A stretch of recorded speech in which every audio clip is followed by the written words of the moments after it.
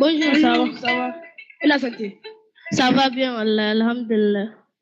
Comment tu te sens pour ces jours-là? Je me sens bien, Allah, alhamdulillah. Et les 2 jours? Alhamdulillah. C'est bon?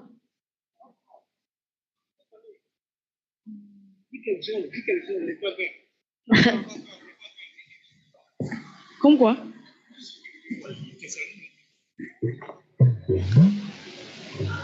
Et les gens de la maison? Hein? Et les gens de la maison? Voilà, tout le monde sont bien, alhamdulillah. Tous les gens se portent bien. Et ta maman? Alhamdulillah. Comment?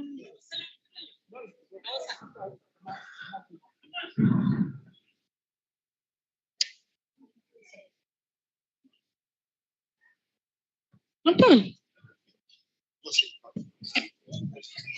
Bonjour, bonjour, bonjour. Bonjour. Bonjour.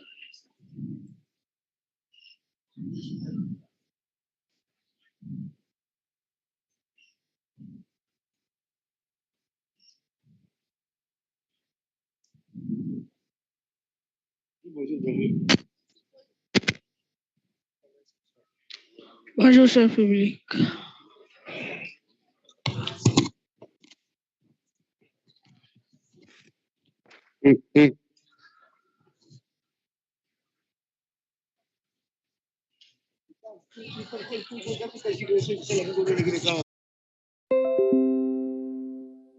Recording in progress.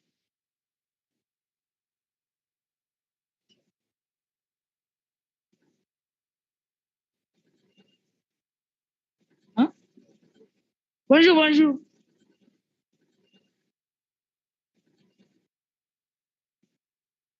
Quand vous lisez, vous allez parler fort, non? Oui, on va parler fort.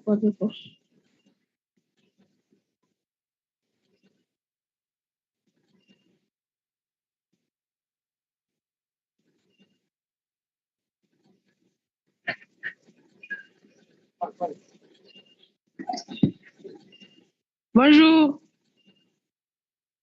Bonjour. Comment ça va? Ça va bien. Et la santé? Ça va bien, Allah. Tous. Aussi.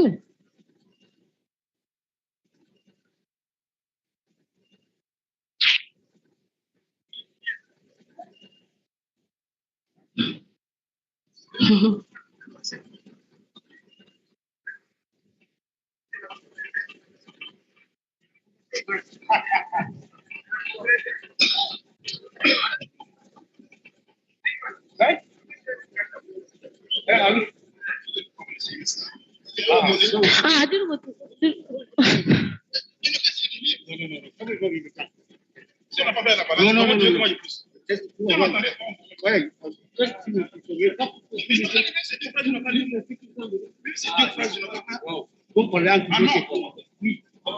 Bonjour, je me présente au nom de Jaffa Mustafa, élève au CES. Même ces deux phrases, je ne peux pas lire. Non. Un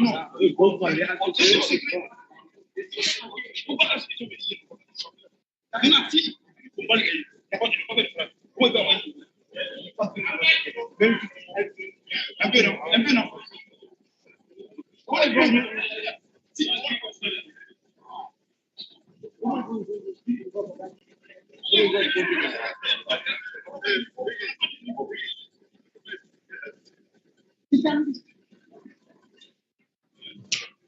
C'est pas la chose.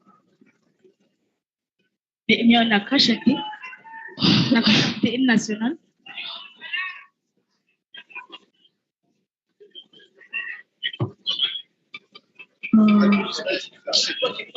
Moi, j'ai pas.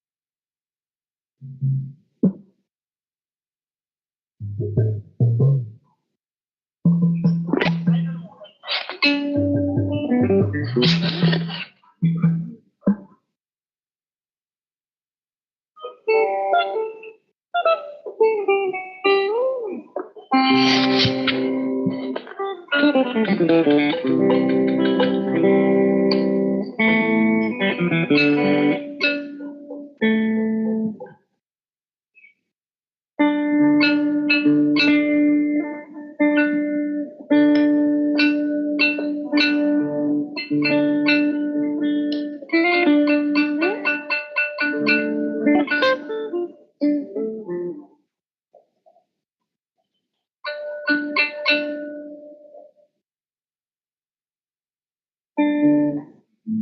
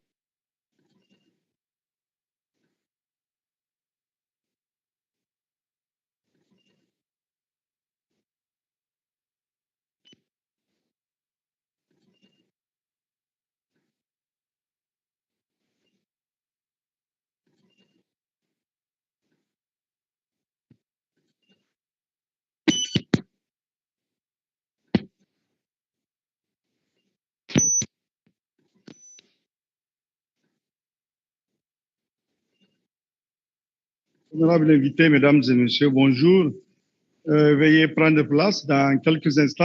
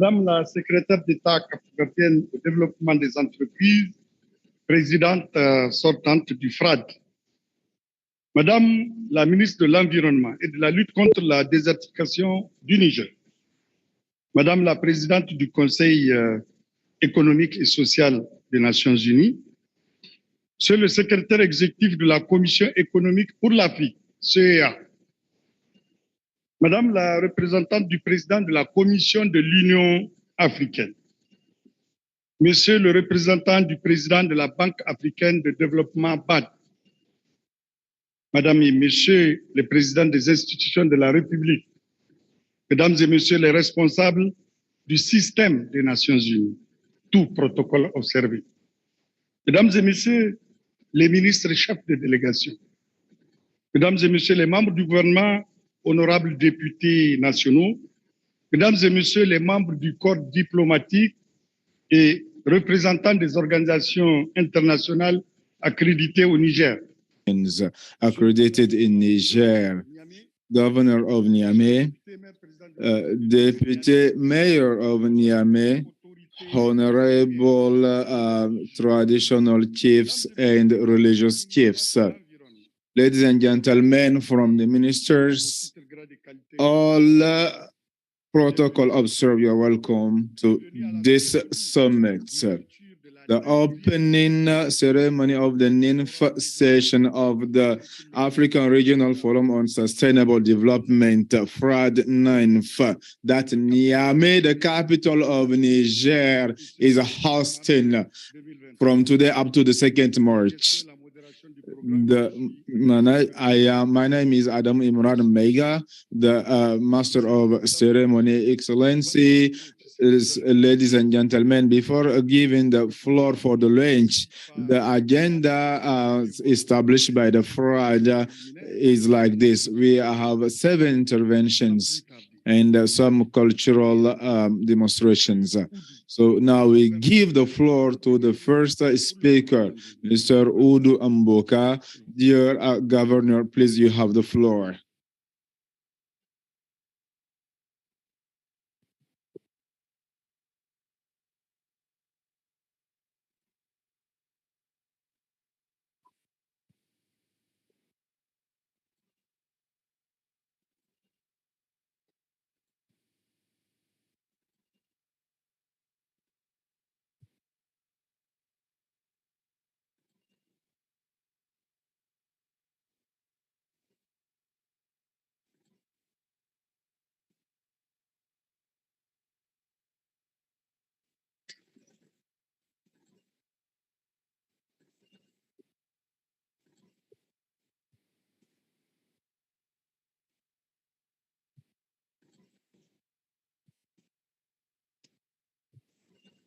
Excellence, Excellency, the President of Niger, Head of State, Excellency, Mr. The Chief of the Representative House, Excellency, the Prime Minister, Chief of the Government, Excellency, the High Representative of the Niger Republic President, Mr. from the Commission of African Union, ladies and gentlemen, representative of the national institutions, Madam Head of the Commission, Social Commission of the United States, ladies and gentlemen, members of the government, Minister of Finance and the planning from Rwanda, ladies and gentlemen, representatives of international institutions, dear Chair of African Development Bank, dear representative, ladies and gentlemen, all protocol observed. Excellency, the President of the Republic, I would like by this time show my gratitude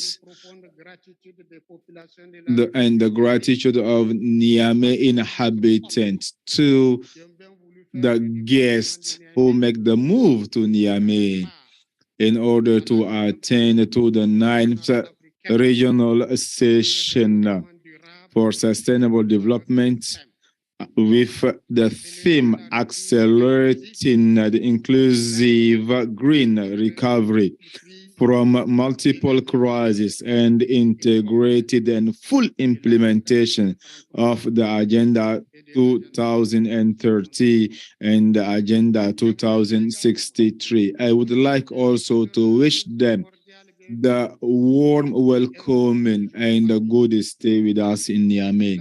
Excellency, President of the Republic, by your permission, I would like to express the Commission in the Niger government in collaboration with the African Union, the African Development Bank, and the others entities from United Nations involved all our satisfactions for the choice made on our country, and that led us today attending this important meeting for the African countries, all engaged in the noble fight in favor of sustainable development. I would also like, on behalf of Niamey inhabitants, to show all my gratitude to the organizers of this ceremony.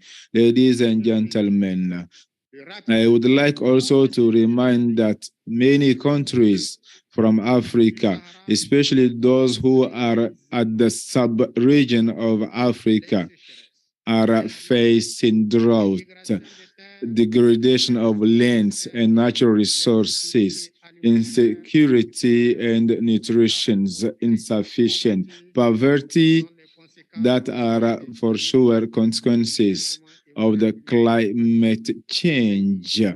This is to say, we have huge challenges for the sustainable development. That's why this ninth session on sustainable development will give us the opportunity to have all the participants, NGOs, government, technical partners to have awareness on sustainable development and also to give priority to sustainable development. Ladies and gentlemen, in Niger, I would like to highlight that under the control of our authorities, and particularly the Excellency Mohamed Bazoum, the President of Niger, and the Prime Minister, head of governments, we have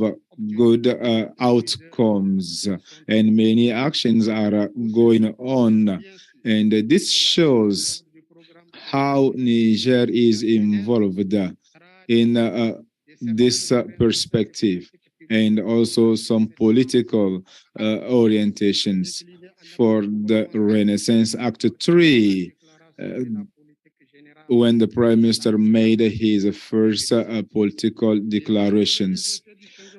Knowing the climate change in the Sahel, on the resilience and productivity of the populations, government will work by respecting the international institutions' approvals for the betterment of the living conditions of our populations. And for sure, they will support all initiatives in favor of regional and international cooperations in order to reduce the negative effect of the climate change on our populations. End of speech. And I would like to finish by expressing our gratitude and the ones of Niamey inhabitants for the multiple support that are bringing to Niger and Niamey inhabitants. Thank you very much. God bless Niger.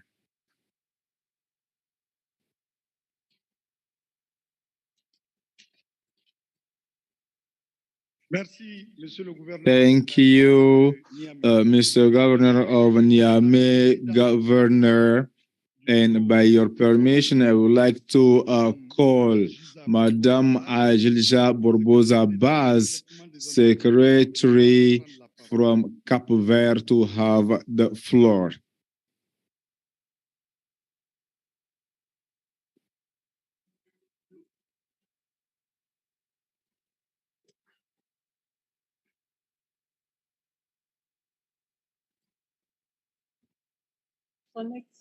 Your Excellency Mohamed Bazoum, President of Niger Republic and Head of State, the Excellency, the President of Niger Parliament House, the Excellency, the Prime Minister of Niger, the Excellency, Madame Amina Mohamed, the Vice President of the United Nations System, the Excellency Niamey Governor, the Excellency Madame Monique Zabangowa, representative of African Commission, the Excellency Madame Lakshya Zara Stueva, Chair of the Social Economic Commission of UN, the Excellency Antonio, the Secretary in charge of Africa,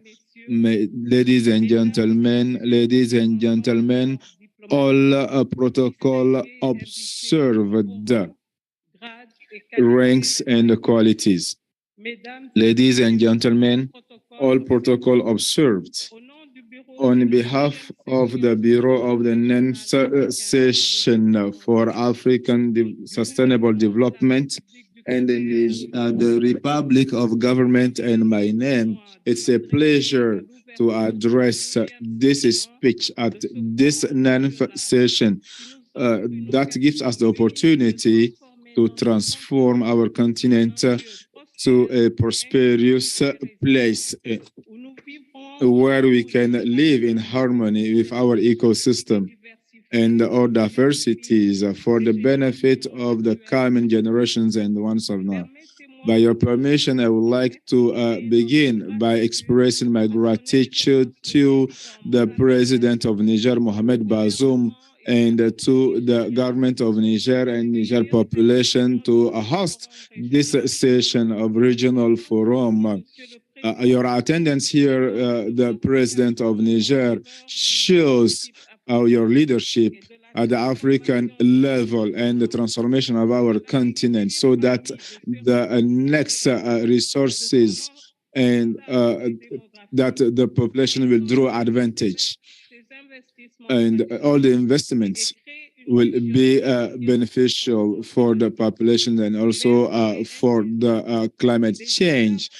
The many crucial steps have been undergone in the Agenda 2033 and 2063. Distinguished guests, ladies and gentlemen, well, when we gathered in Kigali in March 2022, multiple crises were happening and we were understanding that there is at that time a pandemic that increased the inequalities and also hinders our state budgets.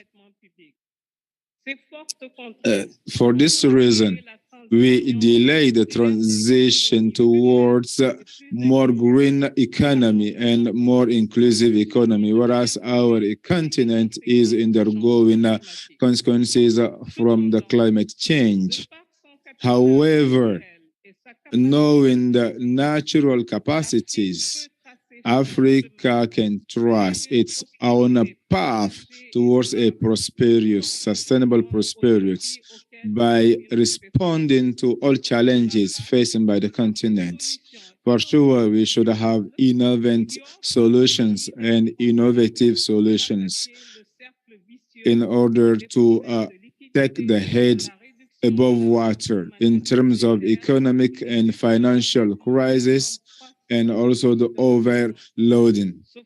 This regional forum of Niamey will give us the opportunity to build capacities and reinforce our partnerships and also to evaluate our progress and identify sustainable solutions to face the challenges. Excellency, dear delegates and representatives, by your permission, allow me to express all my gratitude to all state members to elect this new steering committee, and once that finish its mandate, all responsibilities to lead this session. I would like to congratulate and also show all my gratitude to all the steering committee members for their involvement and their support to the steering committee during our mandate, and that gives us opportunity to conduct with success all activities. And we had for sure the adoption of what we can call Kigali Declaration.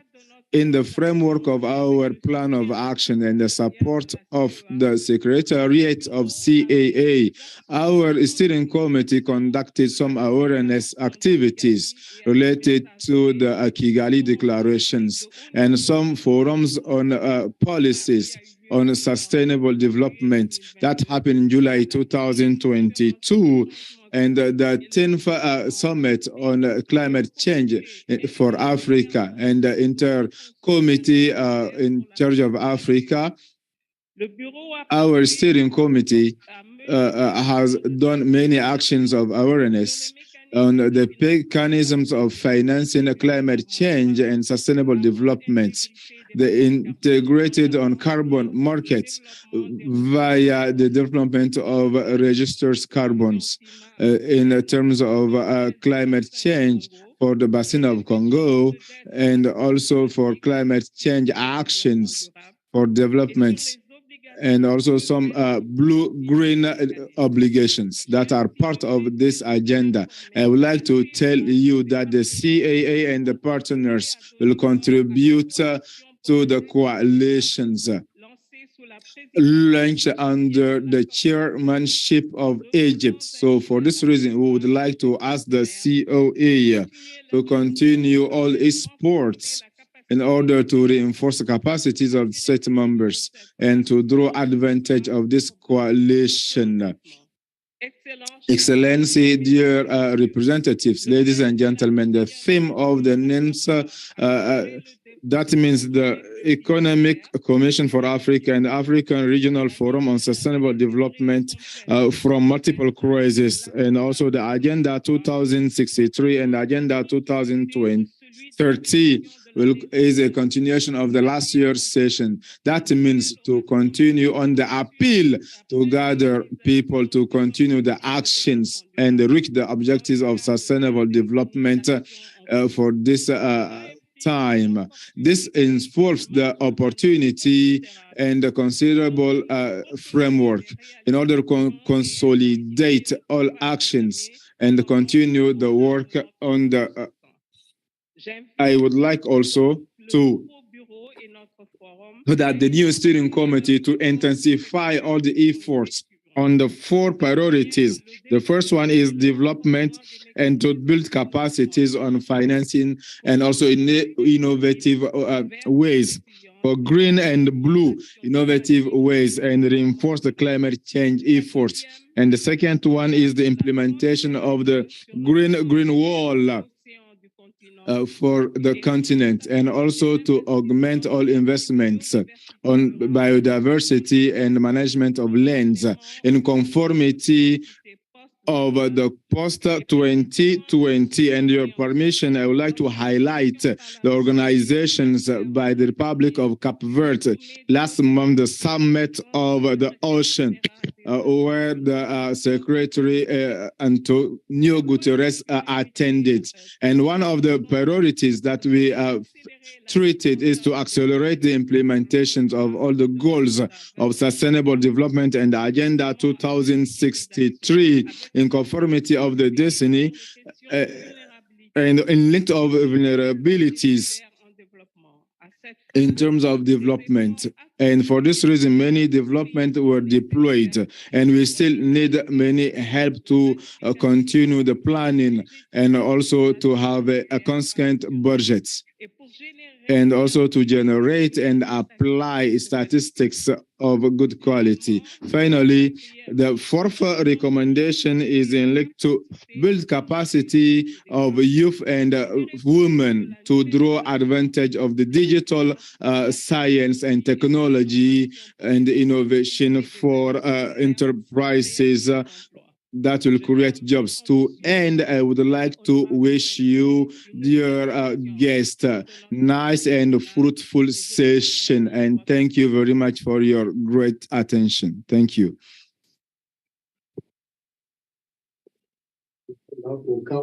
Merci, Madame la Présidente. Thank you, Madam Chair. For the 3rd intervention, the honor is given to Antonio Pedro, the Executive Secretary, CIA, to have his speech. Mr. Antonio, you have the floor.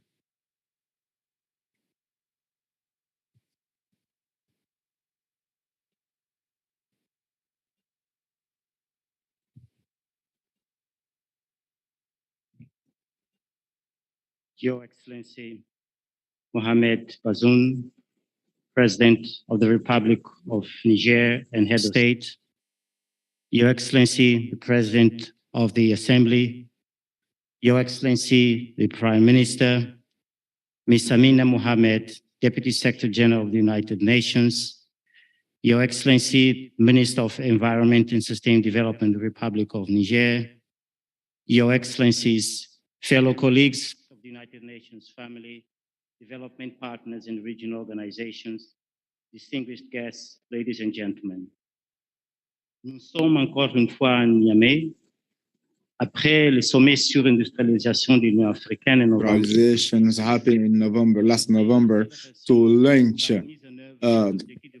another ceremony for the Agenda 2030. And we would like to fight for the green funded on a value chain of value. I would like to show all our gratitude to the Excellency President of Niger, Mohamed Bazoum, and also the Republic of Niger and the government members, as well as Niger populations, to once again host in Niamey so that all Africa will gather here and find another way to face multiple challenges. Thank you for your constant leadership.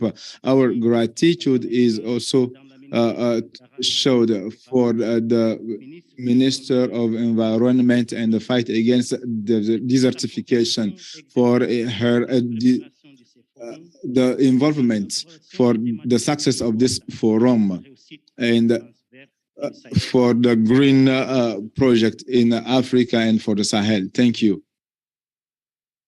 We would like also to show our gratitude for the ANEC members, showing the capacity of Niger to host conferences of high level. That is very important for our continent and for all the planets. This forum happens because of the help from multiple partners. And I would like to show my gratitude to the African Development Bank and all other institutions from the United Nations. To thank our Deputy Secretary General for her continued commitment to ensuring coherence and impactful actions across the United Nations entities to deliver the SDG agenda and elevate UN leadership in sustained development spheres. Excellencies, distinguished ladies and gentlemen, during the pandemic, 62 million people in Africa were pushed into poverty in just 1 year, between 2019 and 2020. Africa's GDP is expected to decelerate in 2023 in a volatile global environment. Business as usual will not work for Africa. This 9th Regional Forum seeks to build on this vision to accelerate the implementation of the Sustainable Development Goals and Agenda 2063. We have renewed momentum to deliver on these critical goals.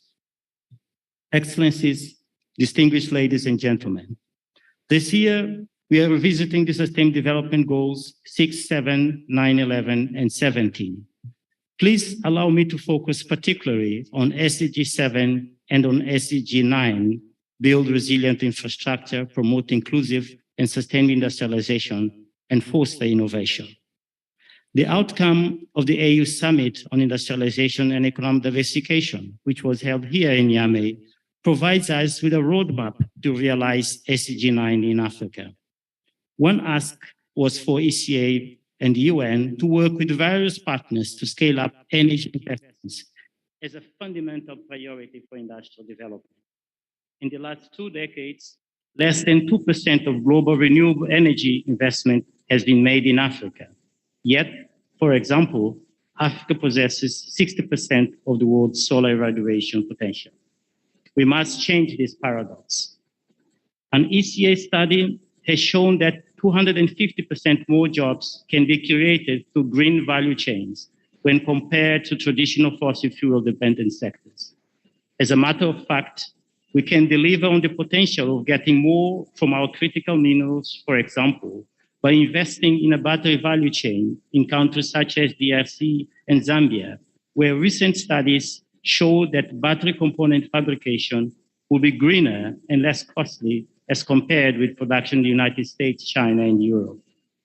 Excellencies, distinguished ladies and gentlemen, The African Continental Free Trade Area Agreement is the framework under which we can ensure an Africa-owned transformation. On 1st March, here in Niamey, we'll have a deeper reflection on how the African Regional Collaborative Platform can help accelerate implementation of the SDGs on the continent. It will be an opportune moment to discuss how the 28 national African Continental Free Trade strategies that we have been completed so far with our support and are under the leadership of the African Union Commission can be mainstreamed in the work of the UN country teams. Africa's accelerated transformation will also be fueled by digital technologies. For example, e-commerce is set to grow by 50% in Africa by 2025. To this end, we must end the digital divide, particularly along gender lines, to ensure true inclusion and to truly unleash the potential of the fourth industrial revolution. Hence, investing in capacity building will be critical to deliver on this promise. Finally, we need financing to deliver on the SDGs. However, the cost of capital on commercial terms is unacceptably high for African countries, while affordable resources to development institutions are insufficient to meet our ambition. United Nations Secretary General has outlined an ambitious plan for SDG stimulus, aiming to dramatically increase the resources available for investing in the SDGs. This will require a fit-for-purpose international development architecture. We are also focused on delivering means for African countries to be able to raise more of their own resources with less donor dependence. At the last Regional Forum on Sustained Development, we signed a memorandum with the Congo Basin Climate Commission to establish a regional registry for the issuance of carbon credits in the 15 member countries. We are pleased to launch this registry at COP27.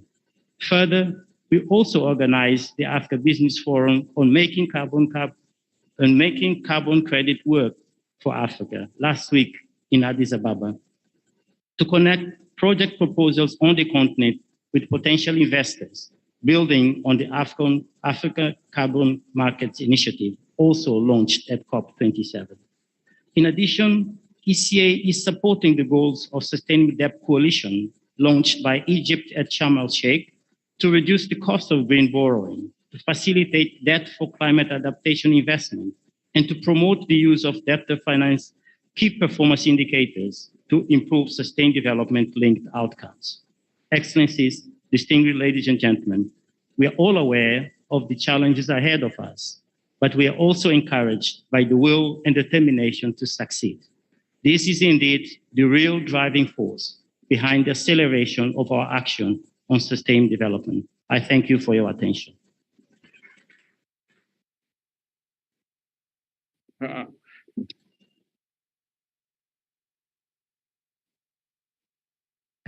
Merci, Monsieur le Secrétaire. Thank you, Mr. the Executive Secretary of the CEA,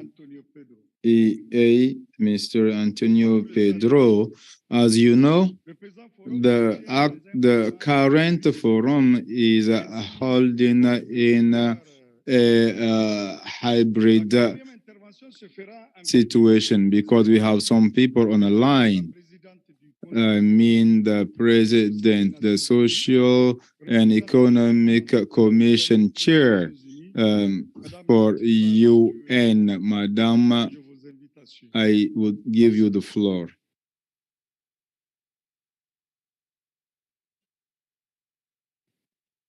Excellencies, distinguished Mesdames et Messieurs, chers distingués, I thank the government of Niger for hosting this year's gathering and the Economic Commission for Africa for their leadership in convening the forum each year. The regional sustainable development forums catalyze momentum for implementing the SDGs. They help channel local and national voices to the international level, including for the high-level political forum on sustainable development in July.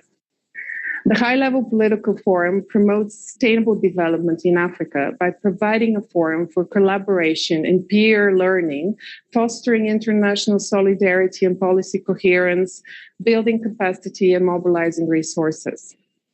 This year, the High-Level Political Forum will address the theme of accelerating the recovery from COVID-19 and the full implementation of the 2030 Agenda for Sustainable Development at all levels. It will reflect on how we can respond to the multiple crises we are facing in a way that promotes the achievement of the SDGs. The forum will also conduct an in-depth review of progress on SDG 6 on clean water and sanitation, SDG 7 on affordable and clean energy, SDG 9 on industry, innovation and infrastructure, SDG 11 on sustainable cities and communities, and SDG 17 on partnership for the goals. The High-Level Political Forum will examine the situation of African countries, least developed countries, landlocked developing countries. 40 countries will present their voluntary national reviews this year, including 7 countries from Africa. The European Union will also present a voluntary national review. The voluntary national reviews are at the heart of the High-Level Political Forum. They have been instrumental in supporting the implementation of the 2030 Agenda and its SDGs. As Africa struggles to recover from the worst aspects of the COVID-19 pandemic, progress towards the SDGs has been mixed, with significant challenges remaining in many areas. However, there have been some notable successes, particularly with regards to clean energy, health, and economic growth. While poverty rates have declined in many countries, setbacks in efforts to eradicate extreme poverty have required expanded social protection programs. More must be done to support economic growth and job creation as a means of reducing poverty. Integrated development strategies that address the root causes of poverty and inequality are critical. Africa's infrastructure deficit is constraining the continent's sustainable development. A key to success is to prioritize predictable financing for African countries by taking a long-term view of domestic resource mobilization and continuously mobilizing external funding. I encourage you to utilize this regional forum to define Africa's key messages and priorities for the SDG Summit in September. The SDG Summit should result in transformative recommendations and concrete actions and commitments to achieve the SDGs and leave no one behind. I also encourage your countries to come to the SDG Summit prepared to announce their vision and share transformative actions to achieve the SDGs. I wish all of you a very successful forum and hope to welcome you to New York in July. Thank you.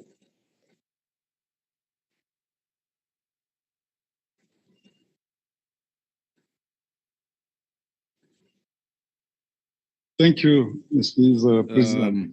Thank you very much, Madam Monica Zangagba, representative of the Reina address. She will have her speech on Zoom by the help of the digital magic. Let's follow her, please. Ladies and gentlemen. Pour m'inviter Okay. à prendre la parole. Est-ce que vous me suivez très bien?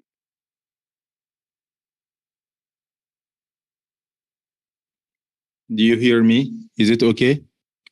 Is it okay? Do you hear me, the Excellency? Mohamed Bazoum, Of the Republic of Niger. Your Excellency, Ambassador Lachezara Stoeva, President of the Economic and Social Council of the United Nations.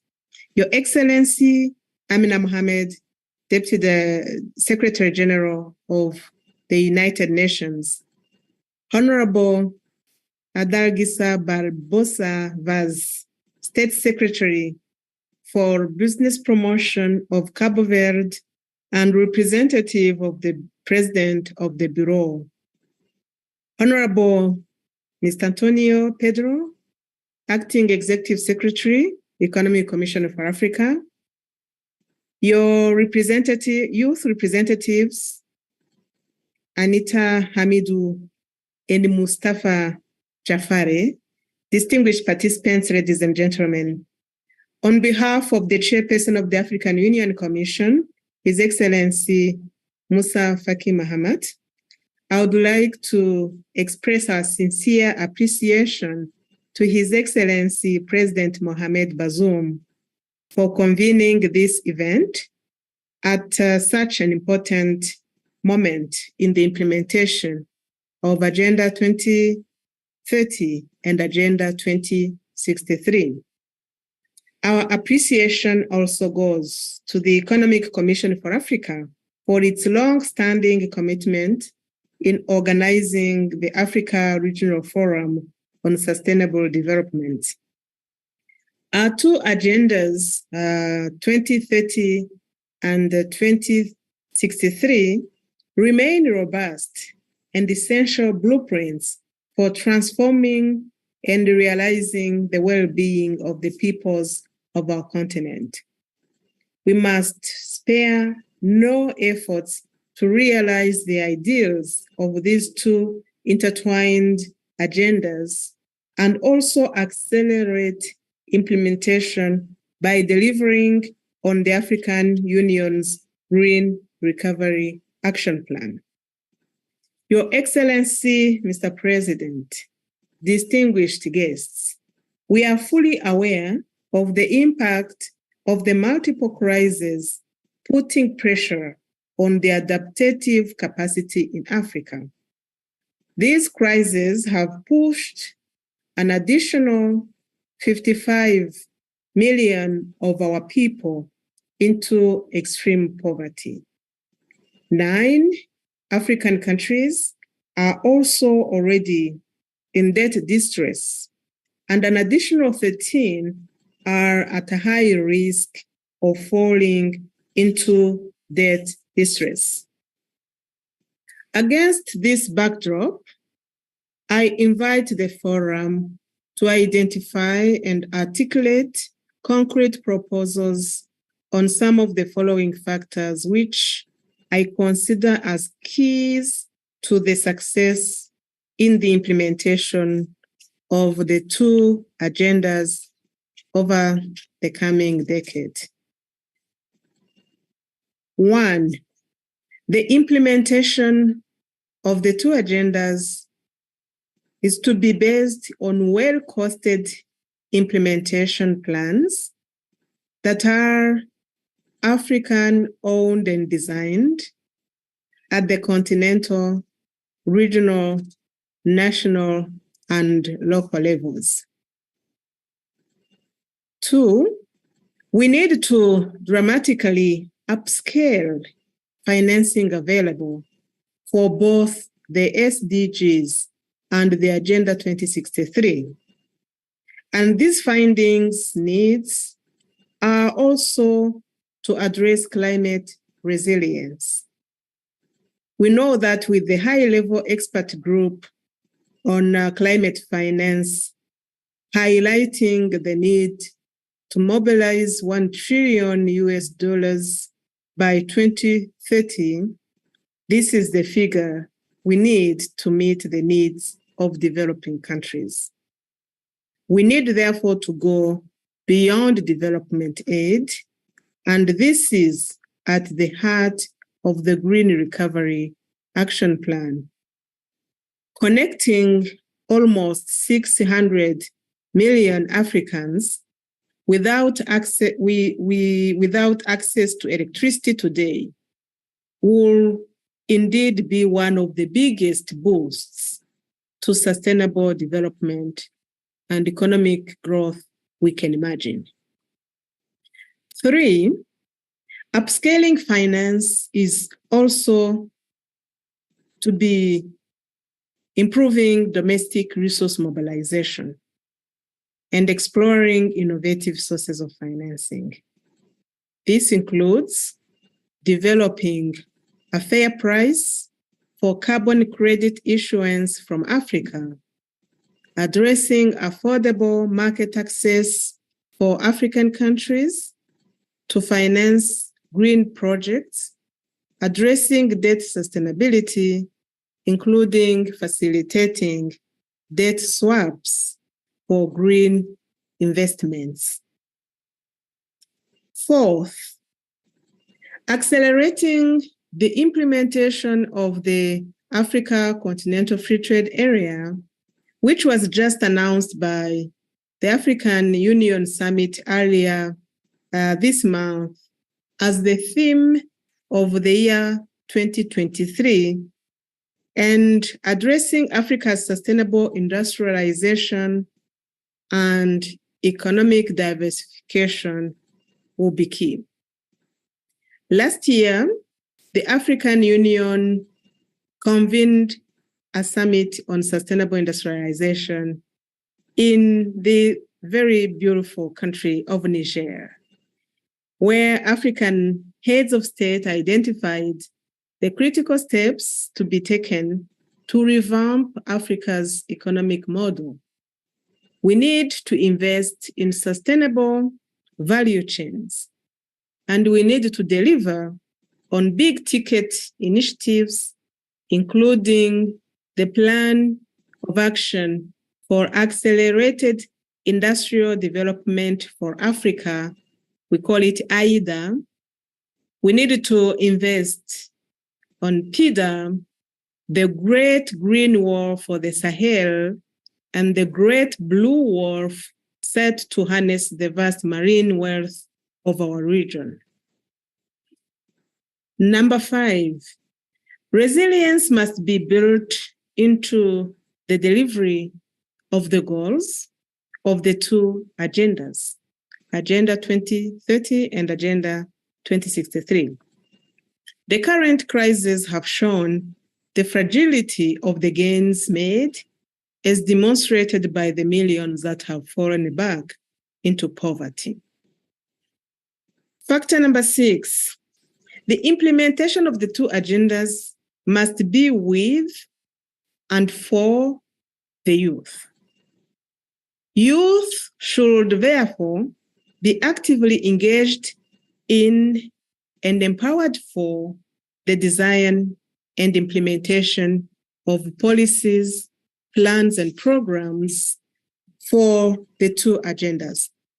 In so doing, implementation will leverage the creativity and energy of our young people, while at the same time being responsive to and deliver benefits, including the urgently needed employment for our youth. Last but not least, we should strengthen partnerships to deliver on our goals. Let me recall here the joint communique of the 6th African Union United Nations Annual Conference, which convened in Addis on the 1st December last year. The chairperson of the Commission and the Secretary General of the UN underscored the importance of deeper horizontal and vertical integration, coordination, collaboration, and alignment of the UN Africa Union work towards implementing Agenda 2063 and the Agenda 2030 in support of African Union member states. We both agreed to enhance the joint implementation of Agenda 2030 and Agenda 2063 by promoting a results-based approach focused on energy access, food security, climate action, financing for development, and governance. So let our meeting today be the first step in implementing what we agreed to in December. And in this context, I also call for the projection of the Africa we want is enshrined in Agenda 2063 in the upcoming high-level political forum of the UN ECOSOC in July, within the ongoing process of preparing for the Summit of SDGs in September of this year. Pour terminer, j'aimerais encore une fois remercier Son Excellence Thank the Excellency Bazoum, Mohamed Bazoum, President of Niger Republic, the government, and the Niger population for their determination to succeed over these challenges, and this by the help of the whole continent. I would like to thank you for your nice attention. Thank you. Thank you, Your Excellencies. Merci, Dr. Monique. Thank you, Dr. Monique. Under the chairmanship of the Minister of Environment, Madame Rabiou Inoussa, the FRAD had provided so we have the fifth intervention that will be a message for all of us and towards the youth. So by the channel of two young, we have Anita Hamidou and Jafar Mustafa, who has 11 and 12 years old. Thank you. So Jafara and Aminata, 12 and 11 years, will deliver their speech.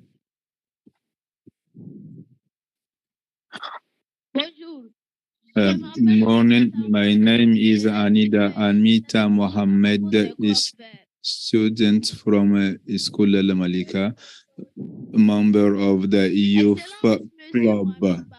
Excellency Mohamed Bazoum, President of Niger Republic, Excellency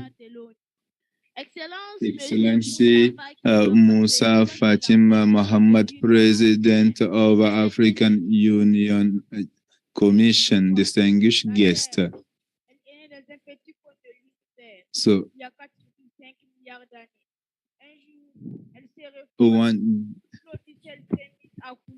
Et la vie s'est développée. Mais il a fallu beaucoup de temps avant que l'homme n'apparaisse.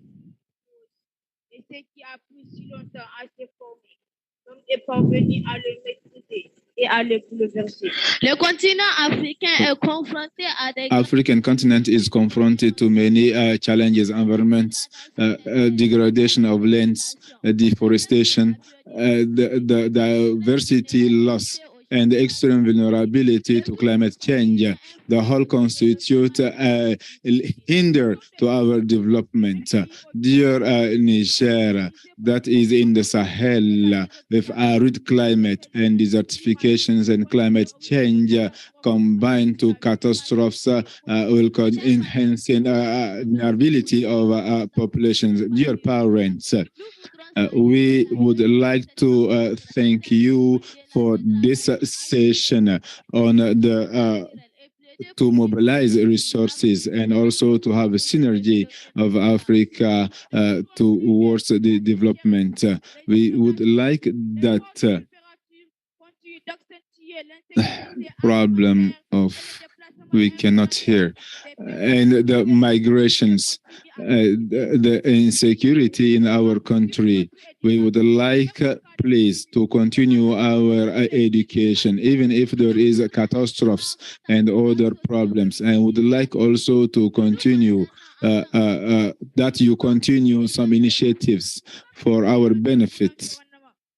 The young volunteers for environment and the protection of environment. We should learn not to destroy the land. We should learn not to pollute the environment. We should respect environment.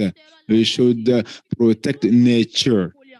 We should use and protect things.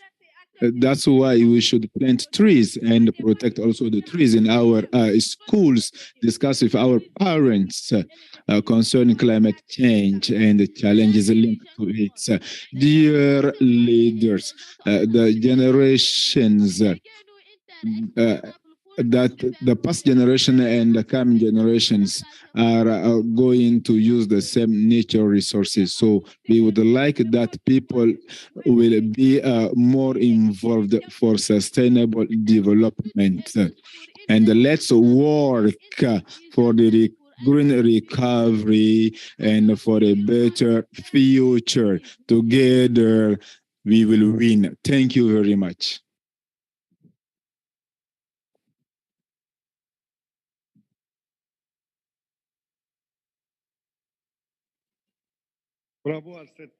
And thank you for your message and Excellency, distinguished guest. As announced before, we are going to listen to the song from the group Soga from Niger. And the song is dedicated for this session. Thank you.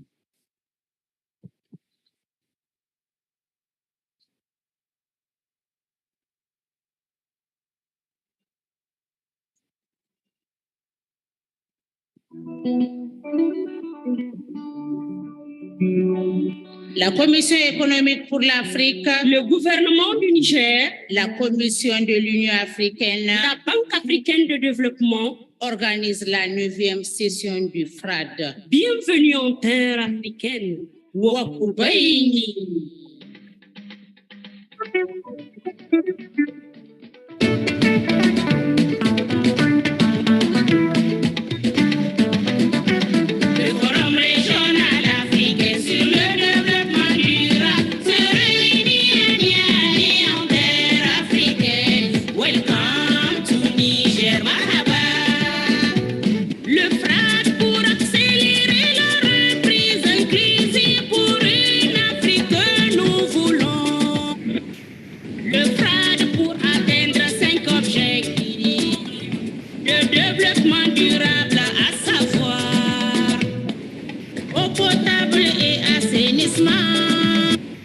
Énergie abordable et propre, industrie, innovation, infrastructure, ville et communauté durable, partenariat pour les objectifs.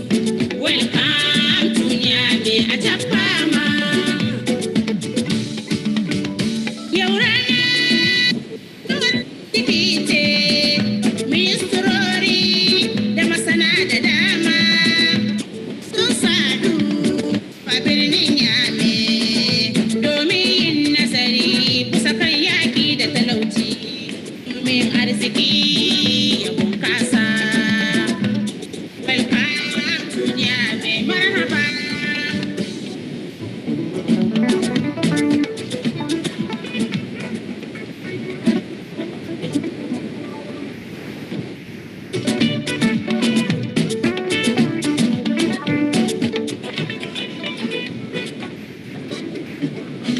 Le forum régional africain sur le développement durable se réunit à Niamey en terre africaine. Welcome to Niger, Wayne. À Niamey, le 9e FRAD sera une plateforme de mesures et actions innovantes. Le 9e FRAD sera une plateforme de croissance verte et inclusive en Afrique et dans le monde. Le 9e FRAD sera une plateforme pour permettre à l'Afrique de contribuer efficacement au renfort politique de haut niveau sur le développement durable 2023. Le forum régional africain sur le développement durable se réunit à Niamey en terre africaine. Welcome to Niger, Adjapama. Welcome to Niger, Marhaba. Welcome to Niger, bienvenue. Welcome to Niger, bienvenue.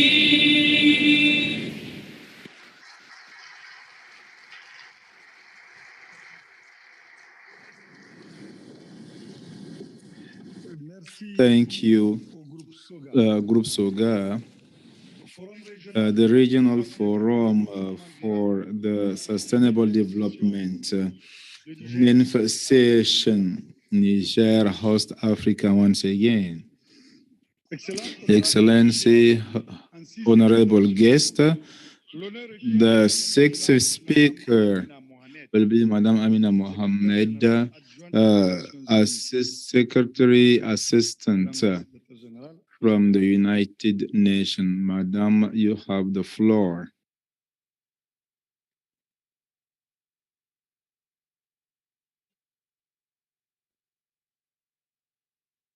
Your Excellency Mohamed Bazoum. Excellence Mohamed Bazoum, le Président de la République. Your Excellency, the Deputy Chair of the African Union Commission. Your Excellency, the Co-Chair of the Regional Forum of the SDGs, Madame Baz. Excellencies, ladies and gentlemen, youth, Assalamu alaikum wa rahmatullahi wa barakatuh. Let me begin by appreciating deeply the President, the government, and the people of Niger for their warm welcome to me and to the UN delegations here in Niger, but also to the excellent facilities that have been put at our disposal. And at this juncture, I'd like to pay special tribute and thank my sister, the Minister of Environment. I would also like to thank my colleagues in the UN ECA for putting together this event. It's an important event where we get to hear Africa's voice on the subject of development. We are meeting at a crucial moment for Africa and for all of us. Our world is experiencing a series of cascading crises that are undermining hard-fought development gains and threatening current and future generations alike. Africa is taking the impact full on with the socioeconomic fallouts of COVID-19, the climate crisis, and the war in Ukraine, all of which Africa has least contributed to. We are meeting in the Sahel, where the climate emergency is exacerbating a rising security threat, the spread of terrorism, and a catastrophic humanitarian situation. We are currently heading to 2.7 degrees of warming, which could translate into losses of close to 15% of the GDP in the Sahel region. And there is an unprecedented cost of living crisis that have pushed some 23 million people in Africa into extreme poverty in 2021. At the midpoint of the Sustainable Development Goals and Agenda 2063, we are far from where we need to be. But now is not the time to despair.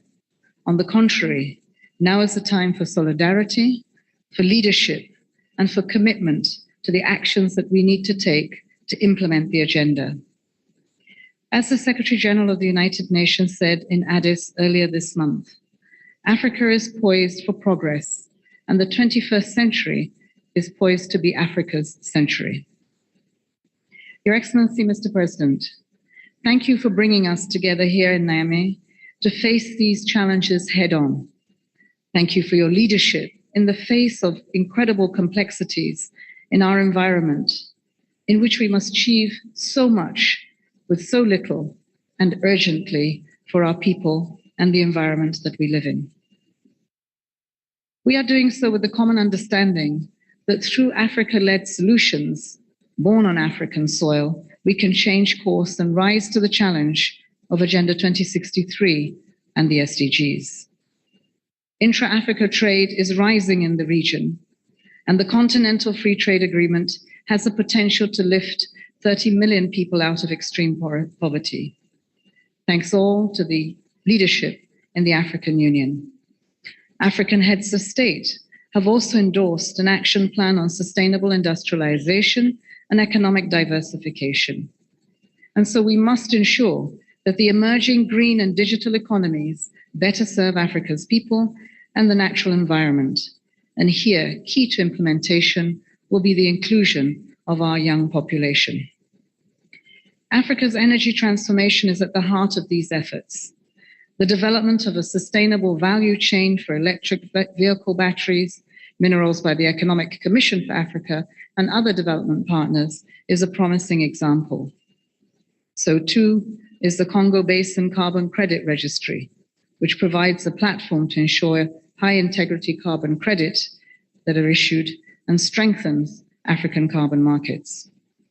Meanwhile, the Great Green Wall that has been on the drawing board for many decades has the potential to deliver both climate resilience and sustainable livelihoods for vulnerable populations, that they may have an alternative to the conflict in the Sahel. The proposed Great Blue Wall can secure similar benefits from effective management of the continent's marine and fresh water ecosystems.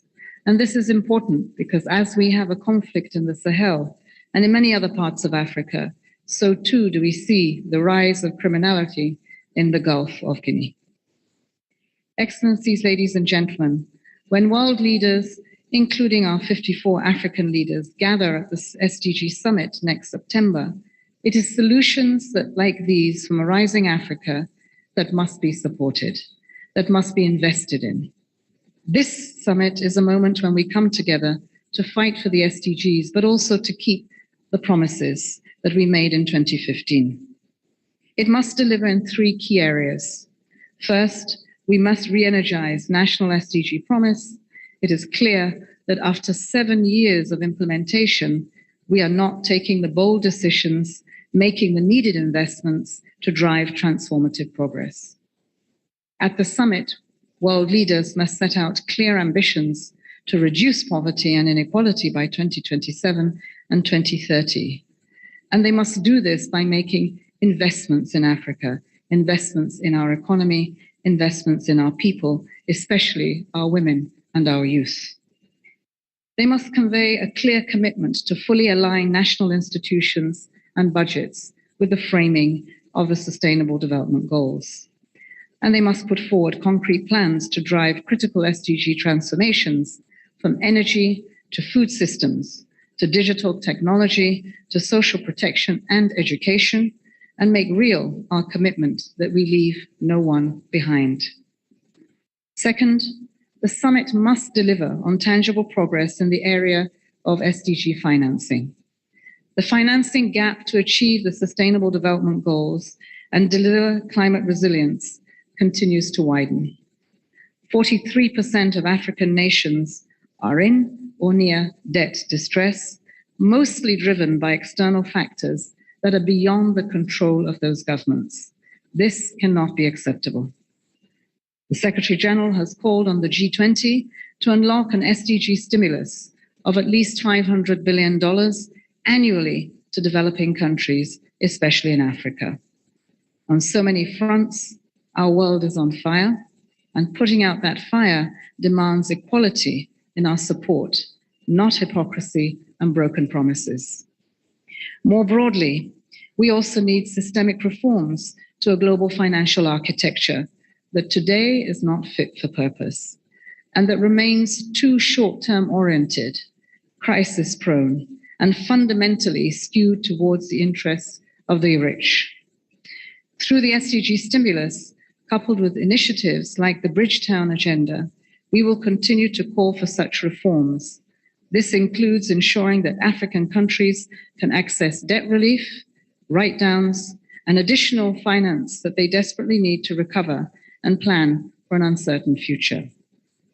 We need a breakthrough on access to finance for African countries so that they can scale up urgently required investments. Third, the summit must reinvigorate the concept of genuine partnerships. That means engaging with young people. It means engaging with civil society and the global public as co-creators of our efforts to transform the world by 2030. It means securing more ambitious and more credible SDG ambition from businesses, the private sector, while expanding engagement of local authorities, our traditional fathers and mothers, and investing in the science policy interface. And it means mobilizing global support behind those interventions that we know will drive maximum progress across the goals and country level. Mr. President, Excellencies, over the coming month, the UN system will work with governments and other partners to advance these areas towards your ambitions. These efforts will be grounded in the work that has been done by our resident coordinators, our country teams, and our regional capacities. The resident coordinators are supporting countries to develop and to move ahead on key transition pathways, policy transformations, partnerships, and coalition building, all to accelerate the momentum towards the 2030 agenda. It is important that we see the resident coordinators not only as coordinators of the UN system in your countries, but as conveners of the partners that will accelerate the progress towards the SDGs. The UN's regional collaborative platform will also meet here this week to continue strengthening our support of countries across the region. And so, Mr. President, today you have with you all the resident coordinators of Africa meeting here in Niger, and I hope that the resident coordinator of Niger will set the ambition and the speed at which we need to reach the SDGs. You can count on our full support and collaboration. Finally, Excellencies, the 2030 Agenda and the Agenda 2063, these represent our roadmaps to peace and to prosperity.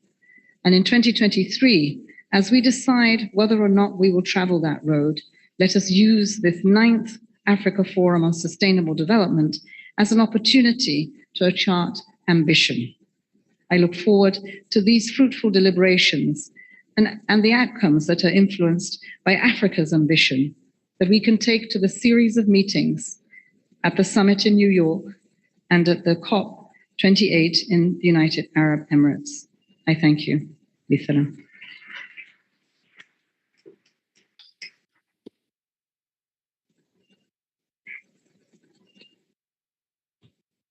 Thank you, His Excellency. Merci beaucoup. Thank you very much, Madam.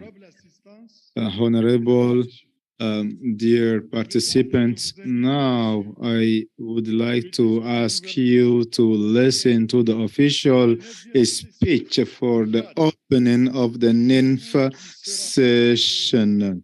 The speech will be held by the President of Niger, Excellency Mohamed Bazoum. Excellency, you have the floor.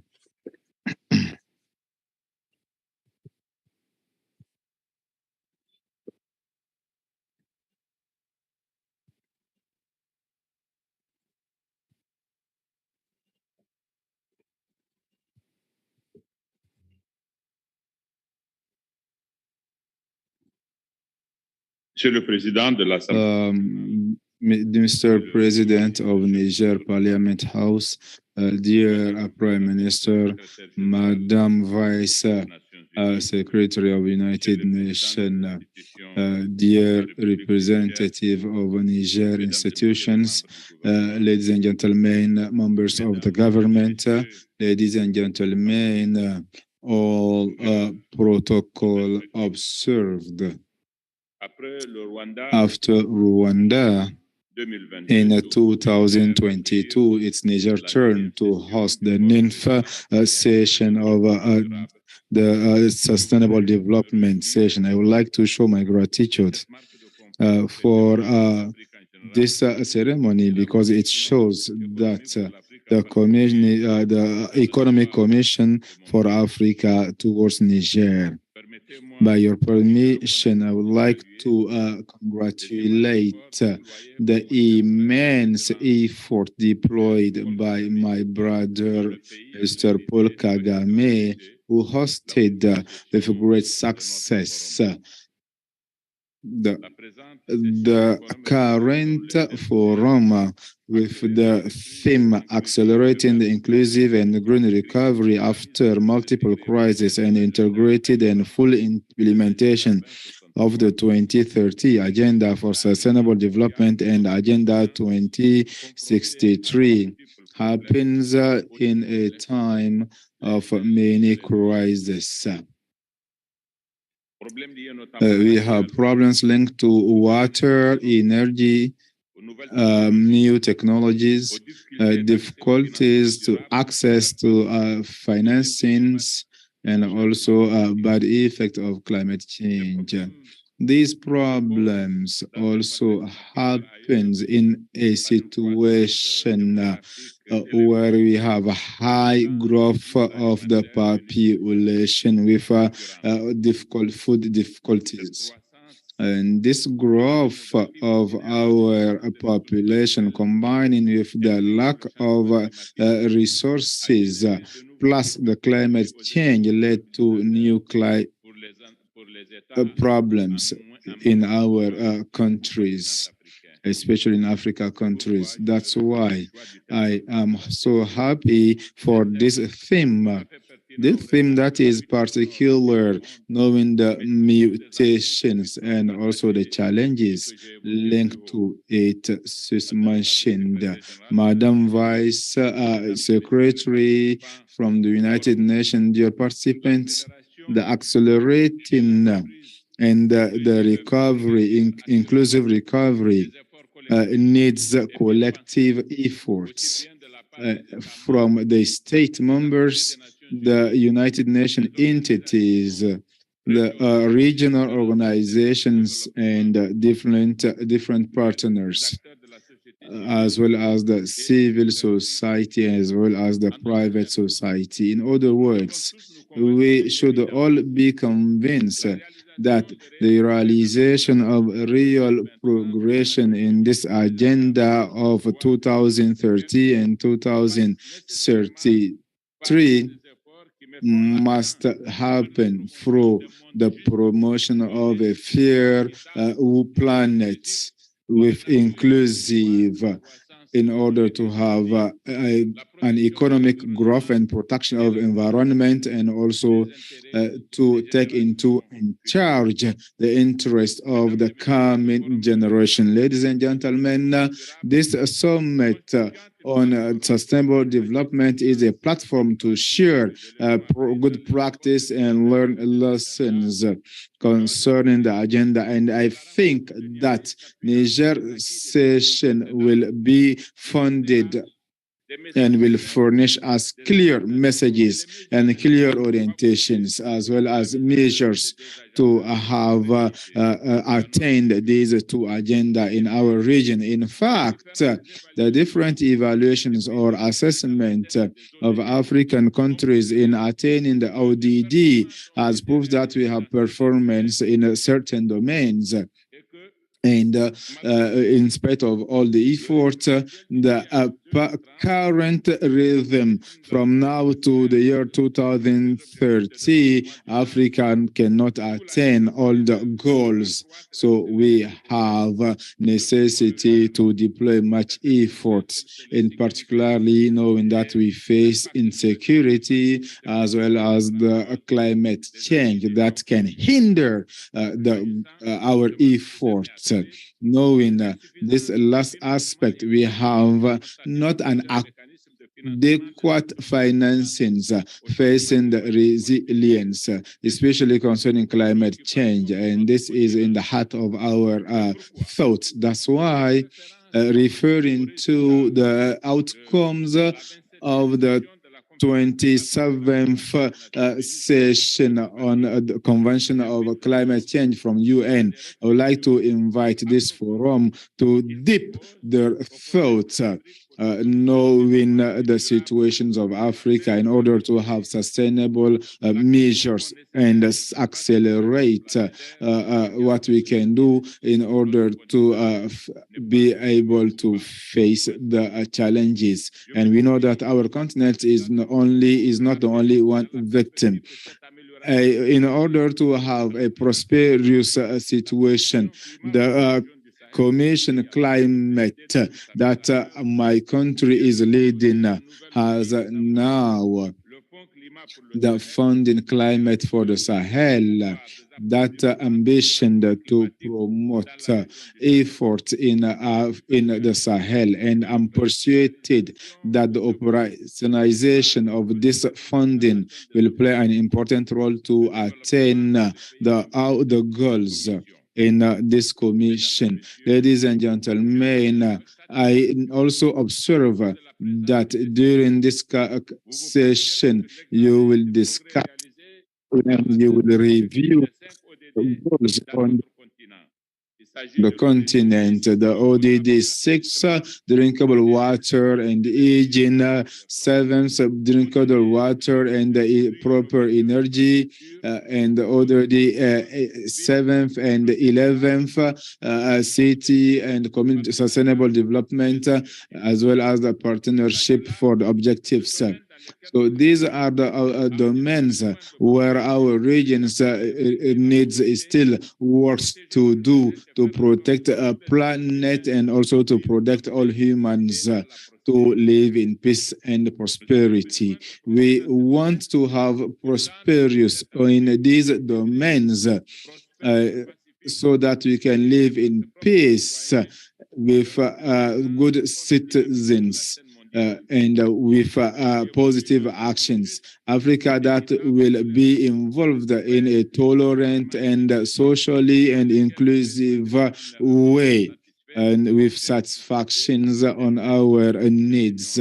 This is to quotes a text from the UN. It is very important for me also to highlight the context that we face related to the climate change with bad consequences.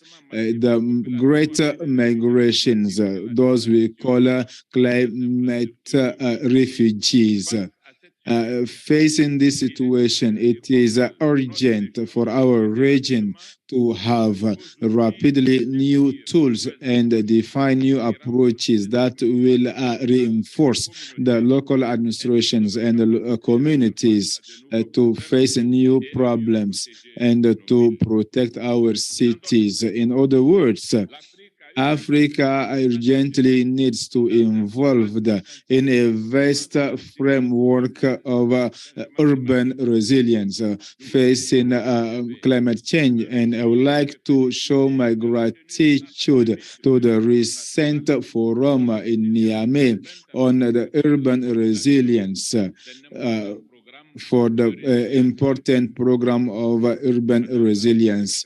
Madam Vice Secretary for the United Nations, when I began my speech, I highlighted the different challenges for our continent concerning sustainable development. Yes, evidently, we have many challenges, but it's up to us to give opportunities and transform these challenges into development opportunities for our countries.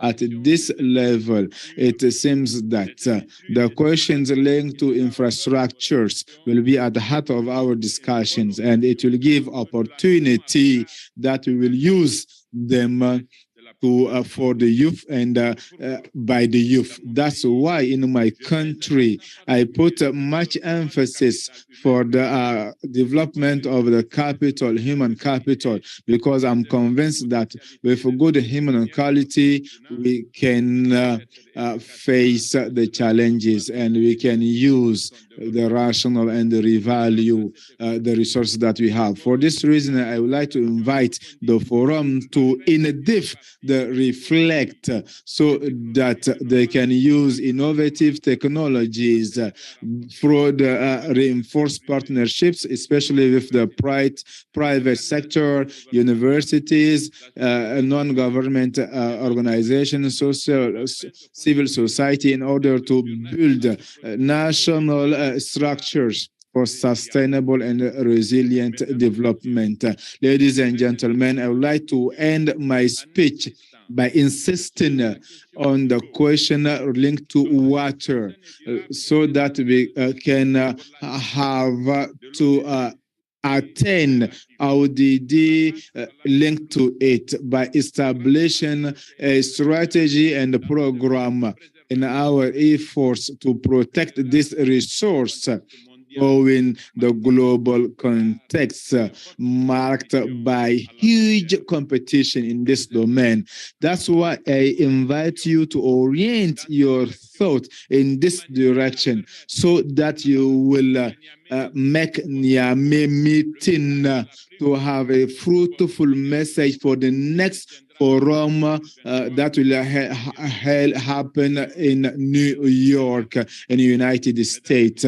Ladies and gentlemen, I think that the conclusions from this regional forum will constitute a new departure or foundation for new actions for good implementations and monitoring of the ODD.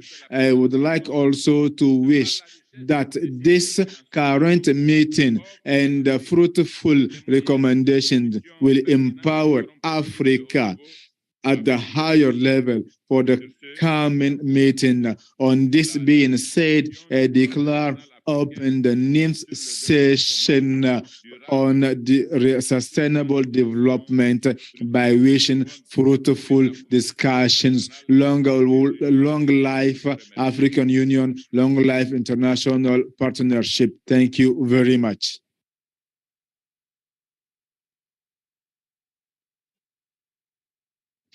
Merci.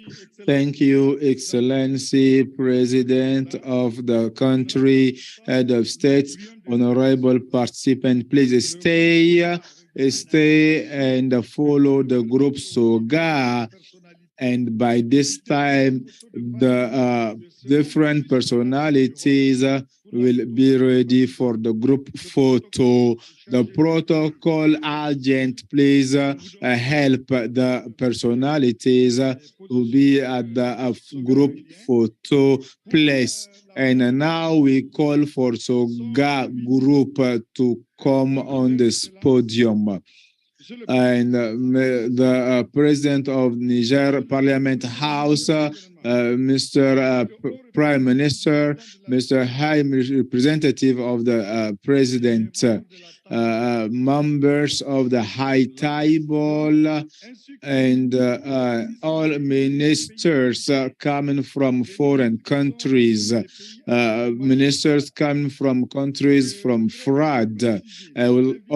I would also ask people, the members from UN, the coordinator, Lizovin, the sub-secretary, Partenaire Olenga, the Mark Dien, Deputy Executive Secretary Hanan Morsi, Director, Bureau of Coordination, UN, Oscar Fernandez, Director from CICE, Kangone Diop, Assistant Yakuba Ali, Assistant PNUD Africa, Aruna Ezionkonwa. So all please we now listen to SOGA before the completion of the group photo. Let's listen SOGA, please. Thank you very much. Please be patient before SOGA will be ready.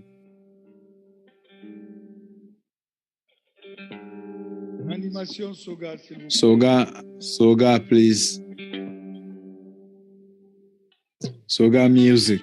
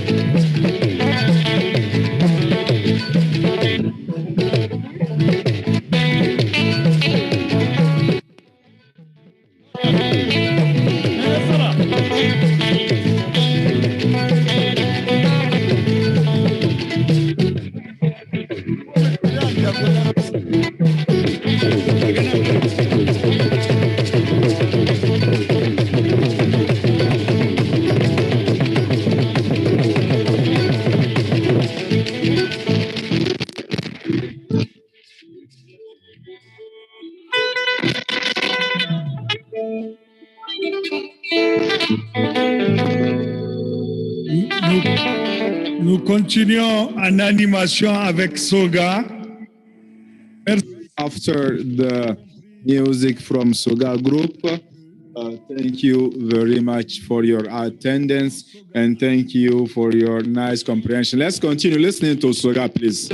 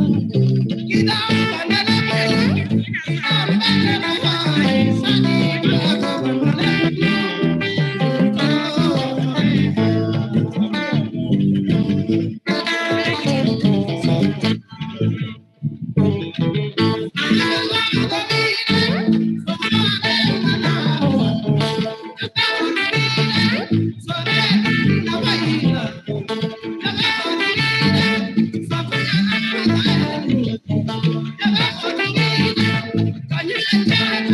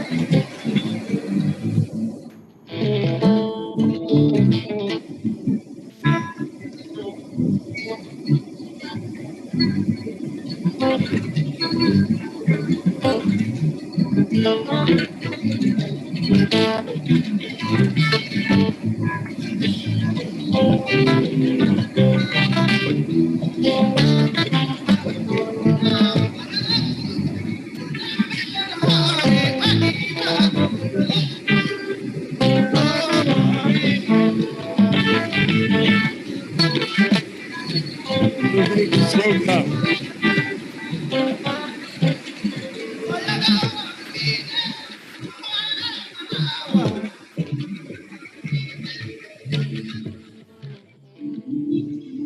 Le groupe Soga. Merci à l'ensemble des participants à cette importante cérémonie. Je voudrais faire mention spéciale à ceux qui ont bien voulu accepter de respecter donc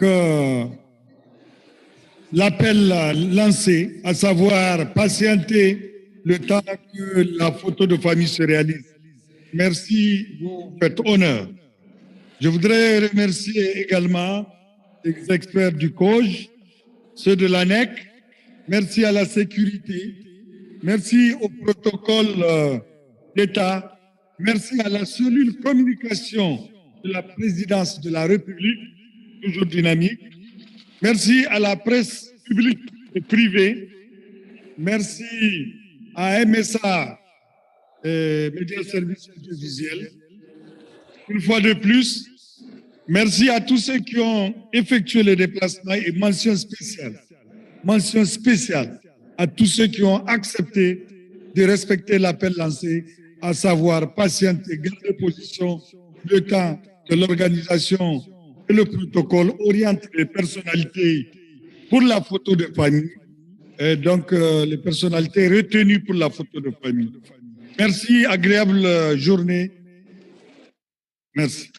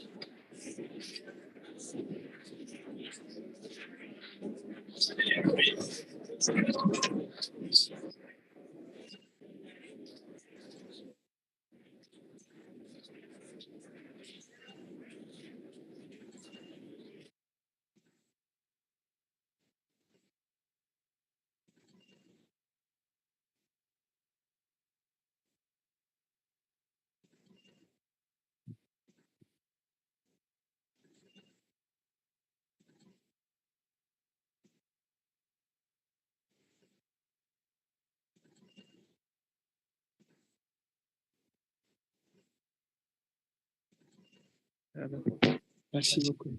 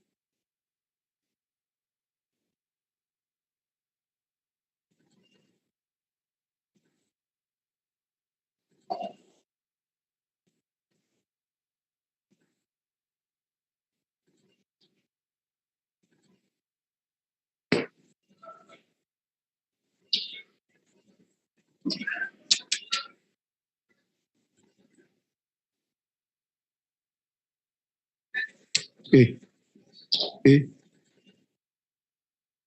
eh,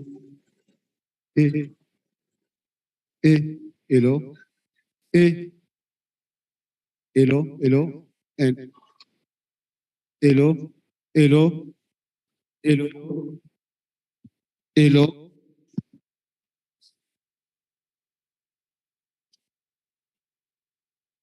hello, hello, hello. Ismail Anil Bishop Pilara.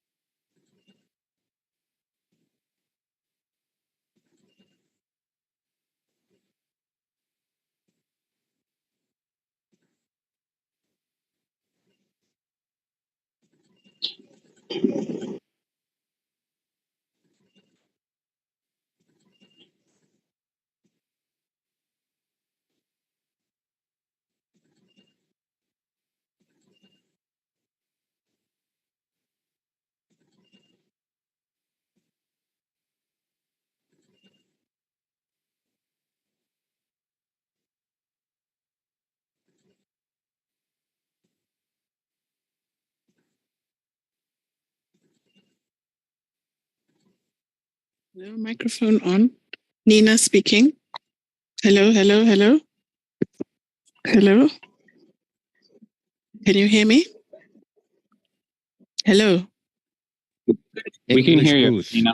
Fiseha, thank you. Good morning, Fiseha. Can you hear me? This is the English booth by Abdallah Regragui. Abdullah, we can hear you good. Thank you. All right, fantastic. Thank you. Claire, go ahead. Parfait. Bonjour. Parfait, Claire, merci.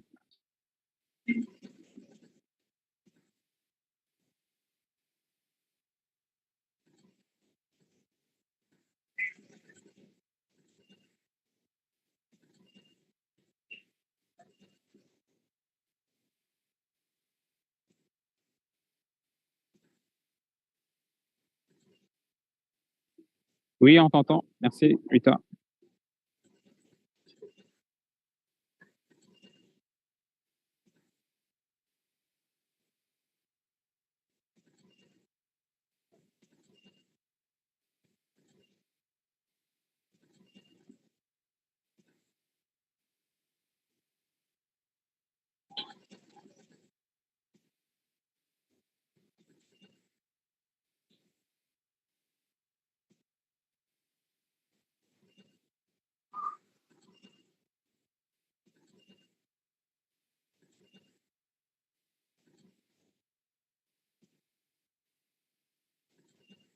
Hello, I'm talking. I'm still talking. Can you hear me? 1, 2, 3, 1, 2, 3. English booth, 1, 2, 3. 1, 2, 3, 1, 2, 3. Hello, hello, hello. Hello, hello, hello. Talking, testing, talking. Hello, hello, hello. Testing, talking, testing. Hello, hello, hello. 1, 2, 3, 1, 2, 3. 1, 2, 3, 1, 2, 3. 1, 2, 3, 1, 2, 3. Talking, talking, testing, testing. Well, let me know when I can stop. 1, 2, 3. Oh, good. Okay. Thank you. Bye-bye.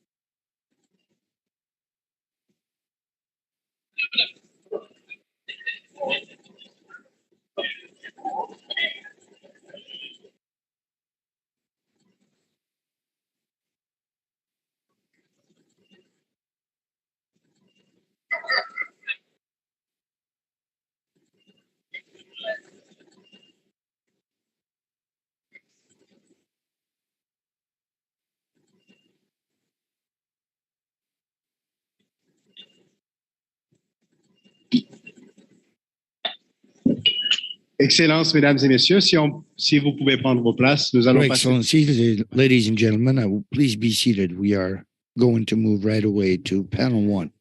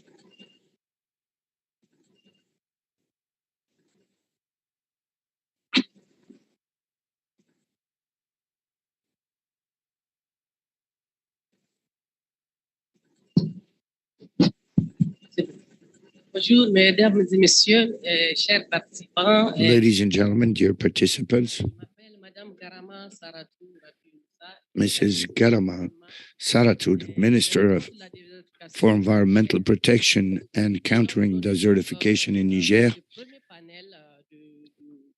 I am honored to introduce this first panel of our first session, or the ninth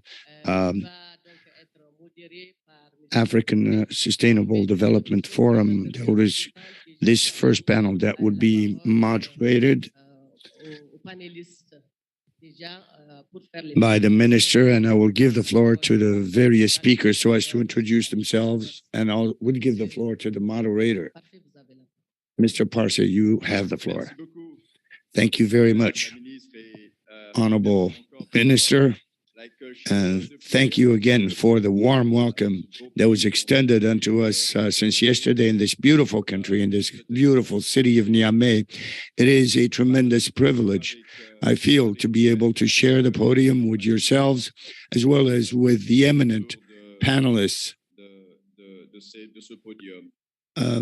who are present in this podium. My task or my work will be rather simple. As we attended the opening session and the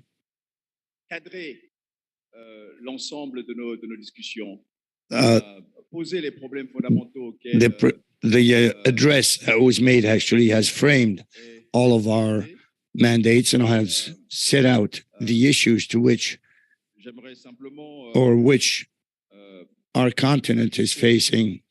And in this regard, I simply wish to add a few words in another borrowed language. We are really most grateful to our distinguished panelists, who I'm going to introduce in more detail shortly. I think in this first high-level panel, we will be discussing Africa's path to the 2023 High-Level Political Forum on Sustainable Development and the SDG Global Summit, and reflect on priorities to address the multiple crises and accelerate implementation of the 2030 SDGs, and of course, the 2063 on the Africa we want of the African Union. And as Madam Minister said, I think the time is very short to go into lengthy development. But suffice to simply say that it's just such an amazing opportunity to have in the same room such a huge array of experts, partners, and doers. Actually, as the DSG said, we have in the room the entire UN family handling the challenges of development on a daily basis in this fascinating continent. Then we are really faced with a cascade of challenges. Then some of us could grow easily very pessimistic given the daunting issues that we are facing every day. Then you want to look back and appreciate the fact that in the realm of things, this is only 60 to 70 years in this development endeavor. And it's quite fascinating to see, against all odds, the journey that this continent has undertaken. So there will be no room for pessimism, but only for optimism, but knowing that the challenges are absolutely fascinating and huge. And therefore, what we are here today is really to listen to this really amazing panel of experts and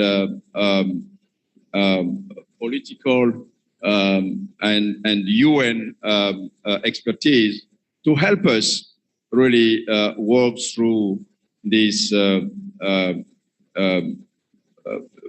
or 3 hours that we'll be having together. And let me just say a few things to remind colleagues and the audience about the calls made by the UN Secretary General, Antonio Guterres, on the need to accelerate SDGs implementation for developing countries, including by agreeing on the stimulus package. Moreover, and I do remember just 10 days ago in Addis Ababa, the SG called for an overhaul of the current outdated global financial architecture to make it fit for purposes of the 21st century, to help address the cascade of crises facing our world, including, of course, responding to the climate emergency by delivering promises on climate action in support of Africa's urgent needs. And I just want to add that just on February 8th, just some 20 days ago in Geneva, the Deputy Secretary General Amina Mohamed, reflecting on the challenges at hand, stated, and I quote, "It's no secret that halfway through implementation, the Sustainable Development Goals are in trouble." So this is a reality before us. And this discussion can't be really more timely.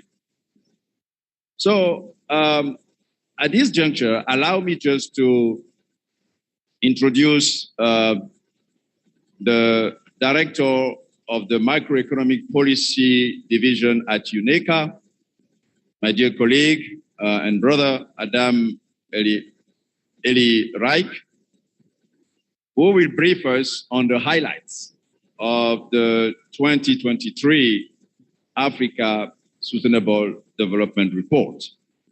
Adam has been director of the Macroeconomic Division since 2014 and recently played a role in supporting macroeconomic policy reform in his native Sudan.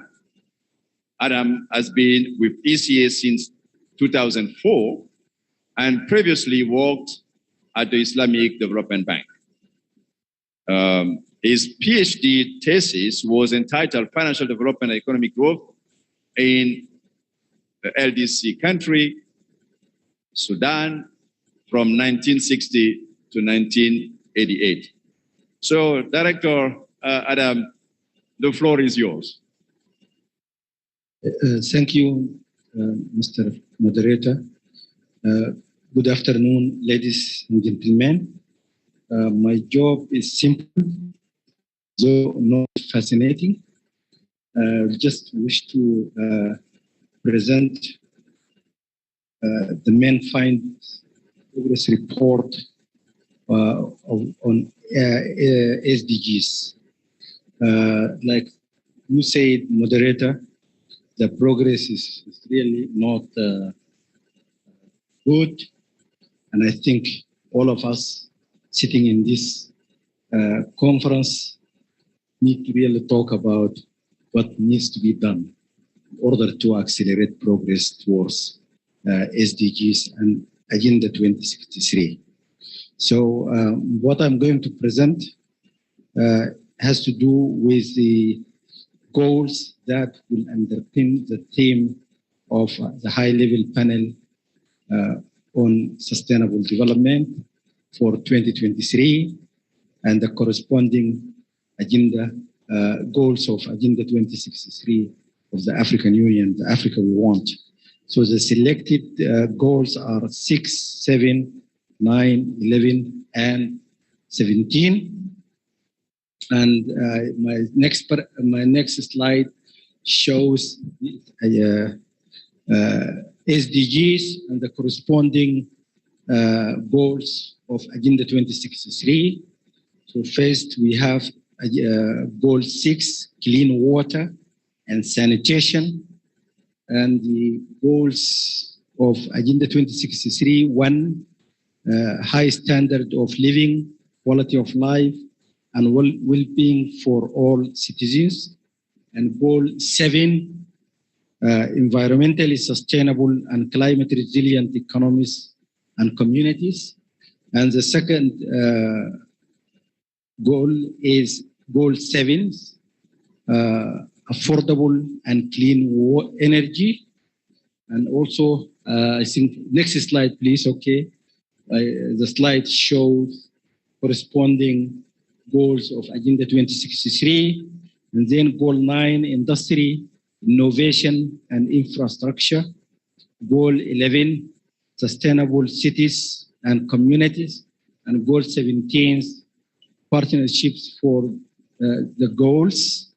Next slide, please. When it comes to clean water and sanitation, we note that only 30% of sub-Saharan Africans use safely managed drinking water sources, compared to the world average of 74%. Of course, this is very low and progress is very, very slow. So access to safely managed sanitation was also very low in 2022, only 21% in sub-Saharan Africa compared to the world average of 54%. It is important that we manage competing demands for water resources and enhance water use efficiency on the continent, and to really invest more on providing clean water and sanitation. So the negative trend in water stress levels must be reversed. And we'll see in the next slide that water stress level is especially high, very high in North Africa. And we note that in 2020, ODA for water and sanitation in sub-Saharan Africa dropped below the 2015 level of 2.5 billion. So we see here that water stress is very high, especially in North Africa.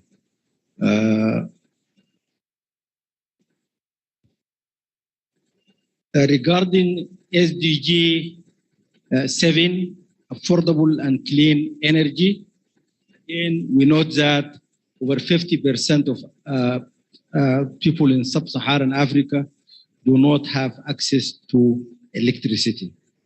Of course, this is for us who live in cities. This is unthinkable. Progress is very uneven in countries like Algeria, Egypt, Mauritius, Morocco, Seychelles, and Tunisia.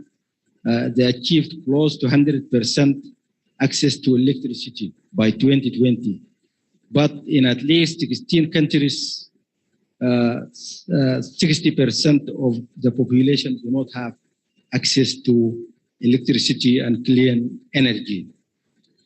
So despite notable efforts to increase the use of renewable energy sources, the share of renewable energy in total energy consumption remains 68.3%, up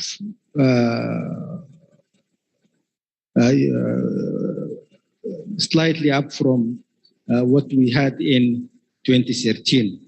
Again, North Africa and Southern Africa are more reliant on non-renewable energy consumption than the rest of Africa. Indicator 7.8.1, international support for clean and renewable energy, is heading in the right direction. So this shows that the effort we are making through COP and is helping somehow with mobilizing international support for clean energy. Next, we note that the proportion of the population with access to electricity, like I said, is very low. So the whole sub-Saharan Africa in particular is far below world average, but North Africa is even above world average. Indicator number 9, industry, innovation, and infrastructure. Again, it is also disheartening to note that there is no notable progress in terms of diversification of African economies, especially into manufacturing and industry. So the share of manufacturing remains very low, around 10%.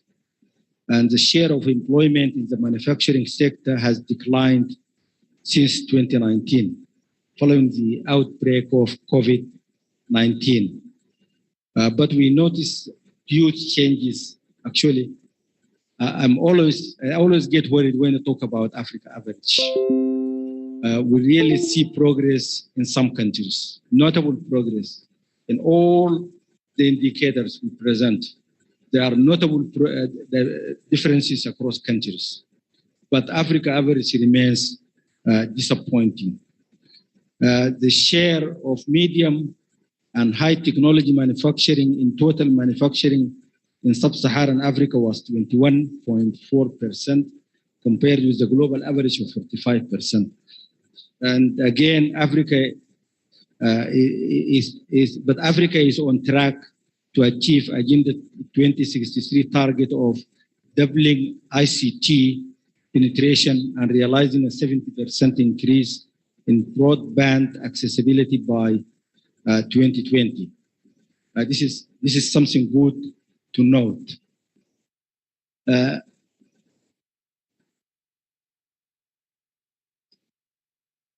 This figure shows that share of manufacturing in total output has been stagnant in Africa, ranging between 12 and 15% over the last 30 years.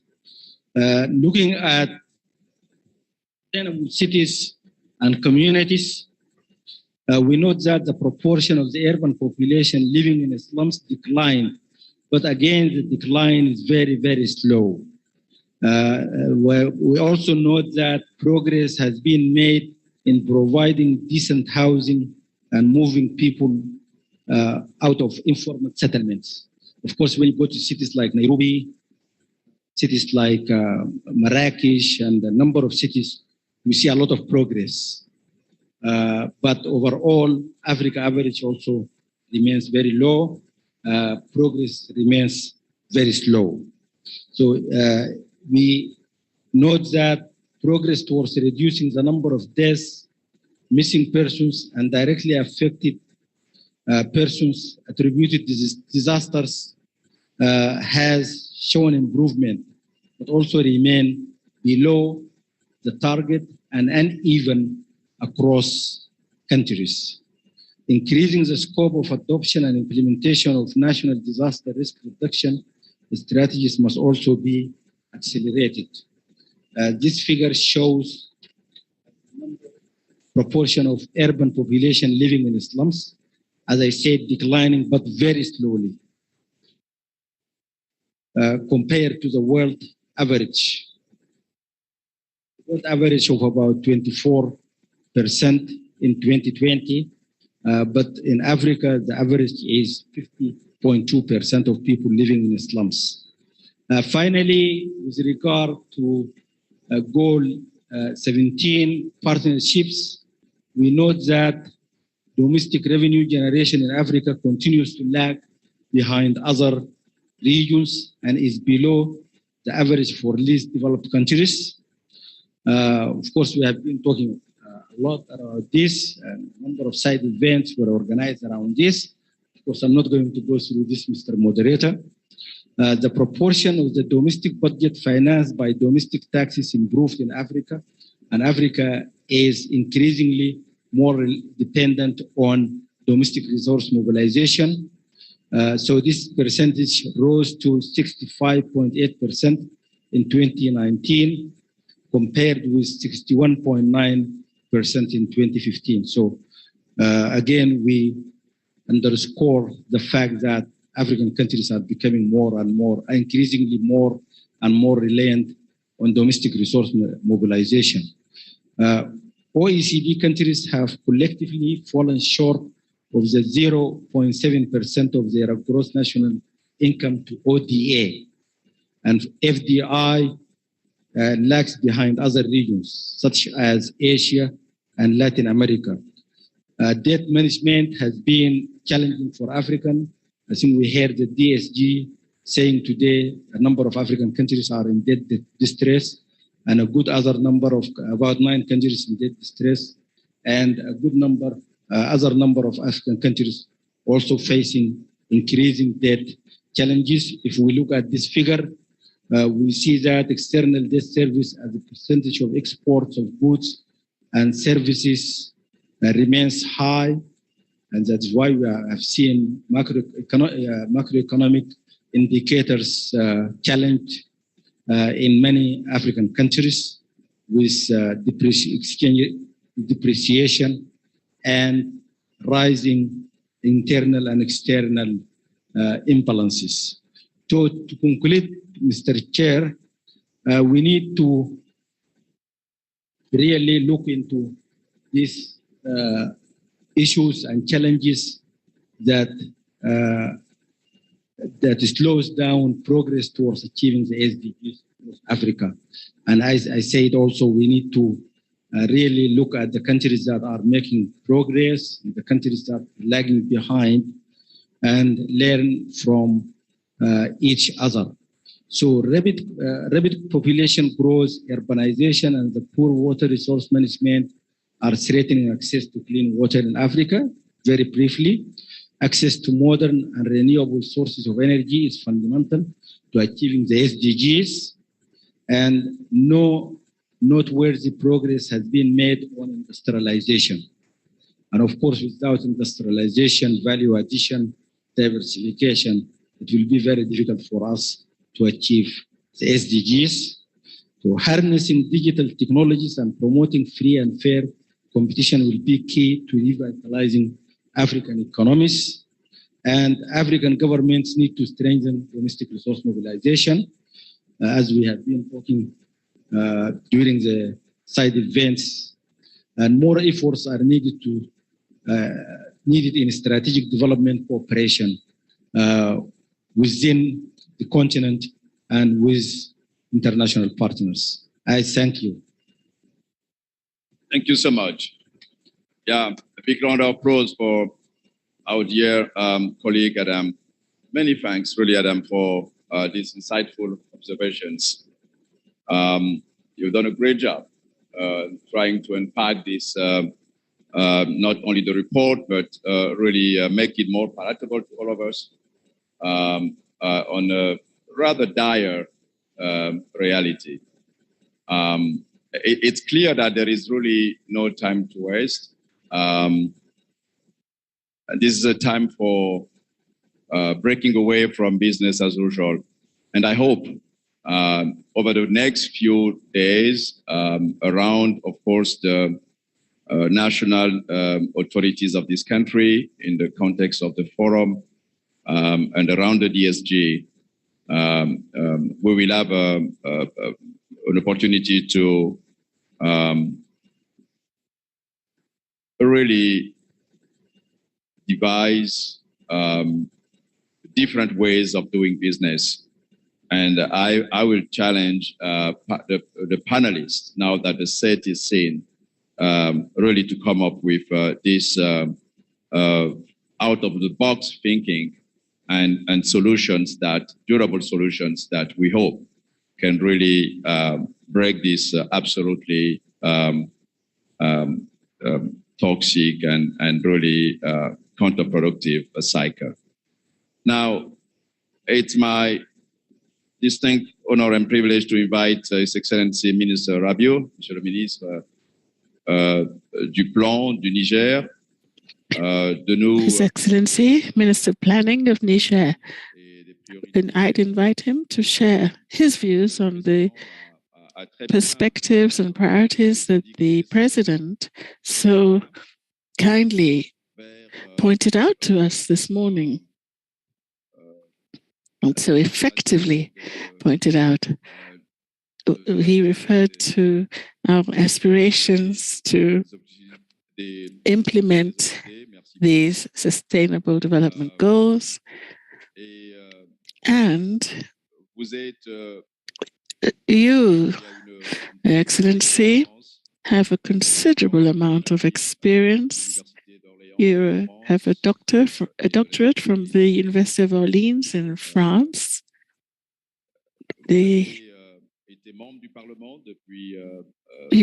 were a deputy in Parliament from 2016, and you are also a banker, having started up the Niger Agricultural Bank, and you also the Statistical Analysis and Economics Institute you created.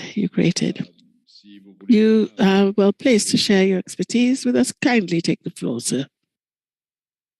Merci, Monsieur le Modérateur. Comme vous l'avez si bien rappelé tout à l'heure, Son Excellence, Monsieur le Président de la République a bien campé les vrais enjeux. Thank you very much. As you pointed out so well, His Excellency, President of the Republic, did indeed state what Niger has put in place in its march towards achieving the SDGs. I think to speak to Niger, we need to look first and foremost at the obstacles. What constraints are we facing to face these SDGs? Now, as a Sahel country, and I doubt whether I shall be making a mistake here if I generalize and expand what I'm saying to cover all the Sahel countries, a main constraint is the constraint relating to the climate. And I say climate, and certainly a lot of people have already become aware of this fact. But when we talk about climate, I refer to a World Bank report on climate change for the G5 Sahel countries from 2022 data. This report, published this year, stated that the Sahel countries are the most vulnerable to climatic shocks in the world.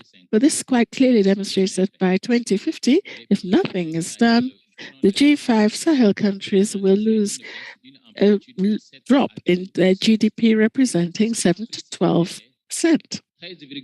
This will mean 13.5 million additional people will fall into poverty. We can see from this that the major constraint that our country is facing is the climate. And as an illustration of this point, I like to look at the way growth has evolved in Niger. We have had several shocks that we had to face. In 2020, growth was worldwide, was affected worldwide thanks to COVID-19. But we had in Niger a growth rate, a real growth rate of 3.6%. This demonstrated extraordinary resilience. In 2021, the crisis was expanding across the world, and economies that were the most resilient worldwide found that growth rates were dropping to 1.3%. Why is this? Simply because despite resilience to COVID, and in spite of the unfavorable crisis situation throughout the world, there was a climate shock. Rainfall came in such abundant proportions that 39% drop of grain production was recorded in Niger. Therefore, the growth rates that we had recorded in the past were unable to continue, and everything collapsed. In 2022, to demonstrate how climate is a huge factor, all we needed was rain, a good amount of rainfall for us to bounce back up to 7.1% growth. So you see, we have erratic, unpredictable growth rates, but this goes hand in hand with climate, the caprice of our climates. As we look towards trying to achieve the SDGs, we see that our country had a favorable progression towards poverty reduction, in the sense that our poverty rate was 46%. By 2016, we were talking about 40.8%. 2021, following on climate shocks, growth rates bounded back up to 46%. So you see, one single climate shock pulls us back almost 9 to 10 years of growth effort. So we can say that there has been growth year on year. Nevertheless, the poverty rates react, but they don't react immediately. Even when growth rebounds, we find that inertia affects the growth rates in terms of poverty rates not changing accordingly. Thus, climate is one of the most aggressive factors we have to face if you truly want to address the way forward towards achieving these SDGs. Now, talking about these Sustainable Development Goals, our country drew up what we call the 2022 to 2026 Social Development Plan, and we found that the 10-year plan for our sustainable strategy incorporates inclusive growth. Now, this plan incorporates all the policy measures that we envisage to put in place to speed up progress towards achieving SDGs in Niger. There are three main pillars. First pillar, relating to human capital development, is what we call inclusion and solidarity. The President of the Republic mentioned this earlier, and he said that this is one of the main pillars of his development policy. We state this again because we must stress that 44% of the 29.6 billion euro for our social and economic development plan is allocated to that first pillar. The second pillar is what we call peace and security. It is related to governance. We are a Sahel country, and we all know that one of the factors that affects our achieving SDGs in the Sahel region can be directly attributed to insecurity arising from jihadist attacks, which we face up to with great courage. And yet this has deleterious effects on our budgets, expenditure, and on what we would have allocated to achieving our SDGs. Third pillar, structural transformation of our economy, a major pillar for this policy, because this was already pointed out just now. We must mobilize domestic resources. Instead of crying and pulling out our hair about the lack of external sources of funding, we must look inwards and generate resources that enable us to plan and finance our own development planning. So climate change, as I have just described, means that in our development and social and economic development plan, we have looked at the cross-cutting ramifications of all this. In other words, every single pillar addresses climate change. Nevertheless, given the major importance of this, one specific aspect of our plan is that there must be sustainable development of the environment, and we must strengthen resilience to climate shocks. So briefly put, this outlines what the government of Niger is doing on the policy front, and everything I've just described focuses on one single thing. We must reduce our dependency, the dependency of our production rates on rainfall. And that is because we see that climate change can annihilate all our efforts towards sustainable development. This is why we've put in place a grain production program of considerable scope. It's not to be dependent on rainfall, but to focus on irrigation.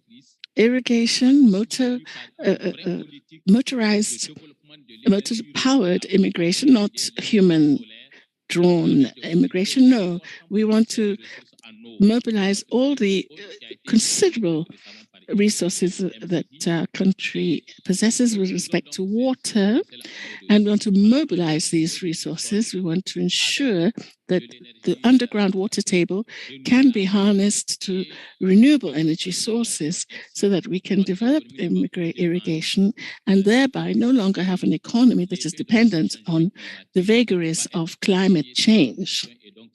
We shall be able to mitigate the effects of the climate on growth and on the well-being of our people. So once we have been able to develop this form of agriculture, we are also looking at industrial policies, which will be based on agro-industrial poles. In every single region, we will have these agro-processing centers that will look at what we are doing as agro-pastoralists so that we can draw even more value added from our agriculture, better finance our policies, but most importantly, create decent jobs for our youth to whom our president referred to earlier, because we depend a lot on them when we talk about human capital development. More than 50% of our population are youth, and these youth, when we talk about youth, we're talking about 2/3 of them under 25 years old.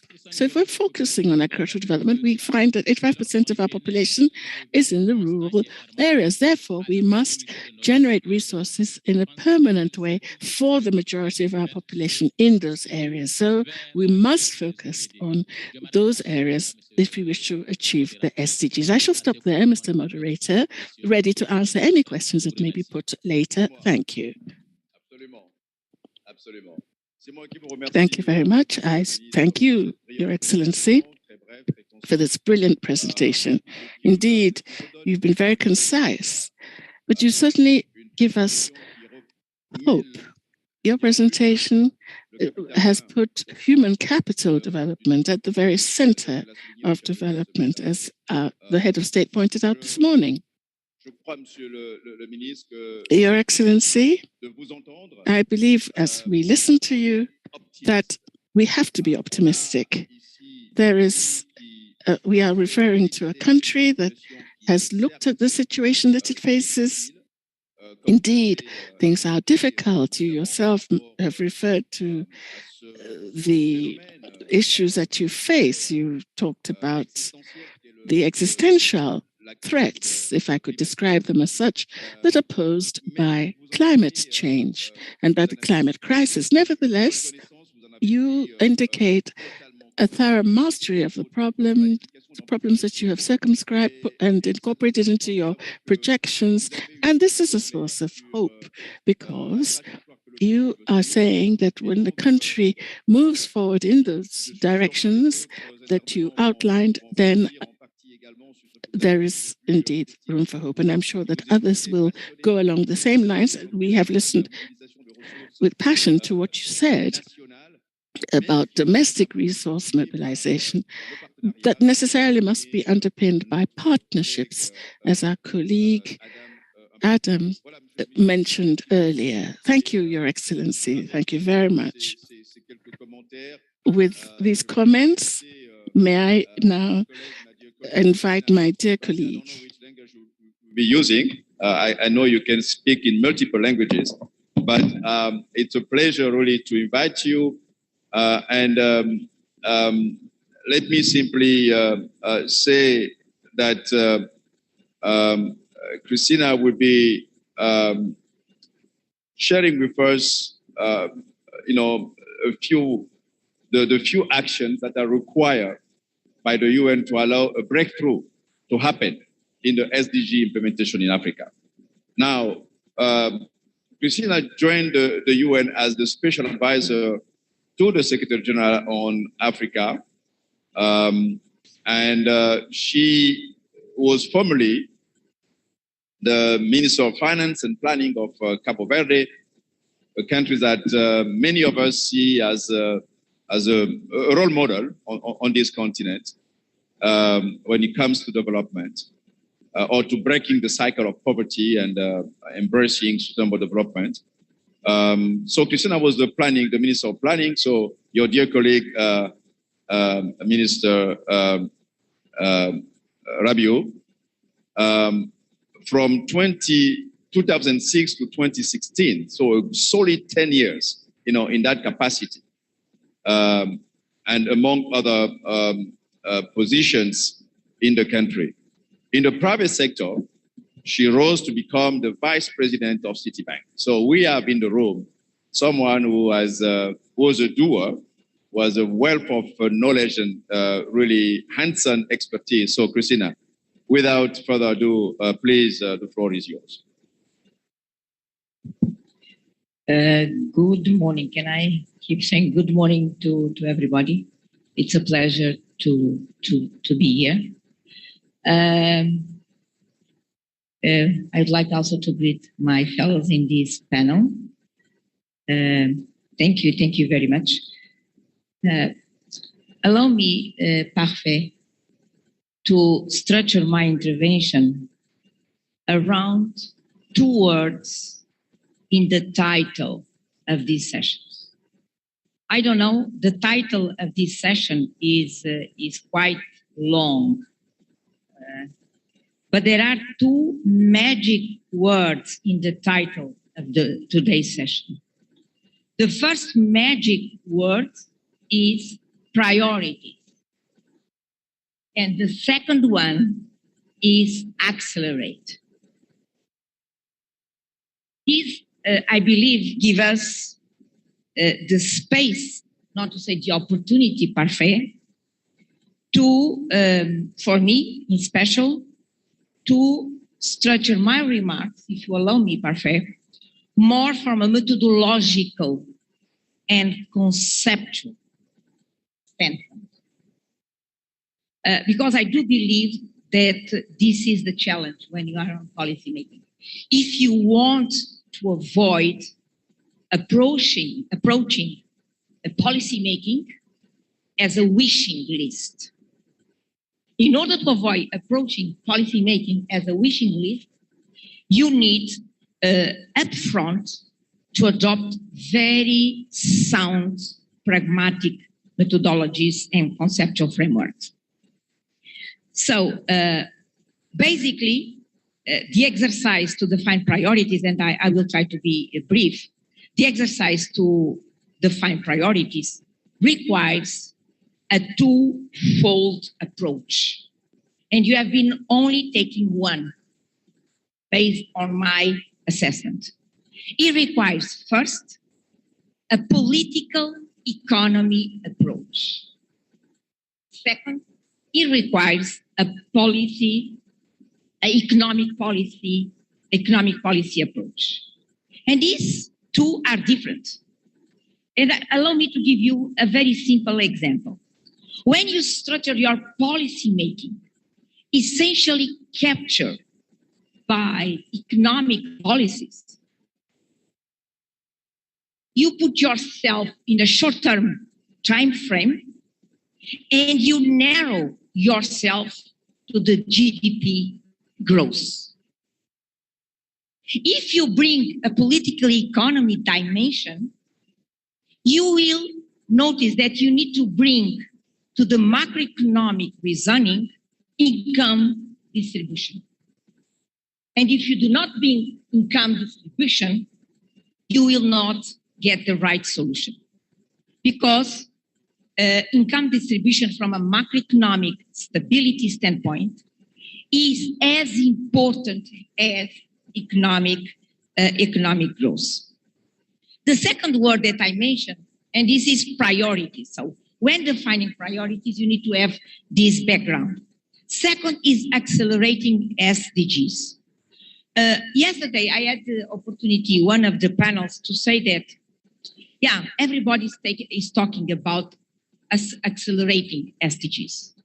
But we need to recognize that before accelerating or before being ready to accelerate, you need to build resilience. Otherwise, you not deliver acceleration. If you don't build resilience, meaning that at every and each external shock, you are back to your starting point, one, and it takes a long time to rebound from the external shock. But if you build resilience, when the external shock hits you, it's your country, you go back, but you rebound very quickly, very quickly. And Cape Verde, I believe that my country is an example. The Secretary of State is here. You cannot imagine how COVID-19 hit Cape Verde. The economic rate was negative, minus 14.8. Minus 14.8. But since Cape Verde has built resilience in the past 40 years, when the external environment started improving, Cape Verdean economy was ready to rebound. And is rebounding. Expected gross economic rates are between 5 and 7.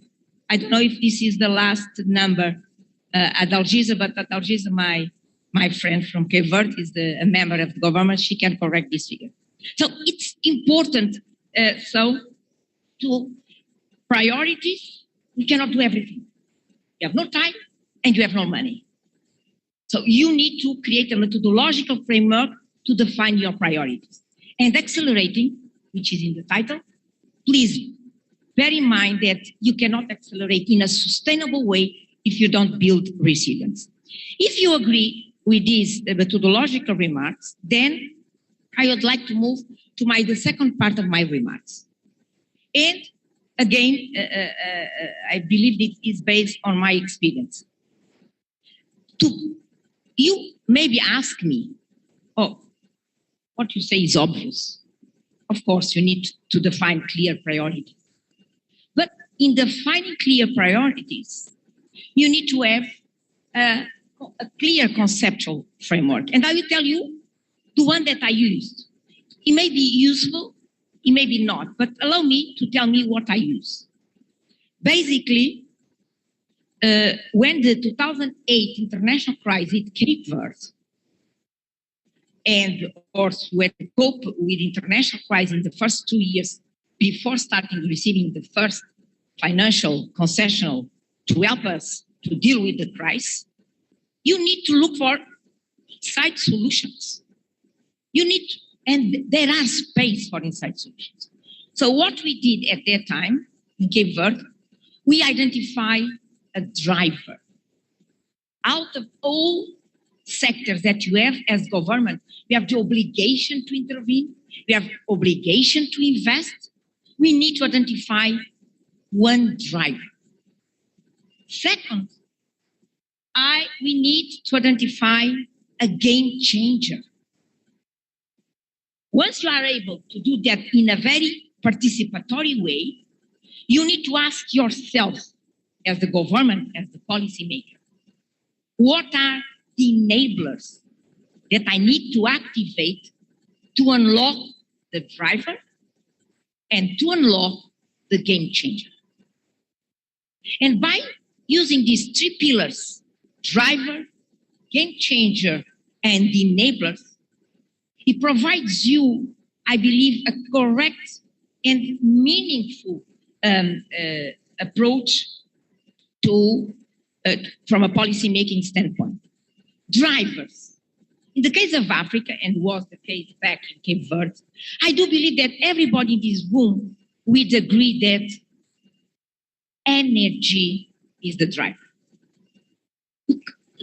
We can do nothing without energy. Nothing. You name it, education, health, you name it. So the driver should be energy. So unless you unlock the driver potential of energy, you'll be stuck. And to unlock the driver potential of energy, we need to deal with a paradox in Africa. Africa is a dark continent, full of energy resources. We need to break this paradox. And we need to put ourselves in a position to be able to go through energy planning and define our own energy mix to address the 80 million jobs that we need to create, to address the 600 million without electricity, but at the same time, to keep Africa in that path to deliver down the road a green world. But we do have different starting points. And the international community needs to recognize that Africa has different starting points as far as energy is concerned. And there is already a good example of that. The Nigeria energy transition to 2060 is as we speak, is a reference how to unlock energy as the driver. Is a reference. And Nigeria was clear to everybody. In order for Nigeria to deliver a green Nigeria in 2060, in the next 10 years, I need to invest and to create a solid base in the energy sector, using renewable energy, but as well as traditional ones. If we don't build this base of the pyramid, I will not be able to be down the road to put Nigeria in the green path. So the driver, the game changer, and I had the opportunity to discuss that in the one of the workshops yesterday. SDG 17 is one of the priorities for this year. I'm going out of my time. Game changer, I'll be very quickly. So game changer is basically the need to recognize that Africa, as we talk, Africa has the financial resources to lead financing for development. We are already financing our development. $800 billion is not ODA. We are financing our own development, $800 billion. ODA is 55. It's critical. It can play a better role. It can be more effective. But as we speak, we are financing our own development. Second, Africa loses 70 billion in efficient public spending, 88 billion in illicit financial flows, 46 billion in tax exemptions, and there's $1.3 trillion outside in pension funds. Yes, as we speak, we are ready to unlock the game changer, which means domestic resource mobilization. And when we advocate the need to give a primacy role to domestic resource mobilization in Africa, is not from an accounting standpoint, meaning that the DRM will provide any penny that Africa needs. Now, it's nothing to do with that. It's to do that the DRM is the pre-requirement for African policy making to gain policy space, to start exercising higher levels of ownership, and be able to change the risk profile of African countries and tap international markets in a better position. When the external shock hits Africa, we are not in a situation, for example, that Ghana is now going through. Enablers. We need enablers to unlock the energy as a driver, to unlock the domestic resource mobilization as a game changer. We need enablers. And I'm about to finish, perfect. Enablers are institutions, country systems. We need to provide, you need to give some priority to these intangible assets. At the end of the day, institutions do matter. We need to have strong DRM systems, strong regulatory frameworks, you name it. Without institutions, we'll be unable to unlock, for example, energy as a driver. In the case of Cape Verde, allow me to give one more example. The reason we were in a position to increase from a coverage rate of, I believe, of 52 to 98, because we put in place a strong regulatory framework. And once we put in place a strong regulatory framework, we didn't need to chase investors. They knock on our door to ask to invest in the energy, because institutions, at the end of the day, are de-risking mechanisms, because it allows to have predictable cash flows. And everybody knows that the private sector is looking, at the end of the day, for predictable cash flows. If a country wants to put predictable cash flows on the table and influence positively the risk profile, that same country need institutions. And I stop here, Prophet. Sorry about that. Not at all, Christina, and really, big round of applause. Christina, it's a joy to listen to you. And just following Minister Rabiu, now you can see our finance ministers think. You guys are strategic. You know how to transform reality. And I really cannot thank you enough in the presence of colleagues from the country teams, from the field, that you need indeed to have this strategic vision. And I used to say when I was in the field some times ago, we have to learn to dream for countries in which we are positioned. If the dream is not there, just dream for them. We're lucky to be in Niger, where the dream exists, and when we see a very clear vision moving forward. So really thank you for setting this very clear strategic vision, which shows that money is vital. But if you don't have a clear vision where you want to go, you may lead nowhere. And money will come when you have strong institutions in place and accountability mechanisms and credibility. So really thank you for all of this, Christina. And at this juncture, I would like to now invite my neighbor, Mr. Diabre, to consider the main priorities. Let me ask, because he may also wish to speak in French, but en français peut-être cette fois-ci.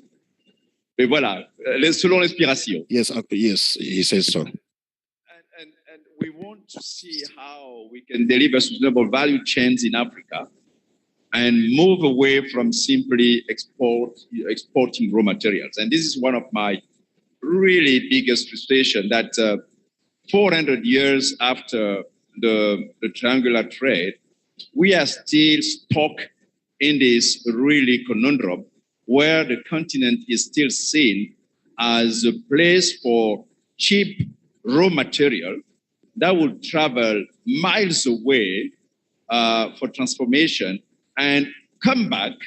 And sometimes, it's kind of the low end of this product will be dumped back here in the name of international trade. So we have to break also that cycle, and maybe the fact that we are all now confronted with the daunting challenge of climate change may provide an opportunity not only for this continent, but for the world as a whole, so that we break that cycle. We try to do something better so that we are value added, that we transform where we extract. And this is what we heard already this morning and yesterday about the ongoing work that ECA is supporting in the Congo on this battery energy, renewable energy transformation. So there is hope. Therefore, really, it's a joy for me to invite Mr. Zéphirin Diabre to speak next. And Mr. Diabre is a former Minister of Finance and Planning, Minister of Trade and Mines, and most recently, Minister of National Reconciliation of Burkina Faso. He has also served as Associate Administrator of the UN. So he's one of them. He is at UNDP. He's really one of us. And then Africa and Middle East Director of the Areva Group, which is, of course, specializing in nuclear power. So he knows everything about business, environment, and sustainable energy and greening, the SDGs. So, Monsieur le Ministre, c'est un plaisir de vous inviter. Your Excellency, you have the floor. Merci beaucoup. Many thanks. I don't want to stop you, but let me just say that I'm sorry, I didn't establish the rules. What I've been listening to is passionate, is exciting, but we're going to talk about 3 to 5 minutes, but you can take the floor now. I thank you, moderator. I have the great pleasure of being part of this panel and contribute to these discussions on the ways and means of ensuring that we pull our region out of the crisis and ensure that we attain the SDGs. Interesting question that you have asked is that maybe propose a different perspective as to what we're doing. I'm reading on all this document that has been shared that it's about recovery from 3 crises, COVID, war in Ukraine, and the climate change. And I guess we need to have a broader view and make sure that we can link what seems to be a rescue plan to not only recovery, but more importantly, to something that will look like a long-term sustainable transition. Because I guess in a few months, hopefully, even less than a year, COVID will be gone. When I look at here, nobody's even wearing a mask. And when the Western country will be tired of spending money on Ukraine, they'll find a way to agree with Russia and leave us alone. But something that will never go quickly is climate change. And something that will take time to go is all the other impediment and obstacles that we're facing for our development and for achieving the ODDs. So let's make that linkage. And when you make that linkage, it means that we don't need to think about only greening our economies. We should also do it in the framework of a structural transformation that needs to take place. Let's not forget that and linkage. Otherwise, we'll come back again here and here again and here again with the same problem. If our economies had gone through this transformation, we'll have been more resilient facing the crisis that we went through. And certainly, the ODD achievement will have been made easier. So this in terms of perspective and vision and outward looking, I want to say.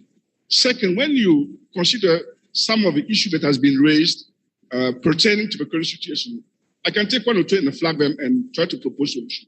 One emerging issue, which is also stressing, I see, is the debt issue. Clearly, we are at a juncture where we certainly need a new debt initiative, tailored and adapted to the profile of the new indebtedness policy of this country, which is not the same as what you used to do before. For instance, most of the creditors are no more Club de Paris members. They're different people. Second, interior debt, domestic debt now, has taken a big proportion of it.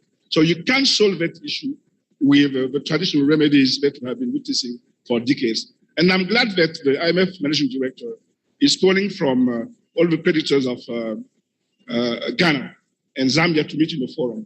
But I wish it can be broadened into a bigger initiative because 39 out of the 70-something countries where it's today are African. And something needs to be done very quickly. This is the second thing. Third, while we wait for external solutions to solve that, clearly domestic resource mobilization is a key. The ratio are not very good as compared to others, part of the world. We're still lagging behind. We need to collect more revenue. To do this, there's not, and folks who have been finance minister know it, 1,000 solutions. You have to widen the basis. And one way of widening the basis is to go in local and decentralized. And that makes a linkage with the cities, which I will, if I have time, I will say that we need to reach a point whereby we consider cities as economic units that can generate revenue, that can collect revenue, and be able actually to implement some of the policy linked to the ODD. If you take, for instance, SDGs, if you take, for instance, clean water and sanitation, it is done at a very local level. What is good with local tax is that since people see the way it's being used, they're more ready to pay for it. When it's about national tax, you don't even see where it's going. And there's a lot of corruption going there. So you always are suspicious that if I pay my taxes, does it really contribute to the development? Why, when it's local, something that is being done in front of you, you can see it and contribute immediately and clearly. That gives you an incentive to be able to do it. Clearly, to respond now to your question, the way we can get out of this, meaning that having our country only being exporters of raw materials and giving people outside our territories the monopoly of transforming them, is that we will self clearly and quickly embark on a big program of industrialization, coupled with the free trade area that will take place. One of the reasons why for many years, it was not possible for African countries to go into manufacturing is that because of the limited size of the domestic markets. When you produce something, it is difficult for it to be able to compete with things that we imported. When I was a trade minister, for instance, we had some tires made locally, and we're trying to liberalize the trade of tires. But we have made a calculation. Even if we put 1,000% of custom duty, there's no way the tire made in Bobo Dioulasso, actually, the second state of Ouagadougou, will be more competitive than the tire imported from India, where the market is huge and large. Now, with this free trade area, we're having the possibility and the opportunity to reinvent a new import substitution strategy, which is not done as it was done in the past, but in a smarter way, whereby no barrier is not only national, it's continental, and the market is used, then we can have something that can be produced and be competitive. If we don't have it, it will be difficult. And I would like to point on one specific area which I've been working recently, is extractive industries. Take gold, for instance, gold. Everybody should, in his own country, look at and see the company that export gold in our country. How many companies are locally owned? In Burkina, it's only one. It failed actually. In Ghana, it's 1 or 2. All the companies extracting this gold are foreign owned, which is not a problem by itself. But how can you develop an economy if some of the companies exporting our underground resources are not also locally owned? There's a problem there. And why is it that the situation that way? Because, we try to understand it's because exploration requires a lot of resources that our businessmen are not able to provide for. But then it is up to us to invent the mechanism to make sure, because when you look at, for instance, the Canadian company, where do they get their money? It's the Toronto Stock Exchange. How on earth can we as Africans build either a Pan-African stock exchange dedicated to extractive resources or create a segment of mining in our various regional stock exchanges so that an investor sitting in Zambia, hearing that somebody in Senegal has taken the permit, has made some drilling, and seems to have good prospects, will come and invest. That's the only way we can reverse that trend. Still on gold, how many countries do possess refinery of gold? The continent. The gold is shipped to Switzerland. It's refined there. How on earth can we do better in our own countries? But this is the kind of thing that we need to start doing, to make sure that, we have a control, not only in terms of sovereignty on our underground, but also create and provide, jobs to our population and a certain number of things that people are waiting. It is not possible to continue as a continent relying on finished good that has been manufactured for the past from raw material that came out from our underground. Last week I was at a conference and I asked somebody to make a test, and you can make it tomorrow morning. When you wake up, just count the number of finished items that you touch until you reach your job place or wherever you're going. From the switch in the morning when you wake up, to the cell phone you have in your hand, to the whatever, the washing room, to the car waiting, which percentage of this item are manufactured in Africa? Not even 1%. If we were Chinese or Indian, it will be 70 or 75%. This is where our dilemma is. And there's no way we can achieve all these objectives we have if we don't recraft our economies in a different way so that it can not only produce wealth, produce decent jobs to people, and contribute to the taxes. That's the only way to do it. Regain our sovereignty, which doesn't mean being against foreigners. No, not at all. I understand you very well. But I clearly say, I wouldn't imagine, for instance, one of these Western countries whereby the mineral resources are being exploited by a company headquartered in Ouagadougou and Bamako. They'll say, why don't you create our own? So why will you accept that? There's a problem here that we need to look at. And on manufacturing, there's so many things to be done. But if we create this free trade zone, it will give us some incentive and economy of scale that will enable to fabricate something like in Nigeria that can be sold in Zambia, but still competing the same thing that comes from China, where the marginal cost, because of a huge population, is low. This is what I wanted to say to respond to the question. Now, just one or two words on these SDGs that we're talking about. The first one I would like to touch on, coming with some provocation, is the energy one. I guess we're all clear. I mean, the way forward is promoting sustainable energy. We started with biomass, and then hydro came, and then the wind is coming. That's fine. Now I'm asking just a bold and candid question. If we want this continent to transform, as we say, to industrialize, as we say, would it be possible with only what I've said as type of energy to satisfy domestic homes and persons, and also to the industry? I think it will be hard. Let's be frank, it won't be possible. We need something else. You talk about clean and affordable energy. Affordable energy is for the individuals. But it's about industry, it doesn't need to be affordable. Because money is there to buy it. It just has to be clean. Then we need to investigate. Now in the continent, only South Africa is using nuclear power. It's something like 4%. Is there a taboo on it? No, I've had a chance to work in the industry to manufacture some of them, and the technology has been changed. I know all the ideas about it, but we should look at it because there's a way of having some small modular that can be usable at its clean, if you put aside the issue of waste. But that's a different story. We need to make sure that, we open mind and try to see what we can do in that area. Otherwise, but if we only still rely on renewable energy, which is fine, it won't be up to our ambitions in terms of making this continent become the industry of the world and providing manufactured goods to all, which is our ambition. First one. As for cities, as I said earlier, we need to move and making cities economic units. A few years ago, we had a study on the Wayum area, trying to see what is the kind of investment best Wayum, which is the country that uses the CFA currency, will be needed by 2025. And we find it may be 80% non-commercial infrastructure and 20% commercial infrastructure.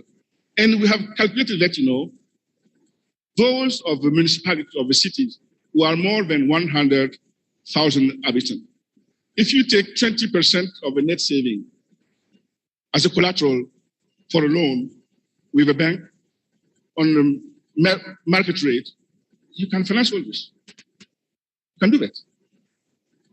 So we need to break from the current philosophy whereby cities are sitting as NGOs to the philosophy new one, where cities become economic units.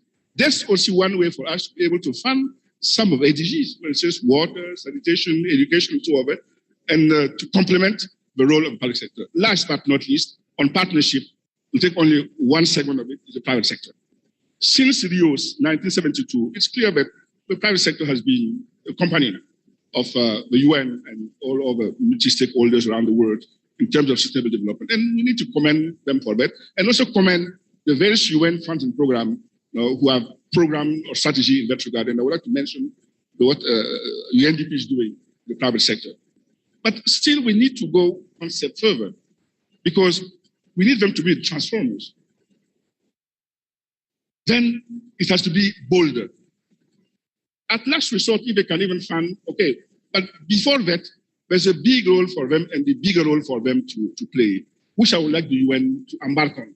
Because when I observe is that when you read our document, the document, talk about the private sectors, it's only the big shots we talk about.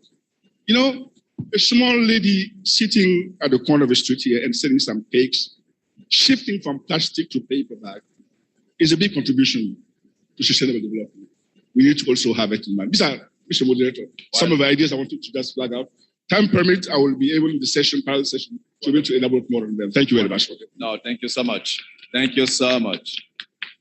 Yeah, you can hear it from the round of applause that you nail it. And we cannot be more really grateful to this absolutely insightful input you've made to our conversation. And long-term sustainable transition, I mean, indeed, I can just mention some of the words you used, transforming our economy. It's about transformation, changing the paradigm and the realities. For our debt issues, I mean, I'm sure my dear sister Ahuna will be reacting to most of these points you've made so eloquently. But then let me just comment on the need to bring development where people are. And I think this is absolutely the same strategic vision I heard this morning about human development. Bring it where it is and where you can indeed also change and check accountability.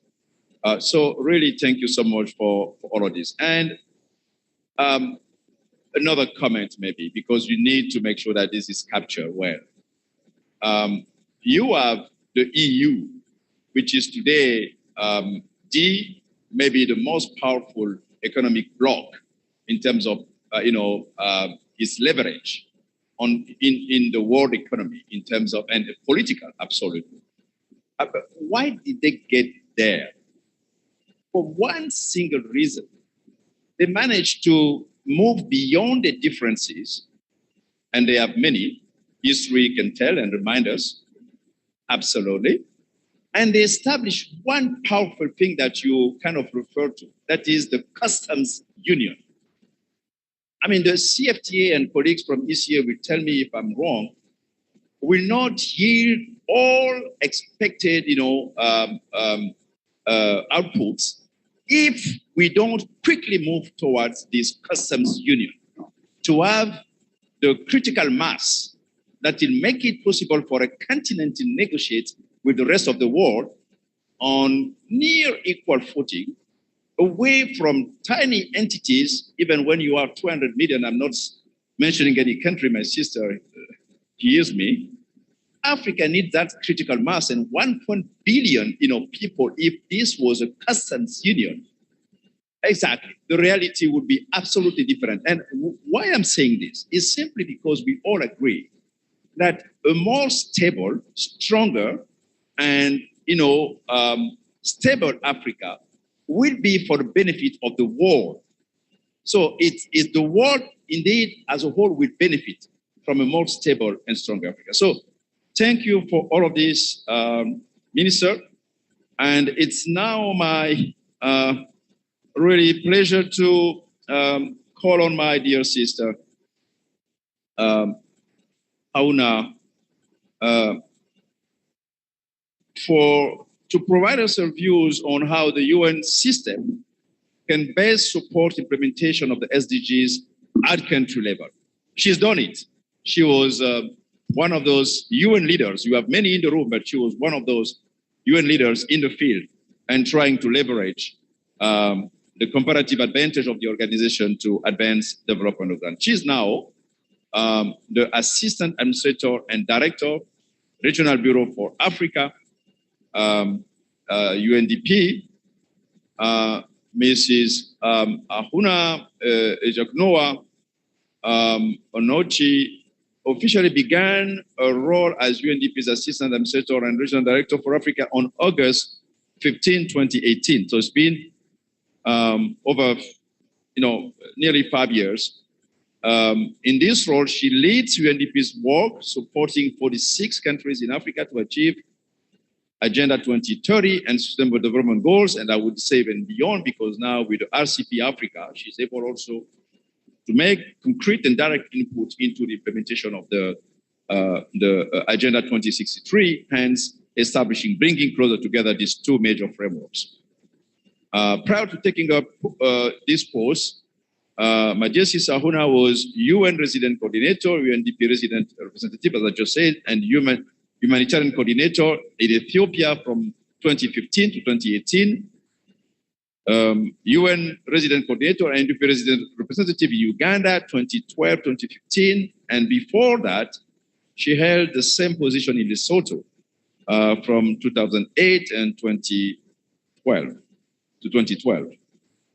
And again, before joining the UN, she held a series of senior positions within civil society organizations in Africa. So we can't have really anyone better than our ASG, our director for the Africa UNDP Bureau, for really to help us respond to this, to the challenges we face, and how can the UN system support countries to advance and accelerate the implementation of the SDGs, keeping in mind what Christina reminded us, that you need to set clear priorities, bolster, how did she put his resilience, so that you can now move forward with acceleration. So my dear sister, the floor is yours. Thank you so much, our able moderator, and let me say a good afternoon to a very patient audience that is listening to us today. And to congratulate ECA, I think, for what has been a very good start of this forum this morning. Our moderator, I think on your question, I have 4 imperatives which I want to elaborate on. Several speakers have already touched on them, but maybe I can reinforce some of those points. 4 imperatives that will help us get there in terms of also where the UN system could best bring its value to countries. The first is the agency imperative. Agency, for me, is really a must for this continent. Because if we think about who is going to develop Africa, who is going to transform this continent, it's not going to come from outside the continent. It will be Africans, African institutions, African people. And therefore, that they are in the driver's seat, owning their development agenda, it's absolutely crucial. And could we say that with some confidence today? I would say no. I don't think that the full agency is there yet on the continent. So the UN can help build this, not dilute it, by the way we position ourselves to accompany African governments and people in their development journey. What are some of the elements of agency? One is governance, and this is an area that we all work in. Governance, because it's not possible to actually achieve everything that we're talking about here today unless we can guarantee competent, compassionate, capable governance systems, institutions with integrity that can deliver services to the people, that can maintain transparency that are inclusive in nature. And by this, we don't just mean political governance, although that's a big part of it. What we do in supporting countries to deepen the democratic culture, we must continue to do. Today, we're seeing a recession in democracy. This Africa cannot afford, because we need systems that recognize the rights of the people, irrespective of who they are, where they're born, or what they do. And democracy can deliver that. But we need democracy that is applicable to different cultural contexts of the continent. So understanding the diversity of the continent and continuing to invest in supporting countries in their democratic journeys, it's critical. But governance also beyond just democracy, governance that touches on local governance, local authorities, empowering the subnational systems to have the equal responsibility and power, not only to raise revenue, but also to deliver services where it matters most. The second element of this for me is fiscal boost. My sister Christina has spoken about it. Agency cannot be born out of a situation where Africa remains in a begging situation. And even if we are financing our own development up to the tune of 800 billion compared to the aid that Africa receives, we know that what dominates the mindset and the landscape of Africa's development today is aid, even if it's not at the level that Africa's own financing is of its own development. And this is crippling imagination, innovation, and initiative. And I think for agency to be reclaimed, Africa needs to sort out its fiscal situation in two ways, already spoken about by some of the panelists. Domestic resource mobilization. We have a program today we call Tax Inspectors Without Borders.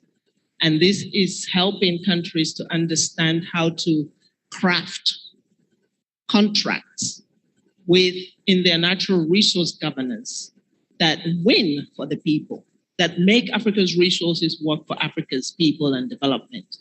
We need to plug the holes on illicit flows.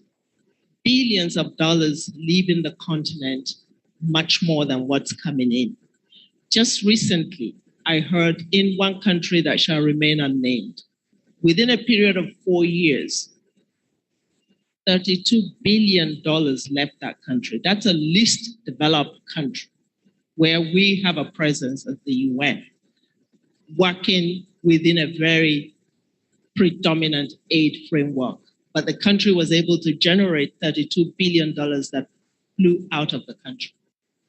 How do we plug these holes on the leakage of Africa's money outside of Africa? It's a governance call. And that is why governance and institutions also remain important. And I would say also that it's important to look at climate finance. We are today working closely with government to get them ready for the carbon markets. And I think this is a role that the UN system could play, because therein lies a lot of, carbon today is the new gold or the new oil, and it is abundant on the continent of Africa. We have deep carbon sinks everywhere, not just in the Congo Basin. And UN system needs to now understand it, first of all, but then also understand how to deliver capacities at national level for Africa to be able to position itself better to benefit from this. There will be a scramble for Africa's carbon as we race towards net zero. And is Africa ready to monetize, to commoditize all these? Then part of agency is also having a clear vision, a clear purpose, and a clear plan. And this is an area that the UN is already quite seasoned in accompanying countries to develop their national development plans. I think what's missing is an embedment, to embed foresight thinking in those plans, but also to embed a culture of implementation with capacities. The second imperative, acceleration. It's really about looking at the levers right now, investing in the levers of what will help Africa accelerate. There are many of them. One is AFCFTA, already spoken. The One Africa market provides a completely new orientation, almost like a backdoor shortcut to accelerating industrialization, for instance. We didn't have it before, now we have it. And the UN system has been part of making it happen, but now we have an even bigger call to help its implementation. Linked to that is the issue of youth, investing in youth. We have to be stubborn about this. This is a continent that has not yet fully recognized the assets that it has in its youth, the talent, the ingenuity of this youth. As UN, we're observers of this. We're witness to what young people are able to do. And it's not just about creating jobs for youths. It's about recognizing that they actually have the solutions because of their innovation, because of their talent. We see so much talent coming out of youth, but no one is investing enough in them. Today in UNDP, we're thinking of establishing an initiative we call Timbuktu, which will be an initiative that sparks a startup revolution on the continent. That we take all of these talents we're seeing, we take it seriously, and we establish a $1 billion fund that will actually invest in that early stage risk capital that is missing today. In Ethiopia just now, I met a young man, young professor from the university there, who is a mechanical engineer, and he's come up with a technology to build bricks for building houses at low cost with very minimal use of cement, which is extremely expensive today. In his new invention, and the machine he has built for it, you can build these houses at 40% less cost than currently with cement. He got $10,000 from UNDP just to develop his idea. I asked him, what do you need to take this idea to industry? He said, between $100,000 and $150,000. Is he gonna get it easily? No, unless we're deliberate, intentional about taking these young people seriously, we will be sitting on a lot of solutions that are homegrown. Let me move quickly to digital and energy. Energy already spoken about, but I want to bring another dimension to energy, which is the fact that it is true that we still have 600 million Africans who don't have access to sustainable energy. This is not right. We need to continue to work on the big things with the national grids, but we also need mini grids that can help us reach the farthest behind.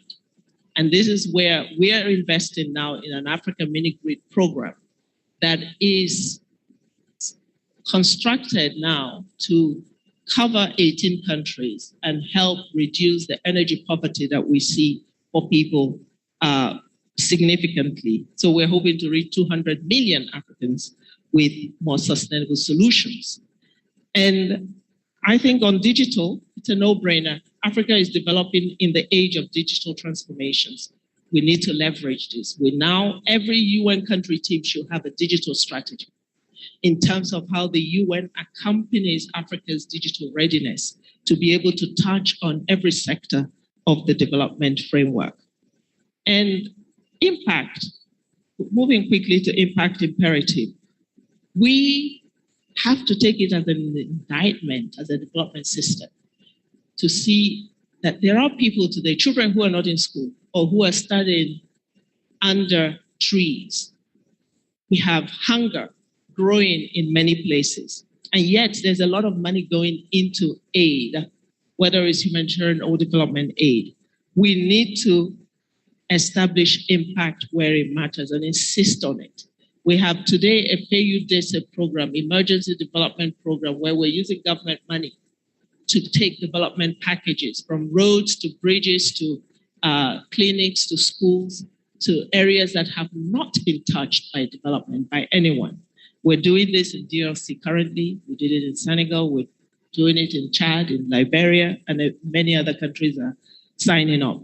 You will see the impact of development at the local level where it matters. I think this is critical and that the UN can actually ensure this. It is that all-important golden rule of leaving no one behind. However many times we say this, we need to bring it to reality. And finally, is the resilience imperative. I think Christina spoke about it. It's not possible actually now, you can make all these plans unless you make development shock-proof. It can all go to waste overnight. But for it to actually be resilient, we need that governance system that I was talking about. We need governance institutions and systems that are themselves resilient, but also that have the will, the political will to invest in resilience. You need resources to be able to be resilient. So that, I think, are some of the, I would say, aspects where I think that the UN could actually make a big contribution in not only accelerating, but opening up opportunities, using the crisis as an opportunity for Africa's transformation. Thank you. Wow. Thank you so much. Brilliant. Thank you so much, my dear sister. And you've done it, and you haven't forgotten anything. And it's the vision is still there, very clear. The passion is there.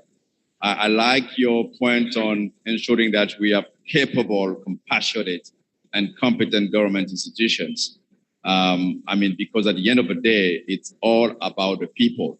And if we don't have that critical mass at home, how can we really make a difference? And indeed, the need to protect the political space and the democratic space. The trends are indeed very worrisome. And therefore, we have to remobilize and make sure that there is no way we can have the kind of, purposeful, and visionary development engagement that we want to be transformative and impactful, as you just outlined it.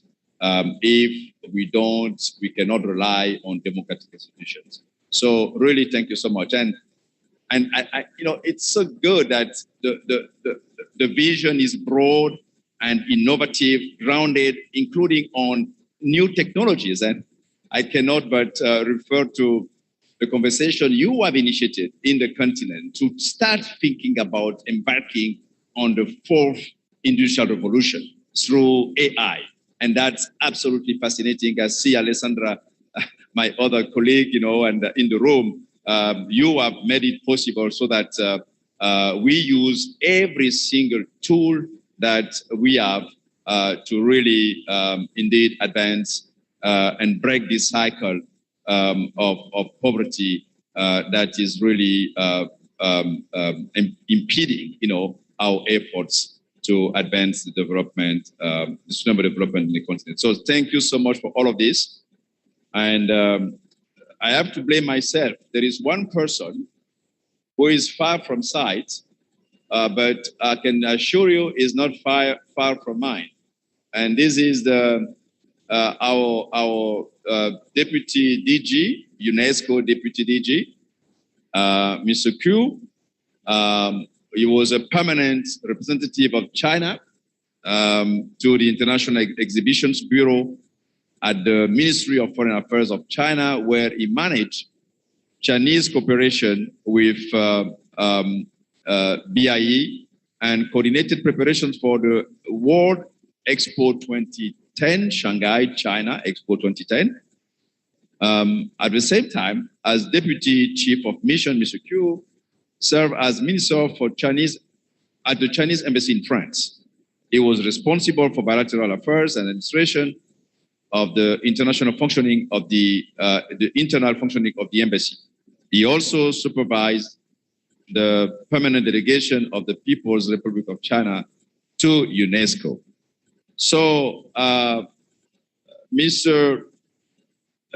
Q, Deputy DGQ, we want you to outline for us the opportunities for UNESCO to support countries in effort to achieve a green recovery. So the floor is yours. Even though we don't see you, we will certainly listen to you. Over. So thank you, Mr. Chairperson. I hope now that you can see me and hear me well. Oh, fantastic. Here you are. Very, very good. You have greetings from Paris, UNESCO headquarters. On behalf of the Director General of UNESCO, I am delighted to join you for this session. Today, we are talking about the future of Africa. So that is to say, the future of the world. Because Africa is the youngest continent on the planet. In 2050, half of all Africans will be under 25 years old. But if these young people are a tremendous strength, they are also on the front lines of important challenges. For Africa is currently experiencing the backlash of several crises, from geopolitical issues to food scarcity, economic insecurity, and climate disruption. Indeed, Africa is the victim of a climate crisis it did not cause. We are already seeing an increase in deadly floods, droughts, and cyclones. UNESCO, which has made Africa a major global strategic priority, stands alongside African states in the face of these global upheavals. For example, we have developed programs to help our member states to better identify and manage water resources, particularly underground. We are also galvanizing the power of science to adapt to climate change.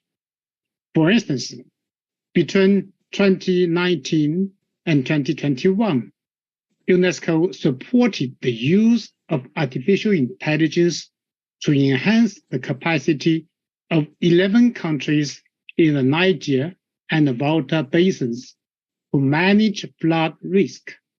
We also trained hundreds of professionals. However, to take full advantage of the power of science, we must ensure that scientific progress is not the privilege of a few states, but a common good for all.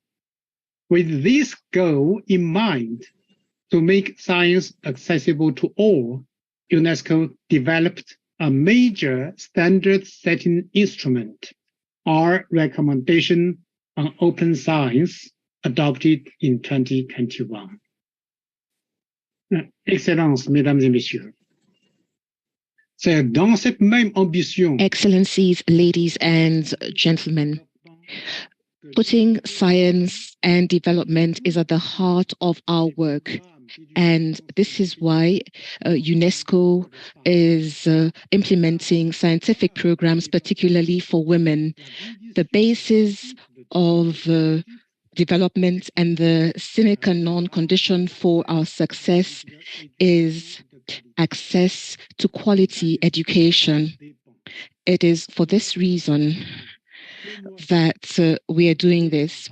This month, we published a report with the African Union that demonstrates that the situation is alarming. 1 out of 5 African children of primary school going age are not in school. And this is the reason why, in terms of its African priorities, UNESCO has put in place big initiatives for Africa, such as Campus Africa, to develop a higher learning network of excellence in Africa. And so that the history of Africa is well known, using African histories through our General History of Africa program. We are doing a lot. Ladies and gentlemen, Africa is one of the leading continents of the century. And that is why Africa finds an ally to build the Africa that we want. The Africa that we want that is enshrined in the Agenda 2063 of the African Union. We cannot do it alone. And this is why we need to build solid and effective partnerships like this forum. Let's keep on track so that we build this African Renaissance. The Renaissance, as Felwine Sarr, the Senegalese philosopher, says, Africa is not lagging behind. We should not be running behind, but we should be walking on the pathway that we have chosen. Thank you so much for your attention.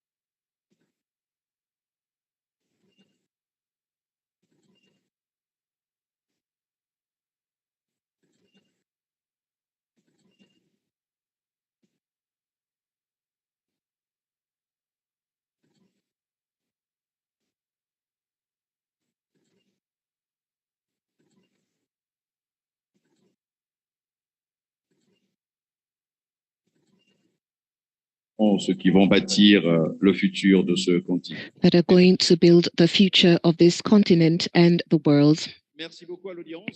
I'd like to thank the audience for its patience.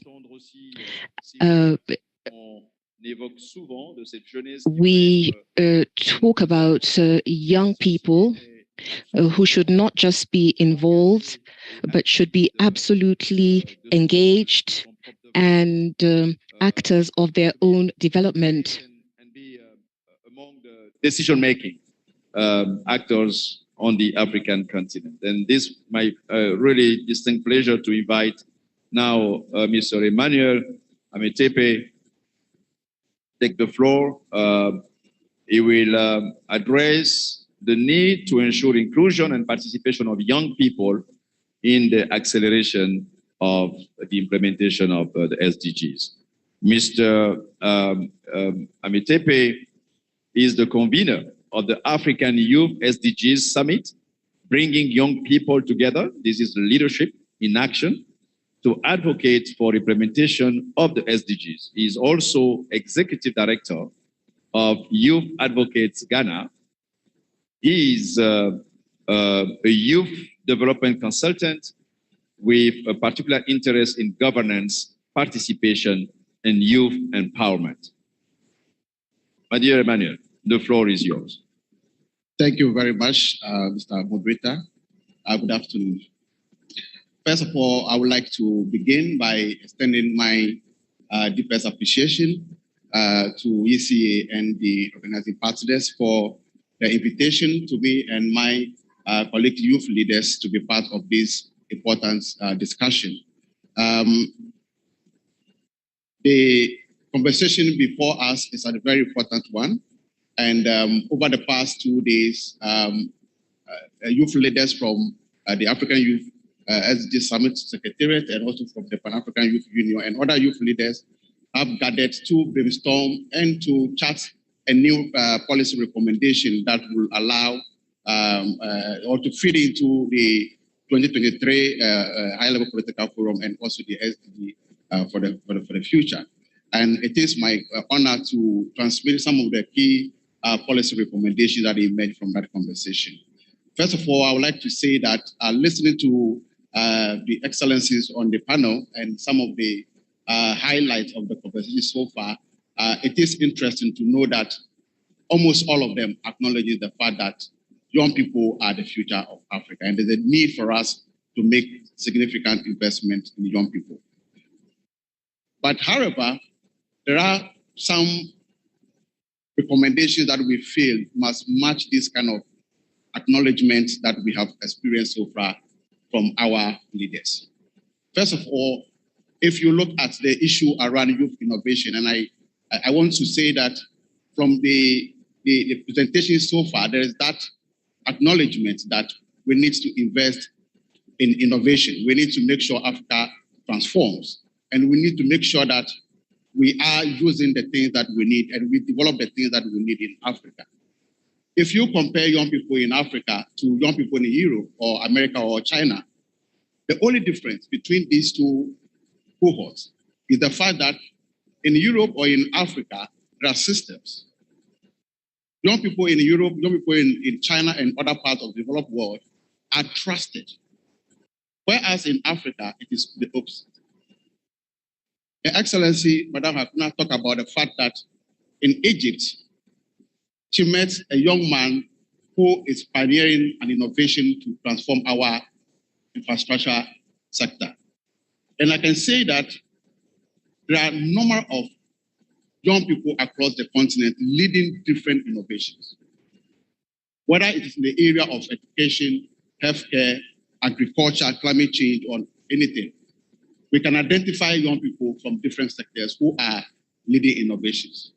What then becomes the problem?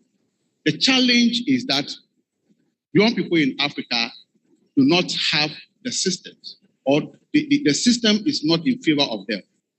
The issue of trust with resources to allow them to be able to scale up their innovations. So even as we chart a path towards the SDG Summit, we must take a deep reflection of how we relate to young people on the continent. How development actors see young people on the continent, the commitments that they make, and how those commitments are matched with real actions on the ground. I think this is very critical in order for us to see the Africa we want, and to see the people in Africa leading change and contributing meaningfully to the development of the continent. I think this is very critical, and it is one of the key recommendations that emerged from our conversation. I want to encourage that this becomes an important recommendation even going into the SDG Summit. The second aspect of young people's engagement, particularly around the SDGs, is the issue of youth inclusion. This year, we know a number of African states will be reporting on the SDGs, conducting the brutal national reviews and the local reviews. The question before us is that, to what extent are these states engaging young people in the process? What platforms and avenues have been created to ensure that the perspectives, aspirations, and desire of young people feed into this report? I can say in the case for Ghana last year, for instance, where Youth Advocate Ghana worked hand in hand with the National Development Planning Commission and other state actors to ensure that we mobilize the youth constituents, not only to feed into the official consultation processes, but also to create that platform for youth networks like ours to be able to create a youth position that the NDPC itself is ready to accept and to report on. For me, I think these are important pathways that the countries must adopt in order to ensure meaningful inclusion throughout the SDG implementation process. Besides that, there's also the need to ensure meaningful participation. I mean, if you look around the room, we see a number of young people, and we are grateful to the partners for the support extended to us. But we feel that for us to own the development outcomes for the continent, the young people who are in their majority must be at the center of the conversation. In this regard, we are making a strong recommendation that national government, the UN system, the African Union, and other partners will make it as a point to include at least 30% of youth or young people in their official delegations to some of these platforms. If you go to the highly political forums, and I can tell you, you'll see from the Western countries, Norway, Denmark, Germany, you see a number of young people who are accompanying the official government delegations. Do we see that in Africa? Maybe a few times. But can this become a deliberate process? Creating platforms, building capacities of young people, and giving them the opportunities to engage, interact, network, and build synergies that will allow them to return back home, use the knowledge gained to be able to influence the national process. I think these are important recommendations that we feel are very critical going into those meetings. The last point I would like to emphasize or to make has to do with resource allocation. I think that if you look at the development space, yes, we acknowledge that there is that significant reduction in resources, especially located to different sectors. If we acknowledge that young people are in their majority, if we acknowledge that young people are creating solutions, why then are we not allocating resources? Because all of these will require them to be able to need resources, both technical, both financial, to be able to work. And so, our thinking is that within the national planning processes and budgeting processes, the UN budgeting process, what components have been allocated to young people? This is very important for us to ensure that resources that are needed are made available to young people to be able to test new ideas, to be able to create new solutions. Even if they fail, yes, these are very important lessons that we can learn even in our journey to making Africa a better place. Thank you very much. Thank you so much. Thank you so much, my dear Emmanuel, and thanks really for your very strong advocacy on what seems to me obvious, but remains a challenge, admittedly, and therefore definitely more needs to be done. And you've come up with very concrete proposals on how to make the youth more engaged and take part really in the decision-making process. But even beyond that is just to be exposed so that, this intergenerational kind of relationship is critical to passing the baton, to preparing the youth to shoulder their future responsibilities, and therefore it's really critical. And of course, access to resources, because you guys are so creative, innovative, but you lack the means to achieve your dreams. And this is not only dreams. The economic impact is real, and therefore it's definitely a big loss for the continent if we don't fully leverage, if we don't fully tap into really the potential that our youth really offers to the continent. Now, dear friends, we have come to the end of this big, really panel sessions. You've been extremely patient.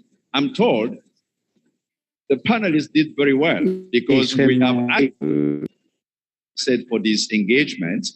The problem, if any, is that we started a bit late, and that's of course unfortunate, but they have done very well. And before I can ask the floor maybe to take one or two questions, I know you have a lot, to ask or comment and contribute to this conversation.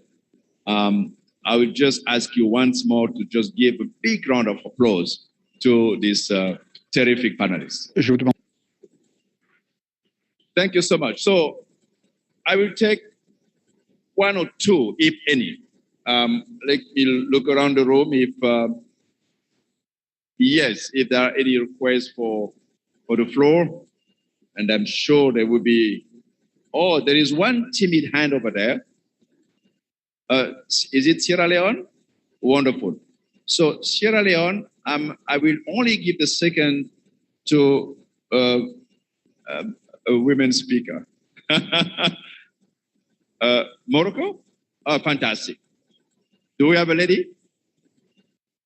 I just want a lady. Okay. So it looks like we have to do with what we have. So let's go for Sierra Leone first, brief, and then Morocco.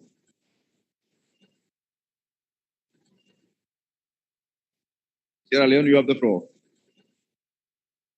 Are we lacking a mic?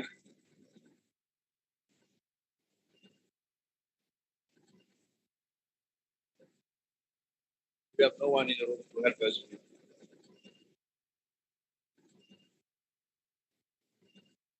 Do you want to come closer? I'm sorry. I'm really close to Kenya.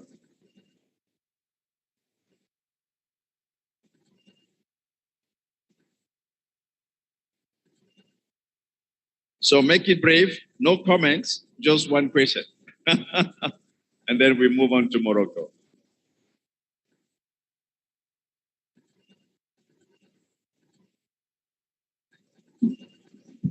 Sorry.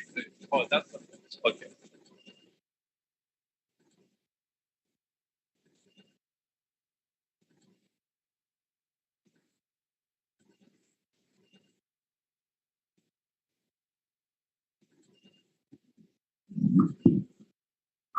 Put it on.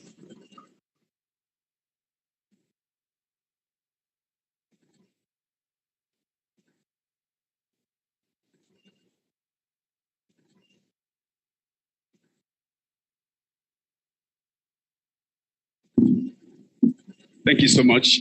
I was saying that since comments are not entertained, well, I would say that basically to me, I'm not sure whether there is anything left unsaid by this distinguished panel.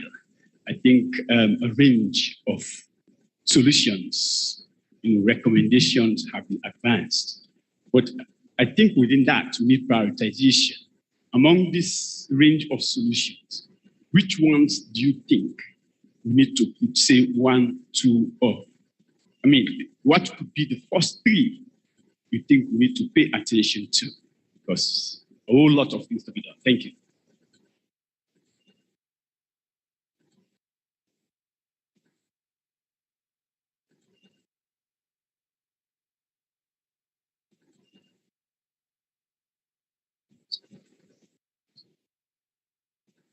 Maybe you want to take it to Morocco? Yeah, sorry, Jean-Paul.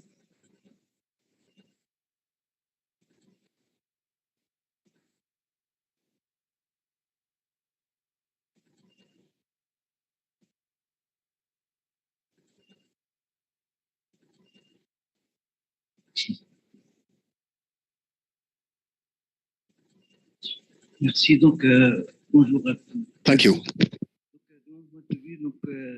Je voulais vous questionner tout d'abord.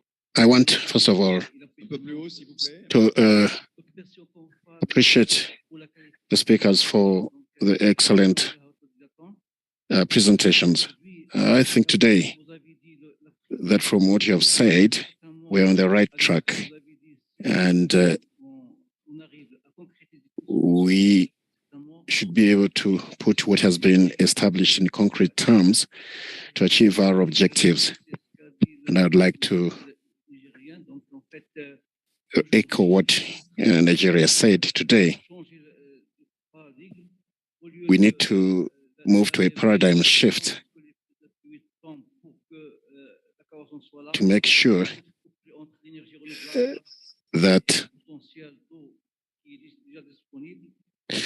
we use whatever available resources to move to our destination. So we need to move forward and make sure that we translate our words into action. I congratulate the panel that has been very, very good in their presentations. I thank you. The panel is being once more congratulated. I think you've done a great job addressing the concerns of all participants. Now, just 30 seconds each, just to say thank you, bye-bye. But this is what you think you need to focus on. And then we'll give the floor to the chair to close the meeting.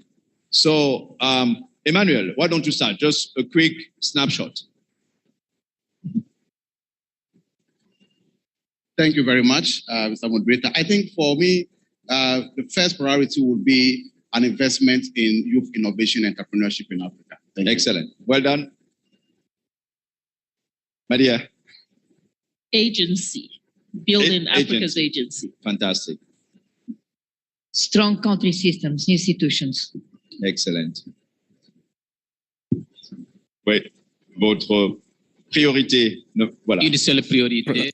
Ensure that priorities are looked at and rather prioritize peace as the global need by aiding countries of G5 Sahel to face the insecurity situation. To go back to basics as far as governance is concerned. Over so many years, we worked on governance, and then for a long time, all UN institutions shied away from governance issues, and we have to go back as UN institutions as well as other institutions concerned with the development of Africa. Thank you, Adam. Monsieur le ministre. Faire du secteur privé vraiment le moteur de la croissance. Ensuring the private sector is at the heart of growth. As we have agreed, the private sector must be the backbone of growth. We have a problem of perception. All that's to do with things we do in Africa. It's general on all matters, and we see things differently. People should see us and look at us as they look at other people. Thank you. On the matter of the values, which is a fundamental issue, and the perceptions, which sometimes define the realities. So we need to change the paradigm, invest in the youth, and ensure that we have an African agency and an African leadership and an African direction. This is very important. Then there's the issue. Your Excellency, you talked about a fundamental issue of a nexus between peace and security. And I think this is very, very important. I would wish to conclude by saying congratulations to Your Excellencies. We haven't had so many opportunities of having a similar podium which brings solutions, visions, as well as expertise that people have experienced in their lives. Once again, Your Excellency, the Minister, thank you. It has been a privilege on my part to see this great panel, and I'd like to give you the floor so that you can close this meeting. Thank you.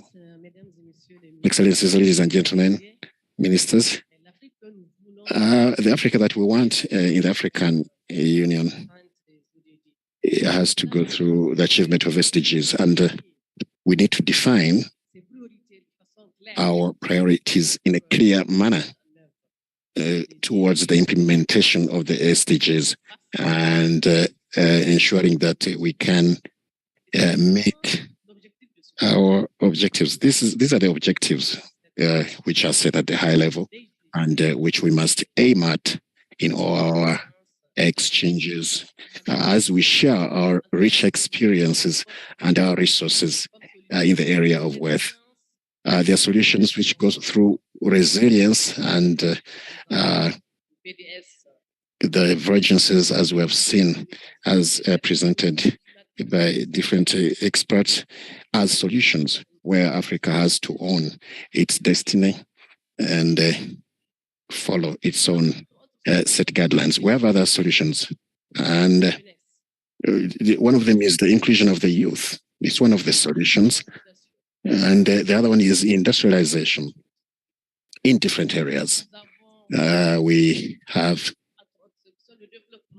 the aspect of energy development, renewable energies. So we have so many solutions that we have from which we can choose. So I hope that that's what I can say for now. And I would like to thank you sincerely for your active participation and all that you have been able to share with us. And I thank all of you who are present here in this hall. And with that, I'd like to declare that this meeting has come to a close. And I thank you very much for your active participation. Merci beaucoup, Madame la Ministre. Thank you, Your Excellency, the Minister. We haven't finished our deliberations as such today. We will definitely go for a break. We are a bit late, but we will be holding elections later. I will invite the chair of the outgoing bureau, and as the tradition is in this forum, the host country chairs the upcoming bureau. So I invite Her Excellency, the Minister in Niger, to come up here on the podium. And we will be able to elect the new bureau. And the member states are invited to remain here in the room. I thank you.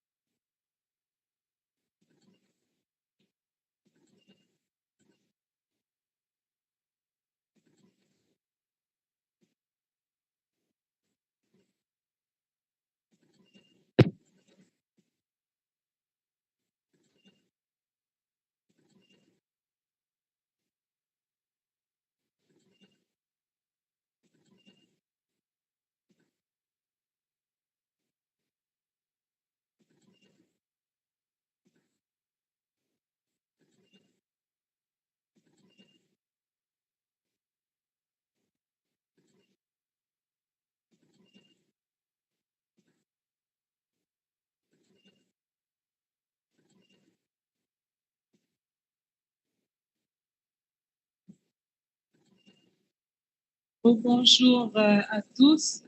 Je vous remercie Good afternoon once again. Thank you. for staying with us in this very important session, which is about the elections of the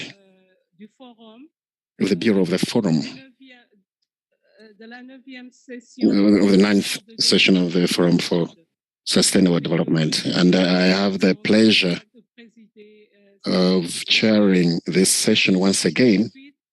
And I'm going to give the floor to the Secretariat, who are going to briefly explain to us on the role, about the role, the composition, and the modalities of the elections of the new members of the Bureau, who will be taking over from the previous Bureau of the 9th session of the Forum for Sustainable Development. I thank you. Secretary, you have the floor.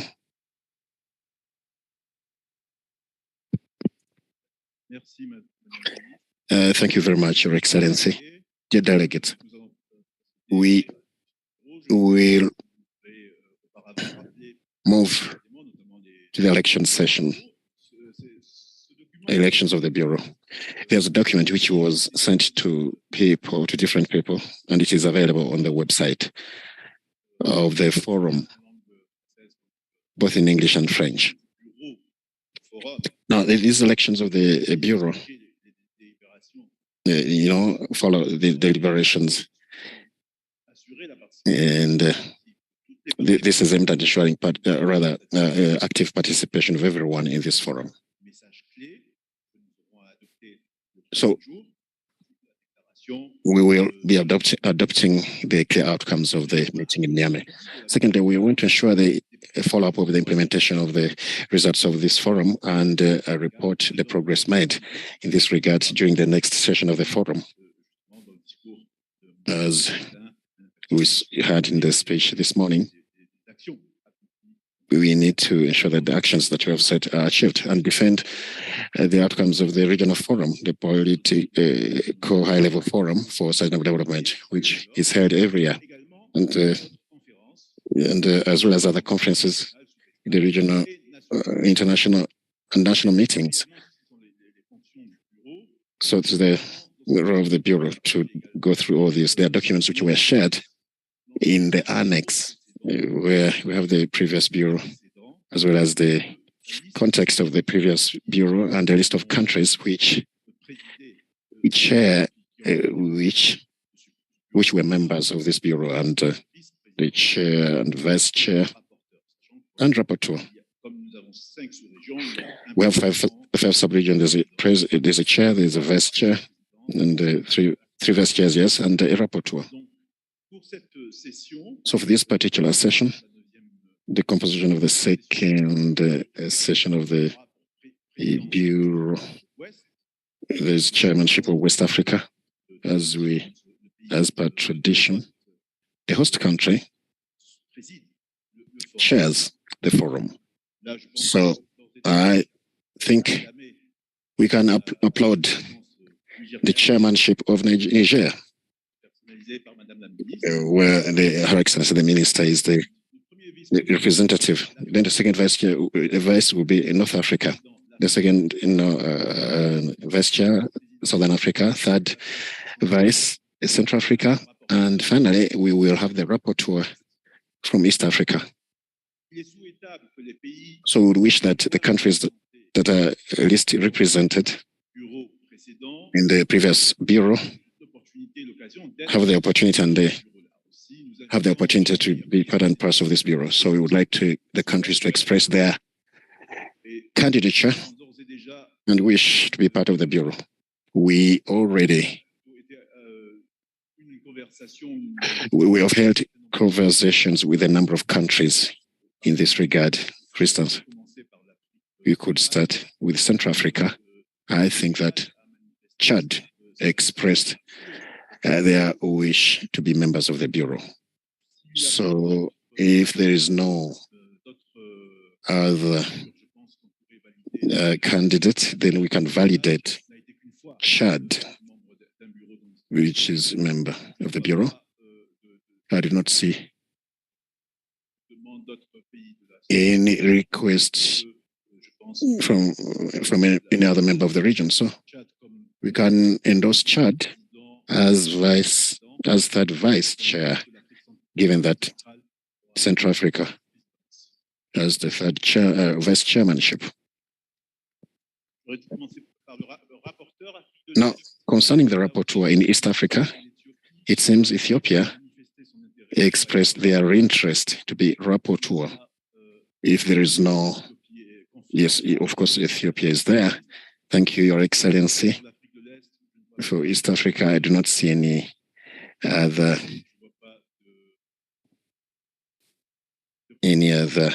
proposal. So I think that we can right now validate Ethiopia as a rapporteur. Then the second vice is Southern Africa. Do we have any candidates in the region of Southern Africa? I do not see any candidates from there. Namibia was the one that was pointed at in the sub-region. Is Namibia there? Would Namibia wish to be, rather to continue? Are they still interested in being members of this bureau? They are the outgoing members. Would they wish to continue being holding this position for the next bureau? I can see that Namibia is agreeing to this, and I thank you for accepting. There's no other proposal, so we endorse Namibia as the second vice chair. North Africa. Northern Africa. Do we have any candidates in the region of Northern Africa for the post of the first vice chair? I do not see any request. And we see Morocco, which is the outgoing member, the outgoing vice for the outgoing bureau. If there's no other candidate, then probably would request Morocco whether they would wish to continue to hold this position. That is good. Morocco has agreed to continue to serve as vice chair. Madam Chair, we have a complete office, and we can upload these choices. We will give the floor to Madam Chair. We would like to warmly thank the outgoing of Bureau, represented by the Minister. Thank you very much. It has been a pleasure to work with you, Your Excellency, sharing and defining the plan of action of the Bureau and ensuring that there is monitoring of all the actions that we have set ourselves in the continent, as well as fast-tracking the actions that we set ourselves to follow through. Thank you. Before giving the floor to the new chair of the Bureau, I'd like to, on behalf of the outgoing Bureau, I'd like to wish you success in the work that you're going to do in this session in the Forum for Sustainable Development. Congratulations.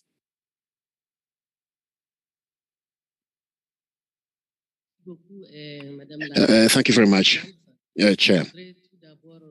Permit me, first of all, to thank all the members of the Bureau for their strong leadership. And we just hope that things are going to work out well. We'd like to renew my thanks and acknowledgement to all the members that have been elected in this new Bureau. Right now, as chair of the Bureau, I would like to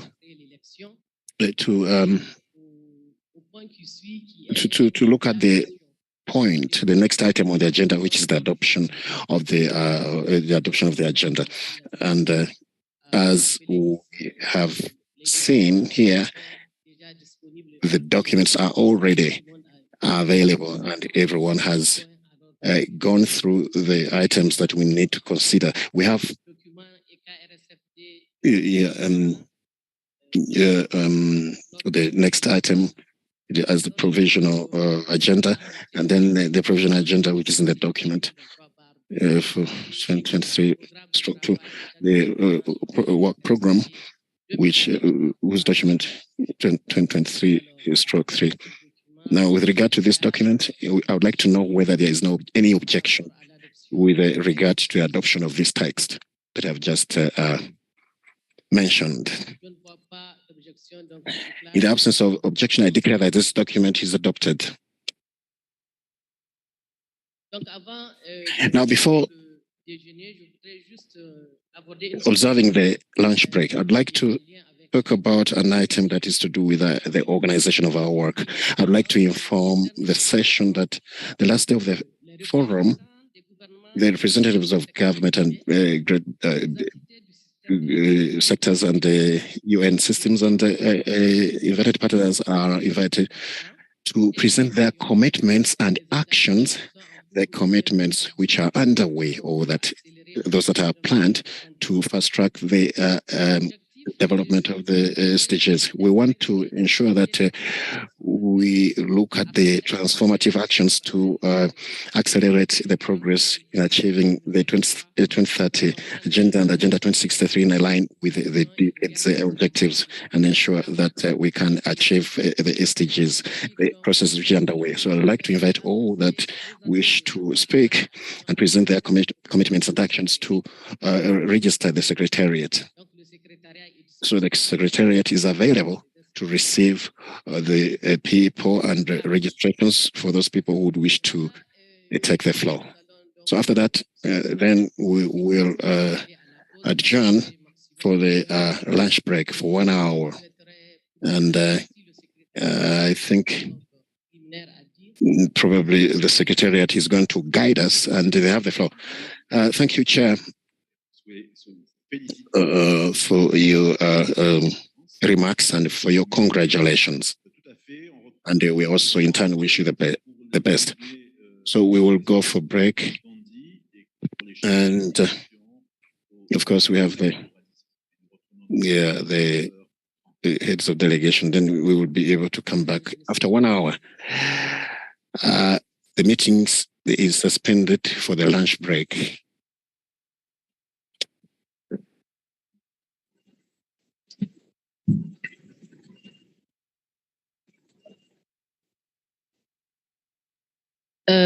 Bonjour, l'assistance. Good afternoon. I'd like to know whether there are any people who haven't received the invitation cards for the... We had planned these cards for the ministers and the UN system members and the panelists. These invitation cards for lunch or the lunch coupons are being offered to participants. We would like to know whether there are any participants that haven't received their lunch coupons so that we can give them those coupons. You could stay behind so that we can be able to provide those coupons. Thank you.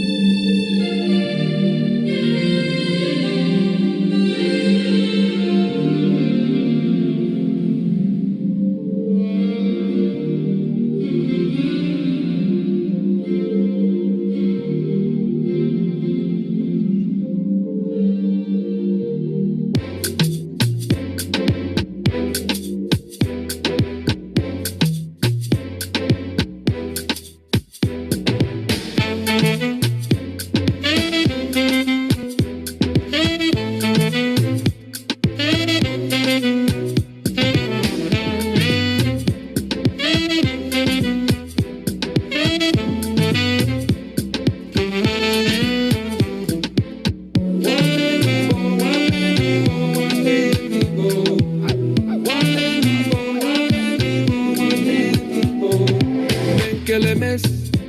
Come to smoke cannabis. Doctor say make a pop one of this. Make me fly like say I'm Aladdin. Come bring some kind melodies. Oh, mommy, myself no do pass like this. So many things inside of my jeans. Slide down, DBTs, DBTs.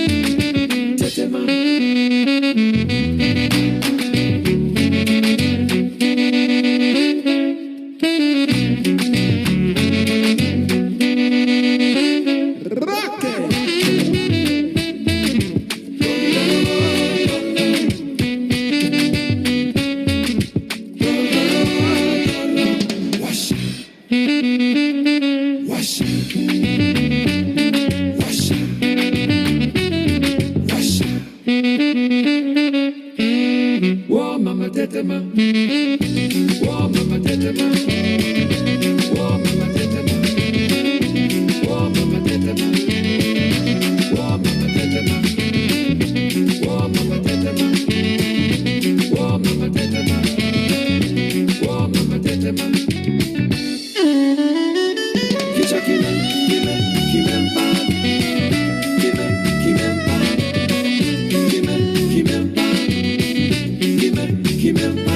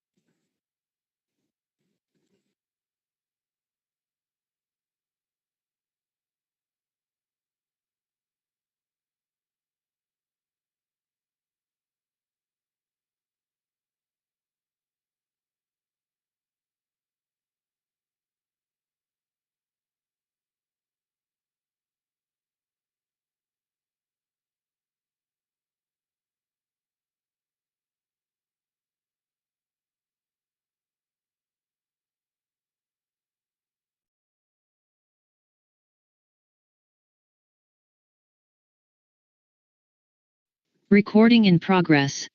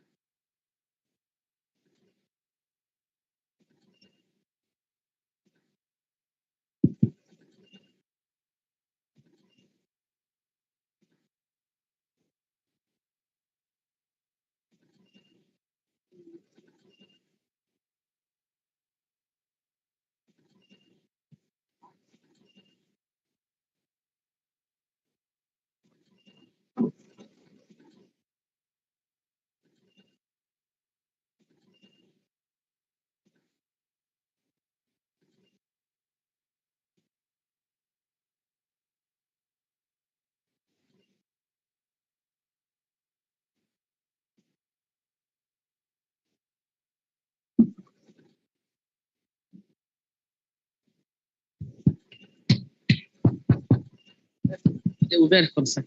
OK. Donc, mesdames et messieurs, distingués invités, après donc cette pause, nous allons donc reprendre. Ladies and gentlemen, distinguished delegates, we shall resume the meeting.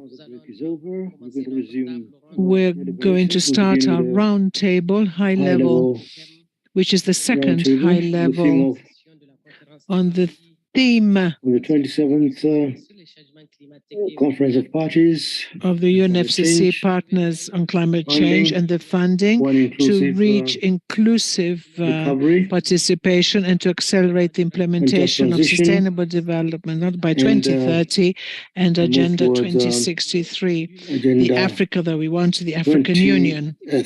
So this relates to, in fact, this is item 4 on the agenda. I have the pleasure to preside over this panel. And I have Mr. Jean-Paul Adam, who is going to moderate and introduce the other panelist members who have come here for this high-level panel. I would like to remind you that this roundtable would like to articulate all follow-up activities and the results of the previous session of the UNFCCC on climate change and on the 15th meeting on biological diversity, including the funding initiatives which are innovative and come up with a document, and this has been agreed in the context of a further process that is going to take place. I'm going to, without further ado, give the floor to Mr. Jean-Paul Adam, who's going to moderate this session. The moderator of our panel. John Adams, thank you very much. Thank you very much, Madam Chair. I'd like to wish good afternoon to all the wish parties, everybody good afternoon, all the partners, all the members, all the civil society, and all the civil society representatives, and also our high-level panelists who are with us. So we are sorry for the delay in holding this panel, and we would like to thank all the panelists for their understanding, and above all, those who are connecting online.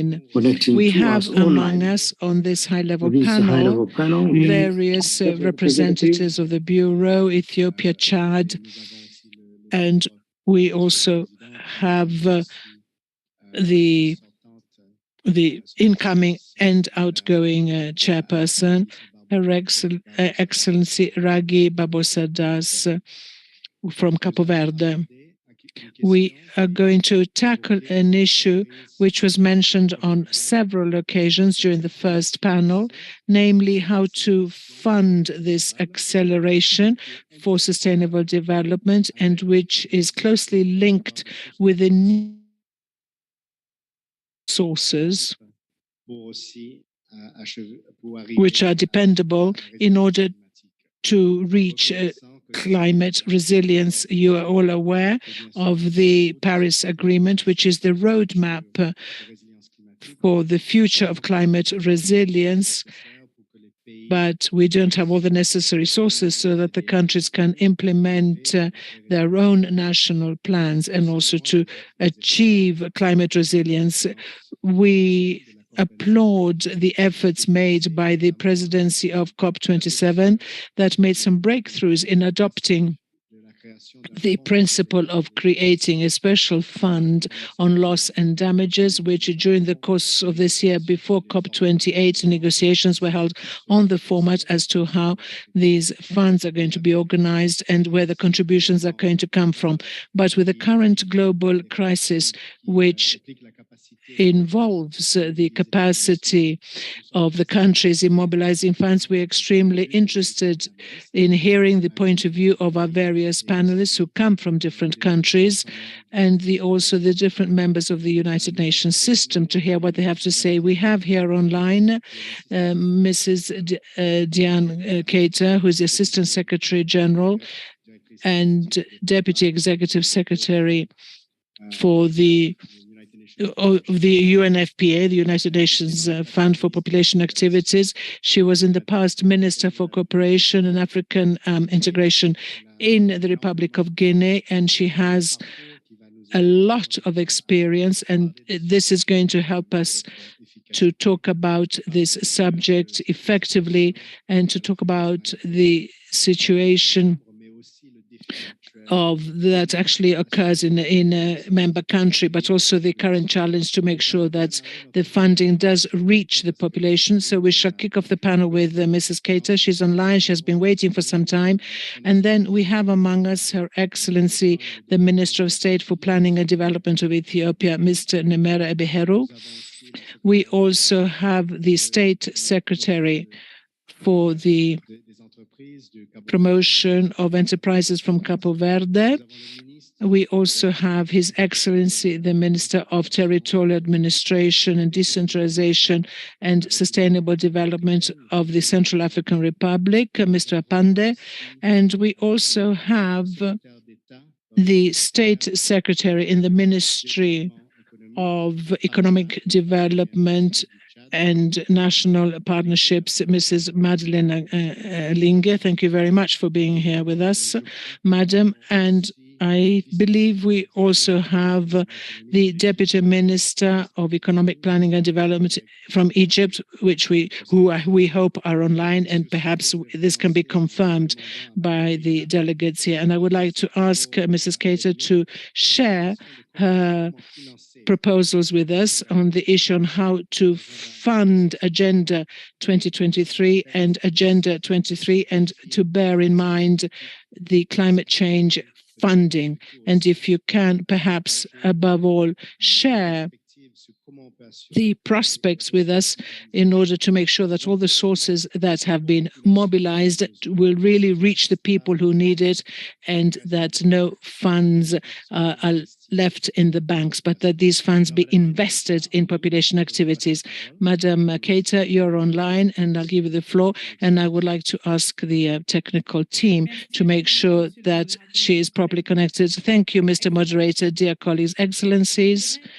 I would like congratulate His Excellency, Mr. President Bazoum, and his government and the people of Niger for the warm welcome afforded to this forum.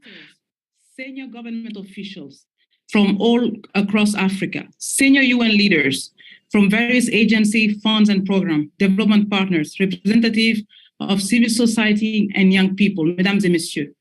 I am honored for the opportunity to participate at the 9th session of the African Regional Forum on Sustainable Development. The UN system, in particular UNFPA, places great importance on the transformative agenda of the continent, namely the 2030 Agenda on Sustainable Development and the Agenda 2063, the Africa we want. It is my pleasure to join the distinguished honorable ministers to underscore the urgency for inclusive recovery and just transition as Africa accelerates towards Agenda 2030 and 2063, including the importance of sustainable financing. Kindly allow me to take my previous experience on the ground as a member state for a quick reality check. Due to its geographical position, a long coastline, every year during the rainy season, Mozambique becomes extremely vulnerable to strong winds, heavy rains, and floodings, in a way that most of the traditional housings are destroyed, leaving thousands of people without roof, moreover, women and girls. In Niger, in the Sahel, climate change has exacerbated the legendary drought, taking water resources and cooking woods farther away from villages, putting women and girls at risk. This is just to shed light on how much climate change increases inequalities. In this regard, I would like to emphasize the centrality of the transformative role of healthy, skilled, and productive women and youth as Africa accelerates towards sustainable development and the Africa we want. Policies that seek to achieve climate resilience and a just energy transition in Africa need to be inclusive and ensure we leave no one behind, in particular women and youth, irrespective of their age, income, education status, geographic location, physical ability, or disability, to mention a few. Just transition requires close consideration of the equity implication and challenges associated with slow economic growth and unequal distribution of resources to women and youth, who constitute 50% and about 34% of Africa's population, respectively. Empower women and youth will drive more equitable and fair outcome across the society and the sector of the economy. This will, in turn, protect and safeguard the environment and ensure a sustainable future in which the health, livelihood, and well-being of all is ensured. To achieve a climate resilience in the future, we need to give special attention to the adolescent girls' education, which ensures women's empowerment and gender equality. Girls often miss out on school because they have to walk long distance to fetch water for the family in some localities. In consequence, they do not graduate, are under or non-employed, resulting in the feminization of poverty in Africa, with implication for climate action, recovery, and inclusive growth. This is why UNFPA has early on fully embraced His Excellency President Bazoum's Girls' Education Initiative and is partnered with now 9 and soon 13 countries on the Sahel Women's Empowerment and Demographic Dividend Program. As Africa advances forward, inclusion of women and youth in adaptation strategy is critical, including in management and use of natural resources. For example, water in schools is essential for girls to maintain basic hygiene and dignity during menstrual period. In health facilities, it is the central element for safe deliveries and maternal and newborn health. Water is also critical resource for household and sustainable livelihood. The aspiration of the African Union Agenda 2063 to achieve a prosperous Africa based on inclusive growth and sustainable development, that is, people-driven, relying on women and youth, will only be achieved if we make targeted investments. This resonates with the Addis Ababa Declaration on Population and Development, which is also undergoing its 10-year review ending in 2024, linked to the 30th year anniversary of the landmark Cairo International Conference on Population and Development, ICPD. We appreciate the work of the forum for placing population data at the core of assessing progress recorded towards the SDGs and the Agenda 2063. Disaggregated data is the mirror against which we measure our collective progress. Data also helps to find our way in this journey towards sustainable development and ensure we leave no one behind. Strengthening institutional capacity and system that ensure timely availability of quality, disaggregated data remain a critical accelerator to ensure Africa delivers on the SDGs and achieves the Africa we want. Tailored investment in gender statistics, disaggregated data by age, sex, geographic location, socioeconomic status, vulnerability characteristic, to mention a few, are all critical importance to guiding transformative action, including as Africa advances with just transition. UNFPA, as the lead agency on population data, remains committed within the United Nations system to partner with member state, continental, and regional institutions by capitalizing on the long-standing collaboration on population censuses, multi-sectoral population survey, and demographic intelligence that may impact on people. Allow me very quickly to celebrate notable area of success in the interest of time. One, guided by evidence and data, progress is being recorded in improving equitable access to quality integrated health service within a climate resilient health system, which leverage innovative models that help health centers to reduce greenhouse gas emission, while also ensuring the delivering of quality services to population left behind in hard-reached and underserved locations.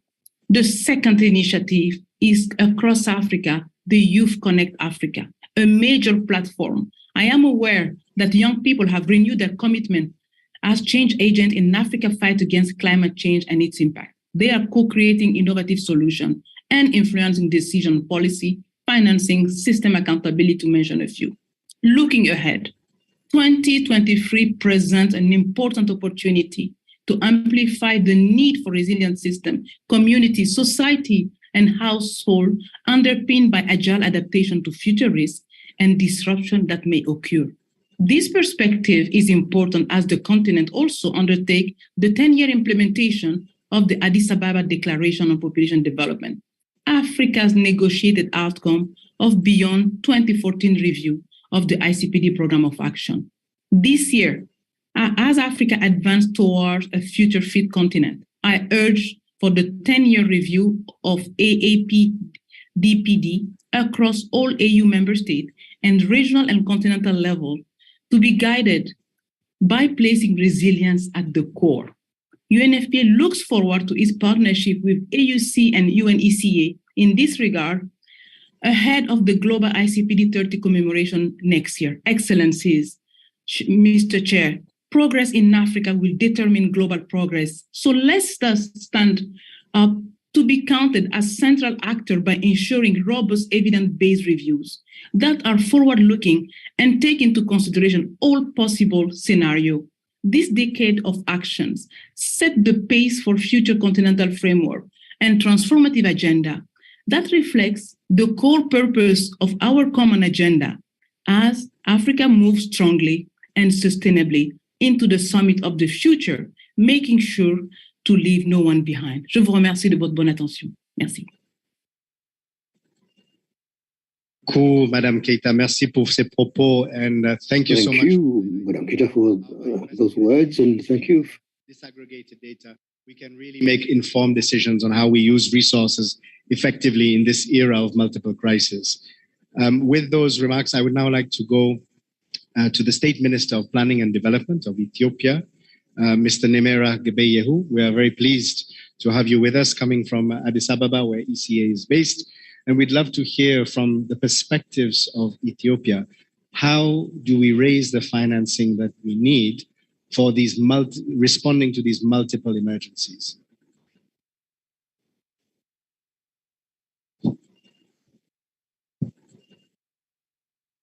Thank you very much, Paul. So, as other colleagues said, it's a privilege for us representing our country and attend this meaningful forum, a forum on which, we Africans learn from each other and also a voice for each other on these, global challenges that we face toward this, our aspiration of, achieving sustainable development goals. And I'm really, glad personally taking part on this platform, and thank you to all, organizers.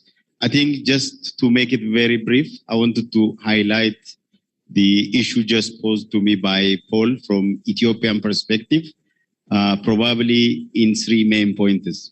The first one is how Ethiopia sees issues of climate change within our policy, environment, strategies and development planning framework, and trying to highlight how we see the problem and how we as a country try to solve the problem that we face. On the second point, I wanted to really, put highlight to the discussion, what kind of challenges do we face as Ethiopians? Of course, those challenges are not pretty much only peculiar to Ethiopia, but most of African countries who are facing an imminent climate risks, do share, similar experience. So I wanted to highlight the challenges that we face, and finally, probably put forward some ideas, in terms of our country, regional and global perspective going forward. What should we do? How should we do it? Pointers. So on the first case, I think for most of you guys who follows the issues of climate change, Ethiopia had been a forefront in champagning, the idea of climate change, not only as Ethiopia, but on behalf of the whole continent as well. There were, so many achievements that we had together over the past, 1 decade or so. One of really, a peculiar, probably other African countries could also learn from Ethiopian experiences. We have a strategy called CRG, Climate Resilient Green Economy, within which, we see our policy environments towards climate change, the strategies that we put in place, and also how we integrate the issues of, climate change in our overall development planning framework. So this CRG is a tool in which we try to mainstream or integrate the ideas of climate changes, would be it in energy sector, agriculture, or infrastructure, urbanization, trying to integrate it in our modus operandi of development management framework. Not only a tool, it is also a governance platform, on which we try to bring on board not only state actors, but all stakeholders in climate change, from domestic and international, especially bringing on board, our international development partners, not only international, but global in that sense. Regional partners are where we plan together, design programs and projects together, and also the financing and implementation, we do it together. And the UN family had been, a great support in this regard.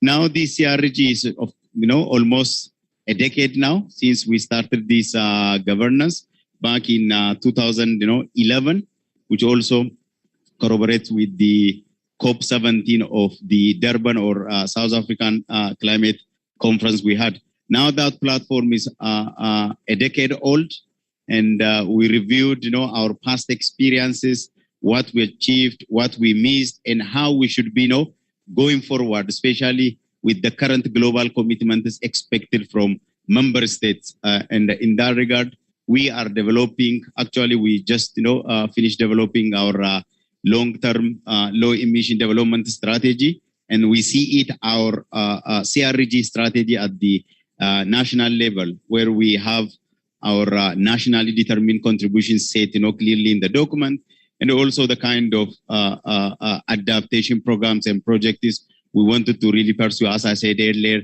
being integrated within our national, development program. So these are, the policy environment within which, Ethiopia works, and our NEDCs, our NAP, national adaptation programs are make a component of these bigger, policy environments. One of the things I also want to really highlight is, of course, we have agencies, institutions, sectorally arranged, trying to pursue the climate, resilient or smart strategies in each respective agencies. But the political leadership is also really important. Over the past, 4 years, we have a Prime Minister, His Excellency Dr. Abiy Ahmed, who is pursuing an initiative through which, he initiated Green Legacy Initiative, a green legacy initiative that is started with protecting our nature through planting trees and conserving our soils, because most of our development aspirations are largely, related to the primary sectors, and trying to protect the primary sectors, the soil, the ecosystem, the natural resources, overall together, will make us to achieve, the development aspirations that we set in terms of food self-sufficiencies, job creations, and also competing in the international market. So his leadership, at the political level is giving a leverage to the country that we've, successfully implemented the program, and now going forward, Green Legacy is our pathway in terms of, developing or pursuing our climate smart, development strategies in that regard. So speaking of, the policy context and experience of Ethiopia in that context, the second point I wanted to quickly, put forward for a discussion probably is, what challenges do we really face when we speak about these imminent crises that we are facing, challenging us from pursuing our national development aspirations? I try to highlight 4 major problems here. The first problem we face is, as this climate risk is an imminent risk shock, the kind of climate information and early warning system we have in place, technically, institutionally, and the way in which we analyze climate informations and use it for a policy making, for development program and project designing is one of the major challenges that we face as Ethiopia. I presume this is, a common challenge that most Africans do face. Of course, tomorrow we have a session on which we speak data and the statistics. Within that, the data, the information and statistics related to climate change is one of, the major challenge that we face, and affecting our early warning, capacities in that regard. The other problem that we face is the challenge of prioritization. So climate change had caused huge loss and damage to different sectors across, different spaces and over time. So when we speak of our national adaptation programs and projects or national development programs. If we don't set our priorities, right, it will be very challenging to achieve a durable, impact in addressing the root causes of, climate change. So the issues of prioritization in that regard, affects us, compounded with the eminent, current risks that we are facing in terms of flood, drought, and in different, formats of climate-induced, risks. So this is also one of the challenges and put up, for discussion collectively and learn, from each other. Comes with this, the third challenge I wanted to mention is with the prioritization challenges, the high financing need that Africa requires. Of course, in the morning, we have been hearing that the SDG goal 17 in terms of expand the domestic resource mobilizations. There are, success stories across so many African countries. But given the challenges that we had faced in the past and the current risks that we are facing with the climate change, the financing need is beyond Africa's capacity or beyond the domestic, resource mobilization capacity that most African economies are. Of course, there are good, scenarios there. Our tax, collection capacities are expanding over time, and new economic activities are adding up to the taxation, framework is expanding our tax basis. But still, given, the significant amount of challenges that Africa had faced over the past decades or so, the current need and the current need of development and the financing capacity is, one of the major challenge. The fourth challenge that I want, is also relate to what we've been discussing before lunch is about global financing structure. It was beautifully said in the morning that the current global, development financing structure does not yet fit for purpose, especially given the need that Africa and, globally least development countries do face. The problem is not only the global financial structure does not fit for purpose, but also the level of fragmentation across international development financial, structures and institutions, bilaterally, multilaterally, which is also affecting most of, small economies, African economies, in terms of tapping or maximizing the opportunities that, the current existing global financing structure has offered. So this is also one of the major problems that Africans do face, given the capacity that they have of leveraging how to mobilize externally resources, the fragmentation of, the global financial structures and institutions is one of, the challenges that we do face as Ethiopia. And as I said earlier, most African countries also do share that. So given this, magnitude of problems and challenges that we face as Africans, what should we do, especially when we speak, trying to create a collective agenda as an Africa in a global platform such as the forthcoming COP28 and beyond. I have, few points to mention here. Of course, there are so many success stories that have happened over the past few years, and trying to make Africans get heard on those global platforms. One of those, success stories on the Egypt COP27, the loss and damage funding arrangement that we, achieved collectively is a good success story, and we Africans should push for that, funding arrangement to become possible in the COP28 and this year at the United Arab Emirates. Not only having the arrangement, but also trying to mobilize enough finances on behalf of Africa, not only Africa, but also for the global least developed economies who are facing the imminent risks of climate change. When we also speak about the loss and damage is about the past. We have to also pay attention to adaptation financing, which did not, to my understanding, or most people would share this view with me, that did not get an attention on the COP27, and we need to push forward for COP28. Adaptation financing is the most financing options that we as Africans collectively should. Why?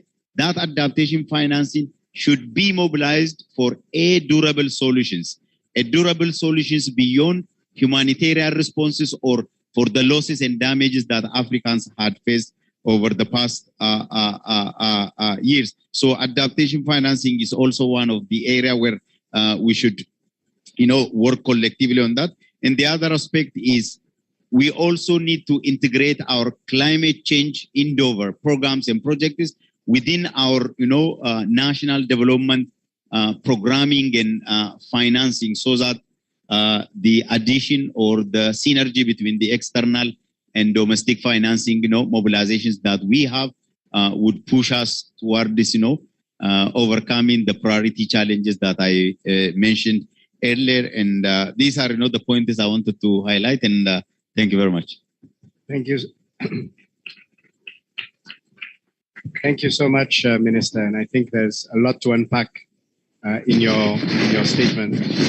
And in particular, I think we note the fragmentation of the existing mechanisms and the need to make them fit for purpose, the use of data and statistics, climate information. Allow me to mention that the Secretary General has made a commitment that all African countries, all developing countries, should have access to climate information, early warning disaster systems as part of delivering solutions for climate change, and linking that as well to safeguarding livelihoods. Because where you have climate information, you can save money. And I think you made a strong point that the needs, and if I will refer you to the high-level expert group report that was published last year, co-led by Dr. Vera Songwe, the former executive extern, it showed that developing countries will need at least $1 trillion by 2030 to meet the challenges of climate.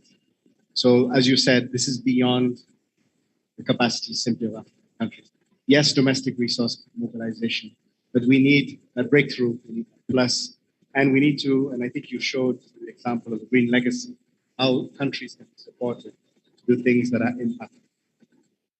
Je voudrais maintenant adresser à son Excellence, Madame Dalkiska.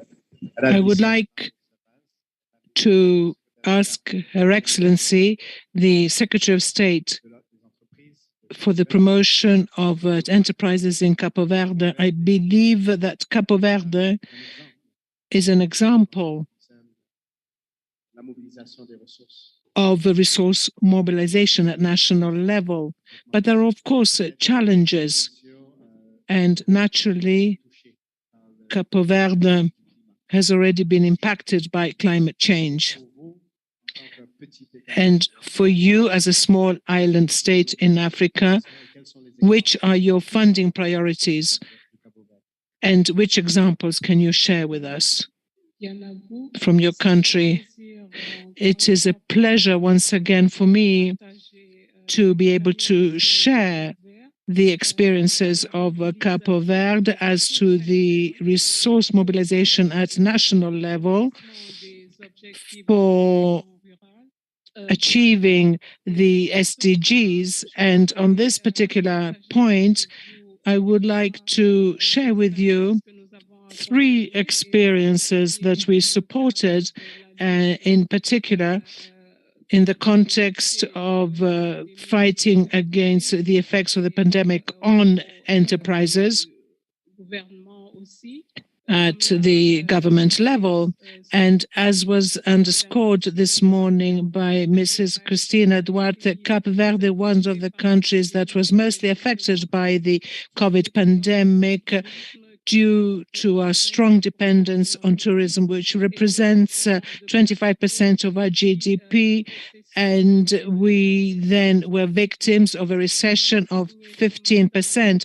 But as was pointed out also by Cristina Duarte this morning, we bounced back against all the projections that were made by our sustainable development partners. And we indicated that we would not achieve some of our objectives as early as we did, because of course, depending on tourism, we aimed at the vaccination, focus on the vaccination campaign, which also improved the tourist flow. But with regard to domestic resource mobilization, we successfully managed to launch 3 basketball activities and a syndicated loan by bringing together the 22 municipalities of the country and 12 civil construction companies, which together with the state, had their activities paralyzed due to the drop in the income and the initial funding program, which depended on the dividends of public enterprises. And given this blockage, we registered, especially with everything that came to a standstill in the aviation industry, or the public companies that funded at the airport level this program for development, for opening up landlocked areas, and for fighting against poverty, to relaunch the program and facilitate the access of the municipalities and to the companies that were involved in that program. They were helped to group, to get together and to undertake a specific operation in how they could anticipate the improvement of the income. This operation or undertaking had a lot of impact and was of great interest to the government. It had financial leverage, and we were able, through the banks as well as the stock exchange, we were able, along this syndicated loan that brought together several banks, almost $30 million to relaunch this program. The 22 municipalities under the aegis of the National Association of Municipalities were able to mobilize and issue bonds, social bonds,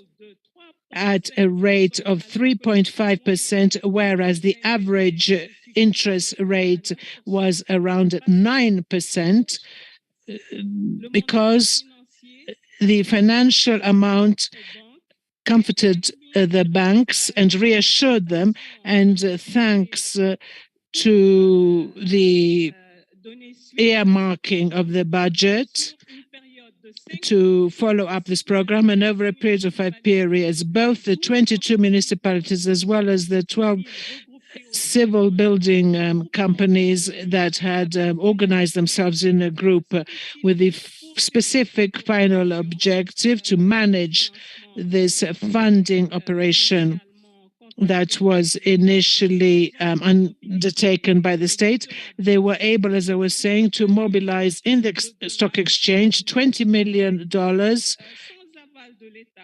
without any guarantee from the state, with just a pledge of the state of all the fees that were transferred to debt servicing of these municipalities and these companies. This was an operation which for the state did not have an impact on its indebtednent threshold, because it was a normal financing in the context of the budget that was spread over several years. And these enterprises, once again, and I underscore this group, to respond to these needs of fund mobilization.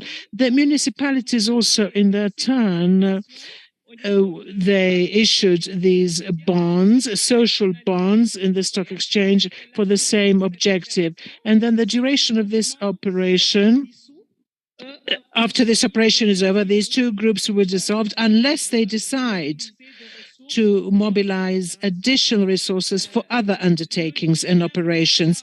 The second case that I would like to also share with you is the following. We created, well before the pandemic, an ecosystem of funding the economy and the state in order to respond to the market gaps for the funding of small and medium-scale enterprises in particular, where the banks were rather fearful of the risks, saying that the quality of the projects were not satisfactory, that the SMEs did not have their own necessary funds, that the guarantees were insufficient. The state, therefore, responded by creating 3 public enterprises, one called Po Empresa, which is a public institution supporting the enterprises by giving technical assistance and other subsidies like a matching grant. And here if I take up the subject of clean energy and climate change, the enterprises in the context of this program are able to benefit of a subsidy up to the tune of $5,000 for installing solar panels, but up to a maximum of 75% of the overall cost. And also they get technical assistance pro bono, free of charge, from the Renewable Energy Center. And this also is a very successful program because the enterprises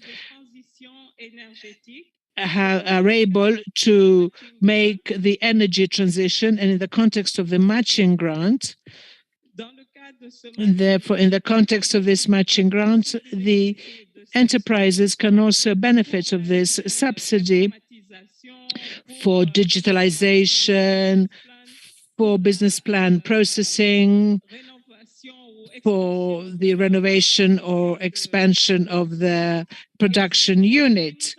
And these also created a guarantee fund of $17 million, which does not come in direct contact with the enterprises, but does grant a portfolio guarantee to the banks for funding up to the tune of $750,000 for the SMEs.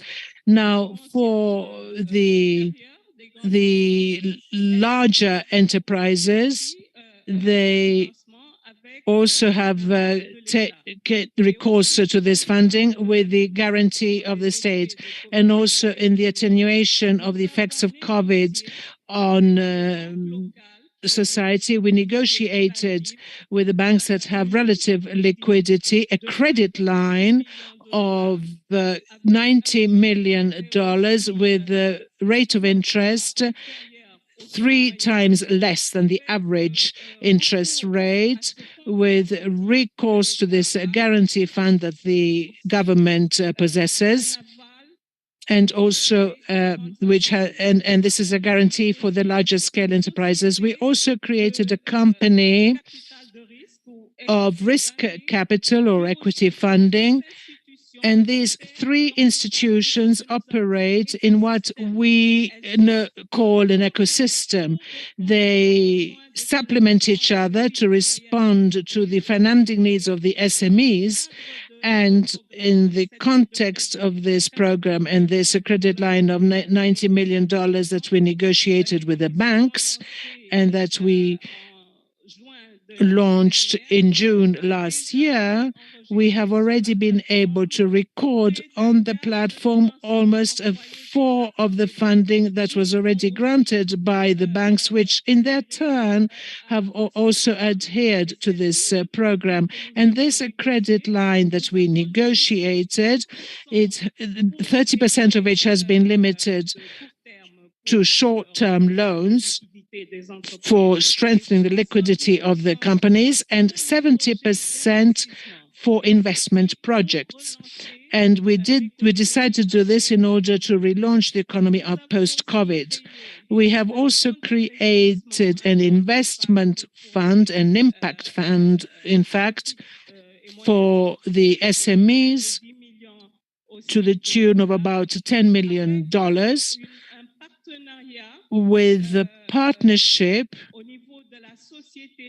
made up from the management company, the shares of which are held to the tune of 90% by Diallo Investment, which is a company that has a good track record for managing investment funds, and it is an Ivorian company, and a program at the same time which shows and illustrates that we already put in place regional integration mechanisms for mobilizing resources at the national level. And this management company only has a shareholding of 10% of our national capital risk company. And this is done in order to reassure the foreign investors who would wish to become members of the fund, because very often when a company is held by to the majority of the shareholders by the state, there is a certain level of resistance. But what was interested in the what the government was interested in the final analysis, that there be a mobilization for the small and medium scale enterprises, and we have given the larger part of the company management to India Investment, which is a company well known for managing investment funds, and this helped us also to acquire experience in impact funds and to launch more significant appeals in the future. And then at this point, this is what I wanted to share with you, because these are concrete examples of mobilizing resources at the domestic level. Thank you very much, Madam Minister. We have learned quite a lot from your experience. When there is a climate change, there is always this element of risk, but what you have been done is to do things in such a way to reduce risks and bring together the funding resources to have a larger investment. And this is often very necessary to attract further investment. And I would like to remind all that our Deputy Secretary General has laid emphasis on social undertakings and to issue green bonds and to, as you have done in your country, to create more groupings.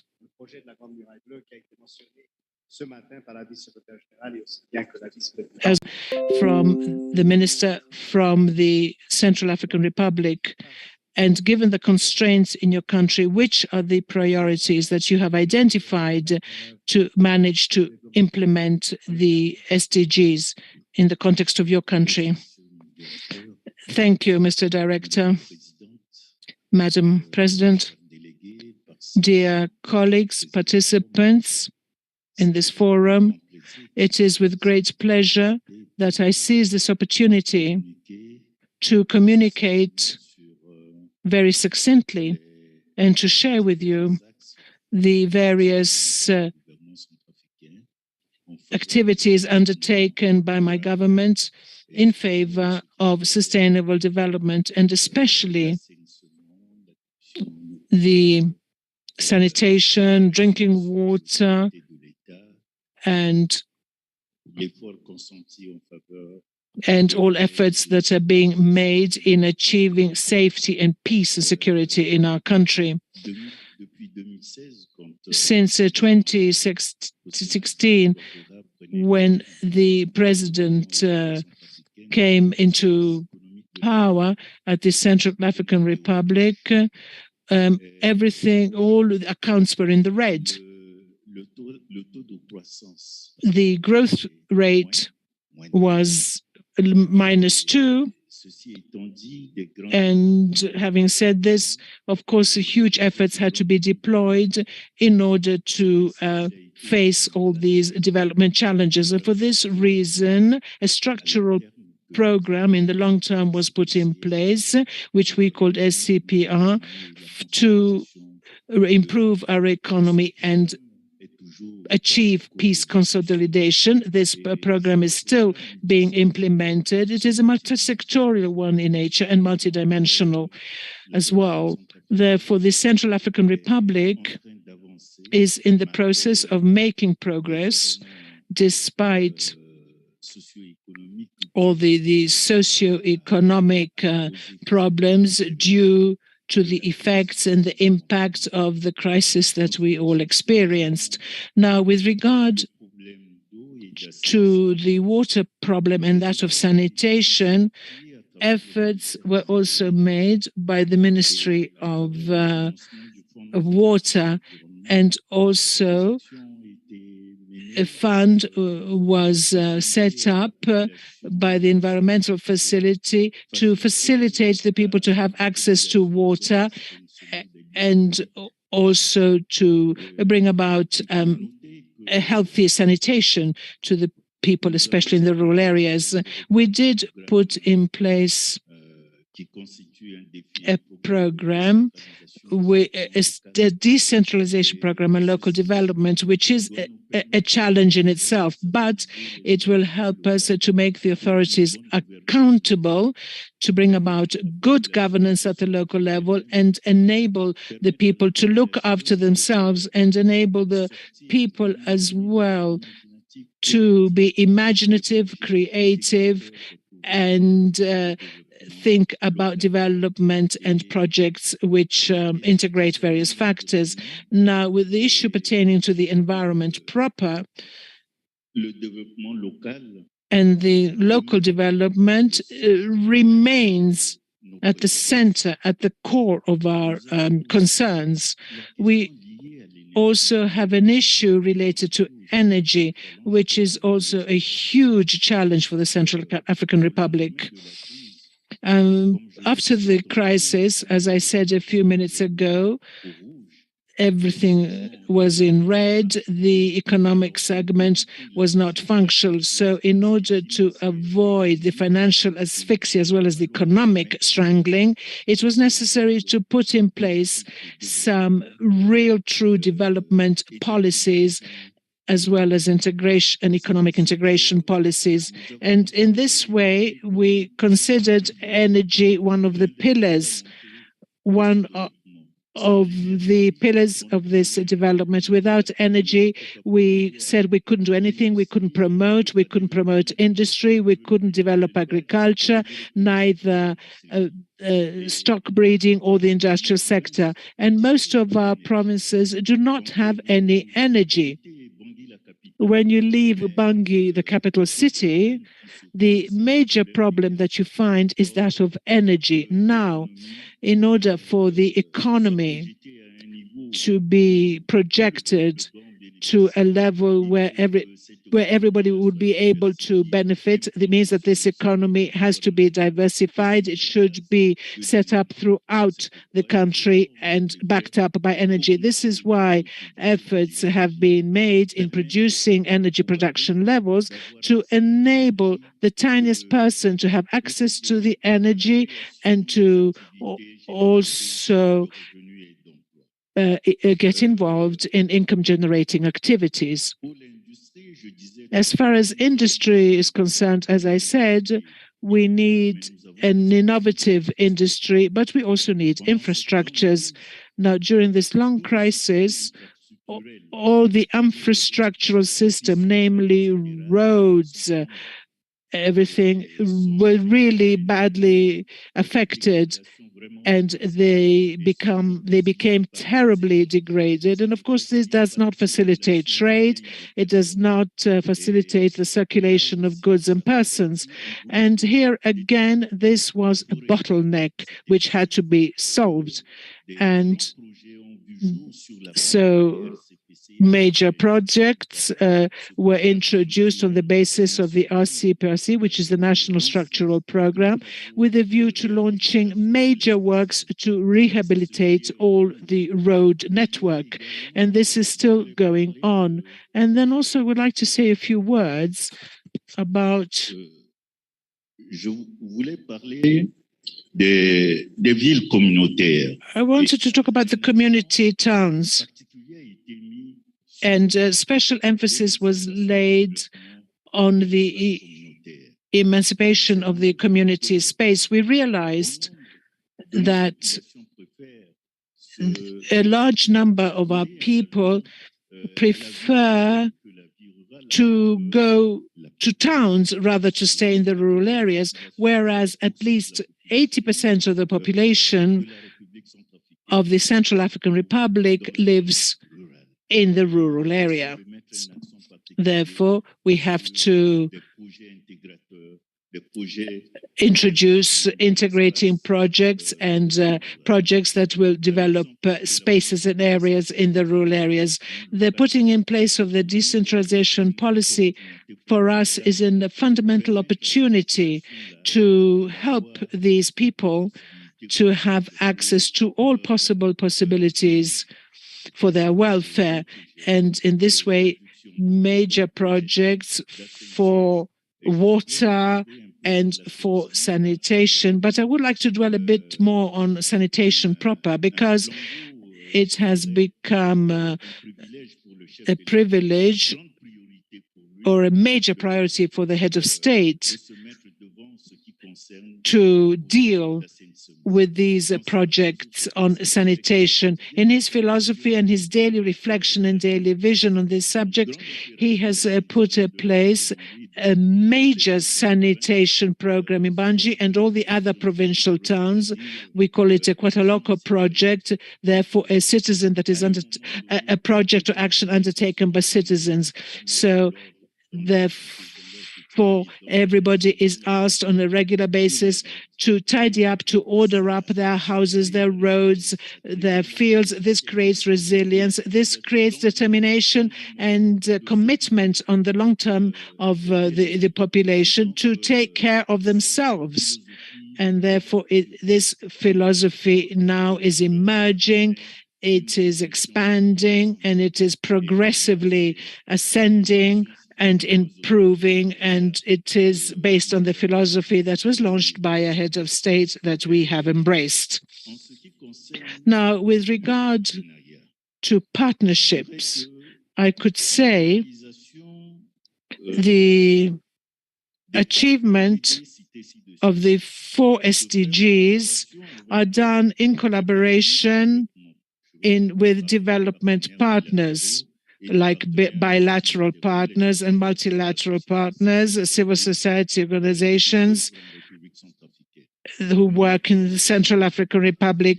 We lay emphasis on domestic resources. And of course, the sky is the limit.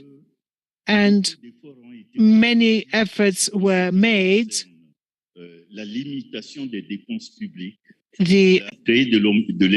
And of course, most of the activities of the sectors that we consider productive sectors are funded by domestic or national resources. The country is able to do so, but the major problem for the Central African Republic is the importation of what we already have, like forest resources. We are fighting for this, and major decisions are being taken so that 80% of the timber from Africa be processed locally. It is a huge dispute because these exports of no advantage to the Central African Republic. We need to trade them. We need to process them locally in order to increase the domestic resources. So some efforts have been made in this area. In Central Africa. So I will conclude very succinctly by saying the following. As much as many efforts have been made, and this is a very topical issue, and they have been deployed for the war in Ukraine, but we also have to think for Africa. Many African countries are making huge efforts, but Africa still remains dependent on everything that is closed and this financial barrier. This is why I would like to take advantage of this meeting to launch a special appeal to all our partners, whether they're bilateral or multilateral, whether it's the international community, generally speaking, to give us the necessary means to the Central African Republic. We are coming out of a crisis. We have not effectively come out from other conflicts or tensions, but we are trying to make special efforts in order to rise up to the major challenge. Thank you very much for your kind attention. Thank you, Mr. Minister. You are absolutely, you have talked about the wealth of your forest wealth and the fact that you should try and process the timber locally in order to achieve the development goals. And the investments in the energy sector is the main pillar in order to help the other sectors of the economy.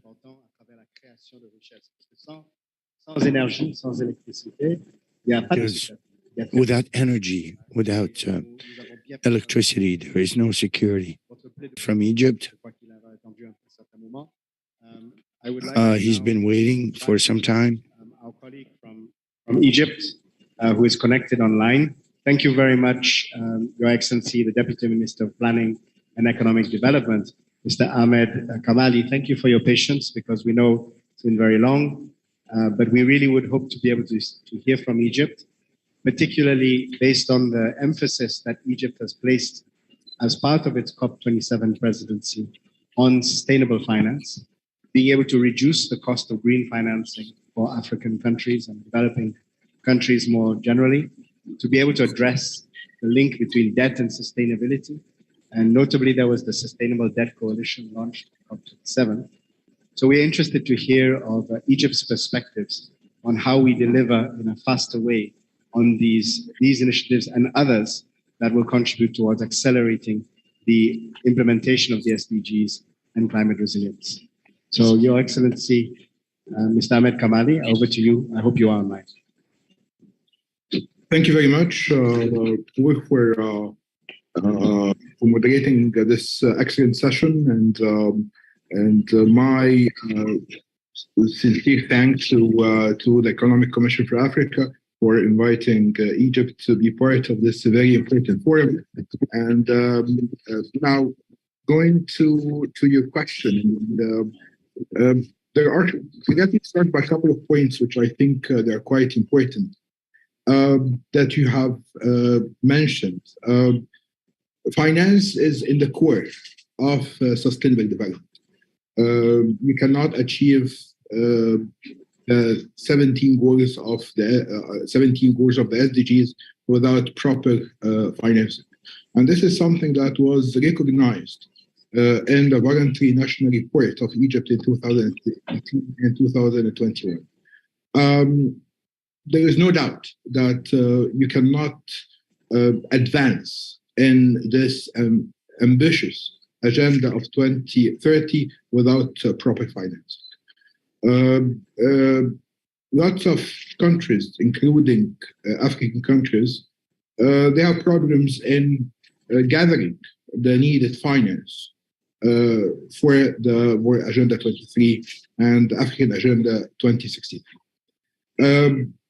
even before the different crises that hit the global economy, starting from the pandemic and now the geopolitical crisis in Europe, there was an issue of debt sustainability.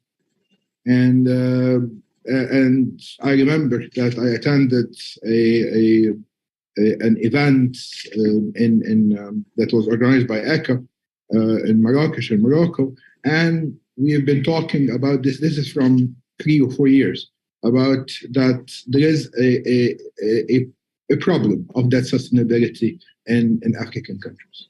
I believe that this problem has worsened because of what we are experiencing in terms of the different crises. So there is, for lots of countries, even medium income countries, there is almost a vanishing fiscal space. And this is something that we need to recognize, and we need to work as a continent, as African countries, toward this very important issue of debt sustainability. So, and this leads me to a very important point that is associated with that. Just transition. When we talk about just transition, we're not talking only about just transition within a country. We need to think about just transition between all countries worldwide. We should remember that African countries, despite its low contribution in global greenhouse emission, Africa is the most vulnerable continent to climate change. So we have to remember that. Most of the pollution, the greenhouse emission, this is not coming from African countries. It's coming from developed countries all over from quite some time. So we need to remember that, and we need to, when we talk with in the UN with different countries, we have to recognize this fact. 4 countries are among the 10 most vulnerable countries worldwide when it comes to climate change. Again, this is a very disturbing fact. So when in our, of course, it is very important to address climate change and climate risk, and the cost of inaction is quite severe. But at the same time, we should not only put strain on the government budget, whether in terms of financing, different forms of financing. We should think in a smart way. We should also depend not only on government for financing. Private sector is a very, very important part of the equation. Of course, the international community has a very, very important obligation. Developed countries in the just transition, they have a very important contribution. So we should tackle this issue of finance in a holistic way, and we should always have in our mind the effect on that sustainability and the effect on our macro economy. So there is, and let me also talk about something which is important in this respect. Talking about the government and the financing, of course, governments, they invest in lots of projects. But, and we should not think about the environment aspect as one that is separated from other aspects.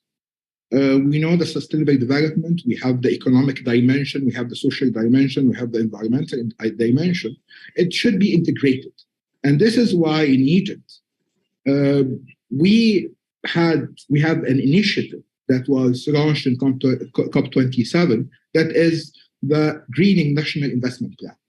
So it's when we think about investment projects, we have to think about the environmental impact.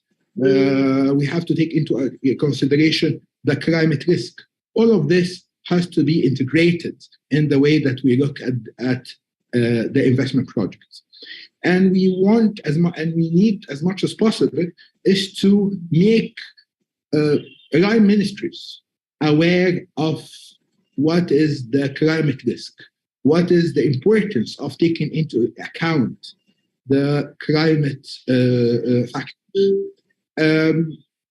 It is very important to indigenize climate in not only our strategic plan, but also in the short-term plans that we have. Things do not, we need to have some incentives. Whether you are talking about incentives in terms of pushing government entities to take into consideration the elements of the climate, but also the private sector. The private sector have to be away from the idea of corporate social responsibility. It is very important to make private sector aware of what is happening in terms of the climate, what are the risks. And also it is very, very important to remind always the private sector and make them aware that when there is risk, there are opportunities. And there are lots of opportunities when it comes to mitigating risk, the adaptation. So there are lots of opportunities in front of the private sector in all of these things. And if you're not going to be part of this, then you are going to pass opportunities. And over time, what you're going to do, you're going to maybe lose a very important part of your market share because of this. So what I want to stress is that it's the partnership to achieve the goals, which is very, very important.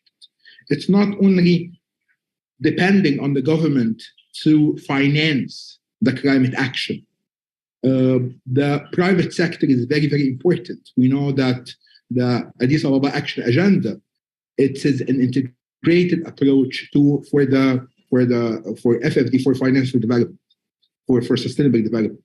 So we have to think about the function and the role of the private sector, and definitely the international community and the civil society. Again, the civil society has a very, very important function in raising awareness, in collaborating with the different stakeholders in order to achieve this. By this integrated approach and holistic approach, the cost of dealing with climate risk, of mitigating the climate risk and for adaptation efforts as well, this is going to be drastically reduced on the government side, and hence we can have more steam in order to go ahead with trying to mitigate and try to deal with this very important risk associated with climate change. We need to work together. It is very, very important to stress South-South cooperation. We have a lot of things that we can learn from each other. And it is very, very important to keep this in mind. The last point that I want to make, that, and this is something that when I was waiting, I was hearing excellent intervention from the esteemed panelists, but I looked at some of the questions. And there was this question about inequality. And equality, this is very much associated with just transition that I mentioned in the beginning. It is very, very important to keep this in mind. The idea of that we need to have just transition. We don't need to, because if we don't have this just transition within a country and between countries, inequality is going to be worsened, And this is definitely is going to affect not only our path and our efforts for climate change, but also for the achievement of the object or the goals of the Agenda 2030. Thank you very much, and it was a pleasure to listen to all of the intervention. I'm looking forward to listen to the other interventions of the esteemed panelists. Thank you very much. Going back to you. Thank you.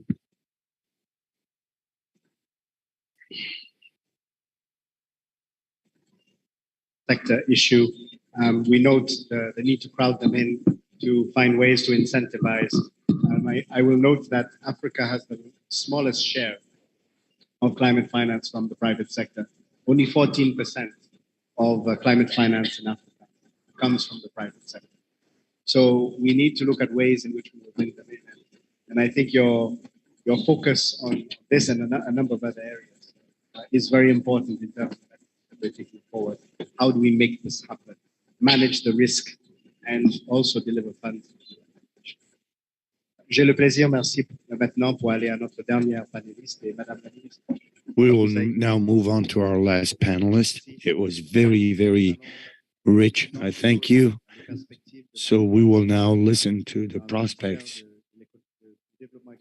as provided by the Minister of Economic Development and Partnership of Chad, Mrs. Madeleine.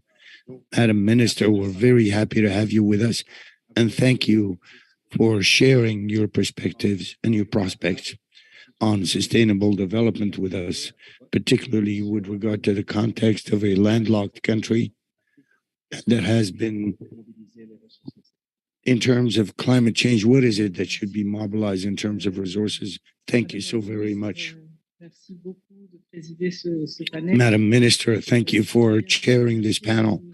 And I would like to, of course, to thank the United Nations Economic Commission for Africa for allowing us to share our experiences in this regard. And I also would like to thank the government of Niger for the warm hospitality extended unto us ever since they welcomed us here for these few days.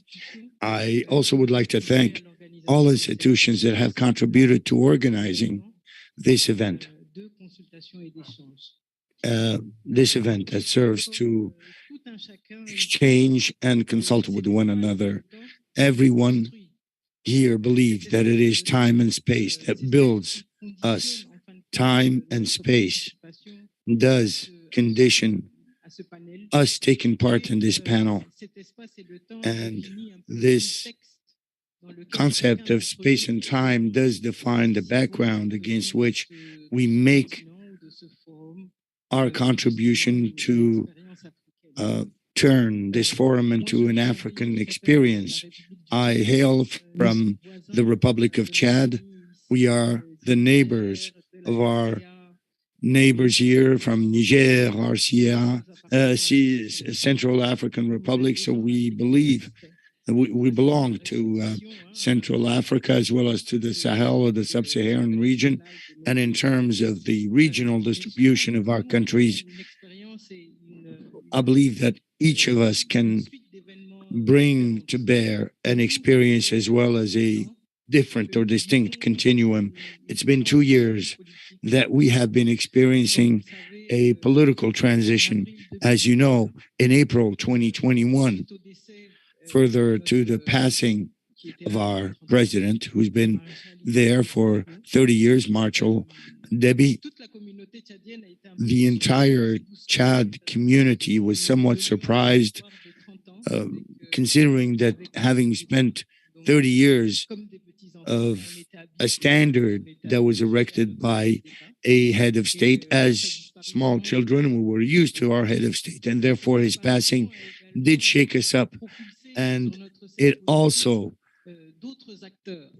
brought on our political stage other players.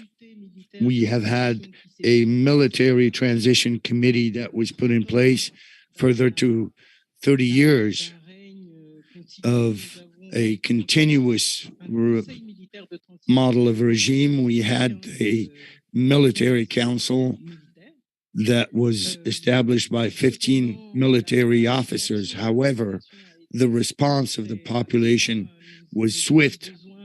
We needed to have constitutional order and all of our institutions and entities that had reflected the diversity of the rule of law that we did establish. So further to the passing of the Marshal, we have launched a transition for 18 months. 18 months with this military transition committee. We were able during these 18 months to organize a national dialogue that is both sovereign and inclusive, whereby as a national conference, we were able to remold the bases of our country. So last year, in October 2022, at the close of this national inclusive and sovereign dialogue, we have extended the transition for a term of 24 months, and we have consecrated a new head of state, General Driss Déby Diop. So we also formed a new government, which was in place since October 2022, of which I am part, and we have also established a National Transition Council that draws its mandate from our National Assembly, and we now have 24 months to not only reshape our state, but also make every effort so as for our country to return to constitutional order. So within this political context, and given this period of transition that is relatively short, we have to, as per the recent months, the year 2021 was a year of food emergency in our country. So we have also last year faced the challenge of the flooding and the rise in the levels of our two main rivers, the Godo and the Shari, which have caused floodings in 18 provinces out of the 23 provinces that make up our country. And that has caused approximately 1 million individuals to suffer prejudice. So considering this political process and the reestablishment of the constitutional order in our country, we are also experiencing the impact of climate change in our country. So in this regard, of course, the response and the attitude should be swift with tact and dexterity, and we need to remain very stoic in our response and use our intelligence. So I wanted to state, as I said, we are a country of Central Africa. We are a landlocked country with approximately 16 million inhabitants. Our economy is based, is a pastoral as well as a subsistence agriculture, based on a pastoral and subsistence agriculture. We have approximately 4 million hectares of cultivable lands, and we also have approximately 18 million hectares of arable land with tremendous agricultural potential. Chad is a country where we have been experiencing various challenges for the past 10 years. We've been facing the challenge of terrorism in our country, and we have been also experiencing terrorist attacks in the Lakes region, of which you are familiar. So we are experiencing humanitarian situations that are rather brittle. Food insecurity and malnutrition have been impacting on 5.3 million individuals, 53% of which are women. health emergencies affect approximately 3 million individuals, and we also suffer from recurring epidemics such as meningitis and other diseases. We also score a low human development rate, as we have a fertility rate of 6.4 children per woman, and life expectancy in our country is 51.6 years. So all of this is such that we are, with regard to our resilience and also climate change. Madam Minister, thank you for sharing these prospects on vulnerability, but we are pressed by time. So a few questions were made, then we are asked, what are the obstacles that one has to overcome, and how is it that Africa can position itself? True, one may say that bad governance, corruption may be the cause, and also we can also present that the fact that we need to adopt a joint and single position with regard to climate change. But I would like to ask a question. When one comes to a stage such as this one, with partners and donors and the entire UN system present, we have the UN system has been present in our country for the past 20 years, over the past 20 years, and the support that has been provided by the UN system towards our country has always been very critical. By the end of the day, the results or the outcomes that we solicit from our supporters have always been extremely difficult to be brought to bear, because there are impediments to development that do not allow us always to move forward. And in this regard, it is important that one may question the type of partnership or the way these actions are implemented in our country would lead us actually to obtaining the results or the outcomes that we result. The SDGs, the 2030, the 2063 agenda were agendas that we have subscribed to voluntarily with a can-do spirit, and soliciting a more solid support and with more concrete expertise, we could actually reach these results in a more fluid manner. However, it is also important to have a reality check, and also to see that this path that we are walking through together is full of challenges, and this is also a very important thought we should explore. How is it that together we can reach out to these and attain these objectives as these goals for 2030 and 2063? How can we have clear outcomes that could be within the reach of our population and that could address our concerns? Chad is making every possible effort to honor its commitments. We have national SDGs, we have national voluntary reports so as to follow up on the path we have traveled in terms of SDGs implementation. We have also established a national adaptation plan. We are thinking about those mitigation processes in order to prevent and enhance the resilience of our countries. Therefore, these are actions that the government of Chad has undertaken in order to also move towards such goals.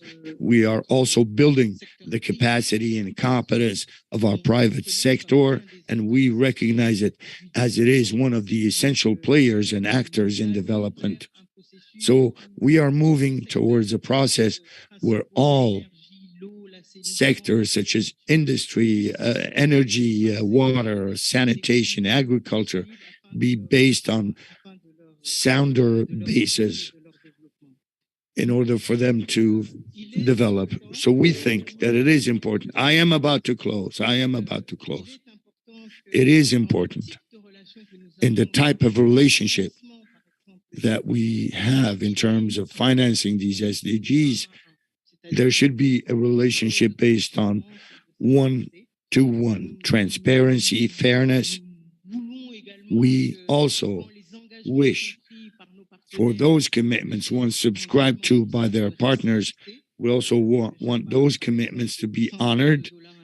I'm talking about $100 billion US, which were promised to sustain and support development in these countries.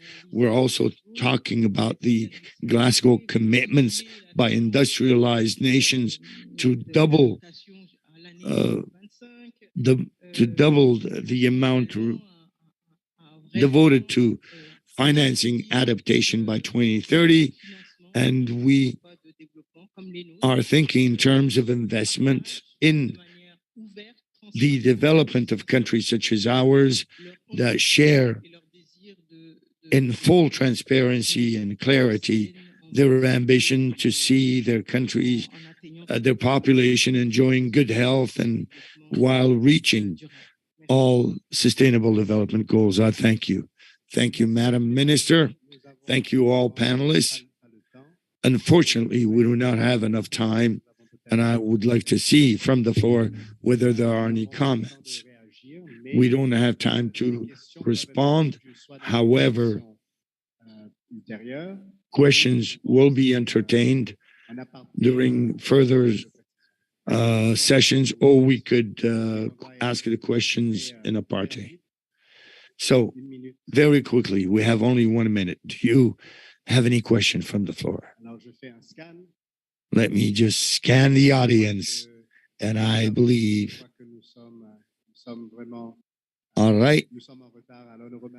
We are late. I would like to thank everyone, and most particularly, I would like to thank our panelists, because we have had speakers who have shared ideas, prospects from various backgrounds, countries that are most vulnerable, that are suffering tremendous impacts in terms of their security, and countries that have developed domestic markets using domestic resources. That everything is related to the planning against the impact of climate change. We have to ask the international community to do what is required so that the Secretary General's plan can be carried out, and also so that we can get support from other partners, create change, speed things up as we wish. Thank you so much.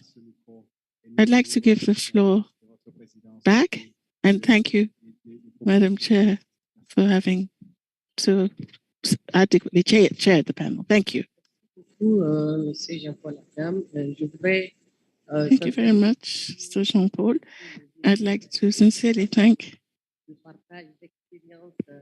everybody for this experience, for sharing these experiences. We have been able to look at the various perspectives. We've been able to look at resource mobilization for green and inclusive recovery, and also for a fair and equitable transition for our countries. I hope that we'll be able to do what is required. Thank you, Excellencies, sincerely. Once again, may I thank Mr. Jean-Paul Adam for having facilitated the session so well as our moderator. Your Excellencies, distinguished ministers, participants, may I now declare closed this session. Thank you so much for your attention.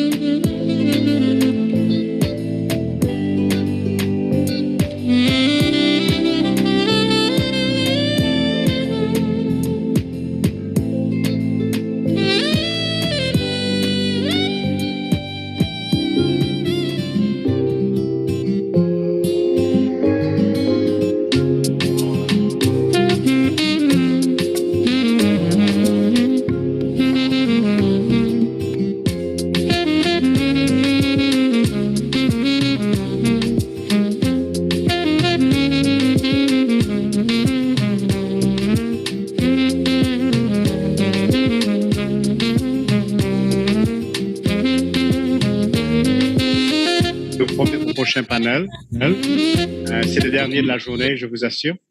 Et c'est la séance plénière, la table ronde plénière sur... We are now having the plenary roundtable on national and subnational actions and reviews to speed up and scale up implementation of the SDGs in Africa. We have a few panelists who have already joined us, but we have other representatives whom I would request to kindly come and take their seats.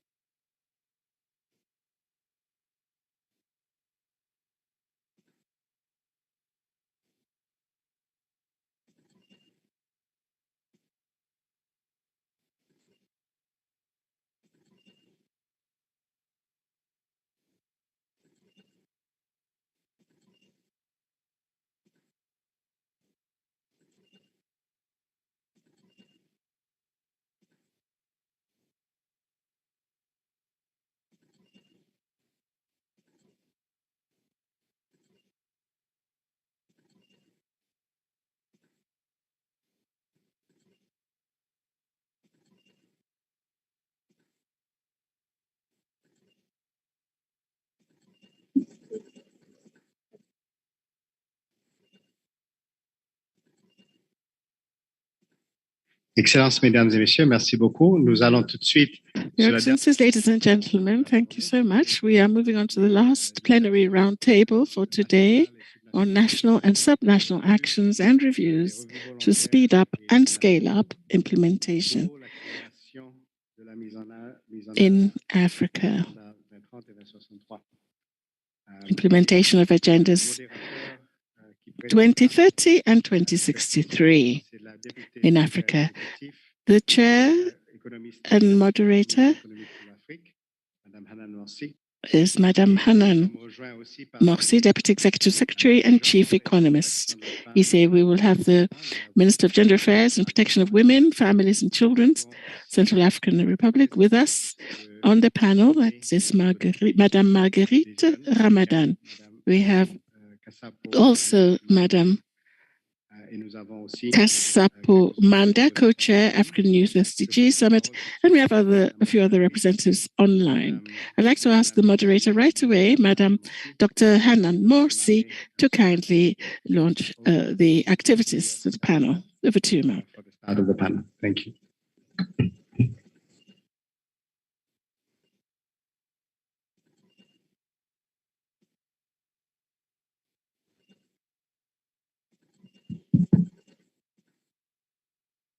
Good afternoon, everyone.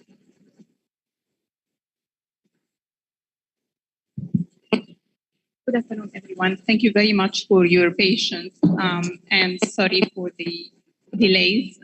It's always not easy to be the last session of the day, but we have a very interesting and exciting topics that we will be discussing today. So I hope that this will make up for the delays. Today will be discussing country experiences in terms of the voluntary national reviews. This year, there have been seven African countries have been conducting voluntary national reviews. And all of these countries are actually conducting these reviews for the second time. So it would be very interesting to learn from their experiences. And actually, these VNRs provide a very valuable tool to actually take stock of progress that has been made toward SDGs, but also to identify challenges and what needs to be done. Today, what we're gonna try to really gauge from that discussion are ways to strengthen the process of the voluntary national reviews and what helps to identify concrete actions in terms of follow-up and implementations and the type of support that is needed from various stakeholders in the process.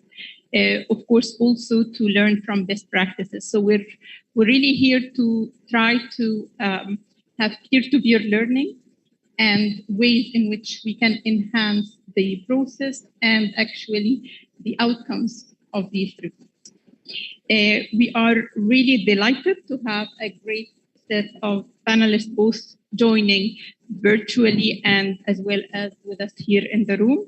And I would like to start with the Minister of Gender and Protection of Women, Families and Children of Central African Republic, Ms. Margaret Ramadan. Madam Minister, the Central African Republic is currently doing the second voluntary national review in 2023. And while we have 17 SDGs that are covered within these reviews, the exercise allows countries to actually focus on the ones that are most important to them. So we'd like to hear your experience in terms of the ones that you identified as most critical for your country, and also your experience in terms of dealing with mainstreaming women issues and challenges in the review. Over to you, Minister.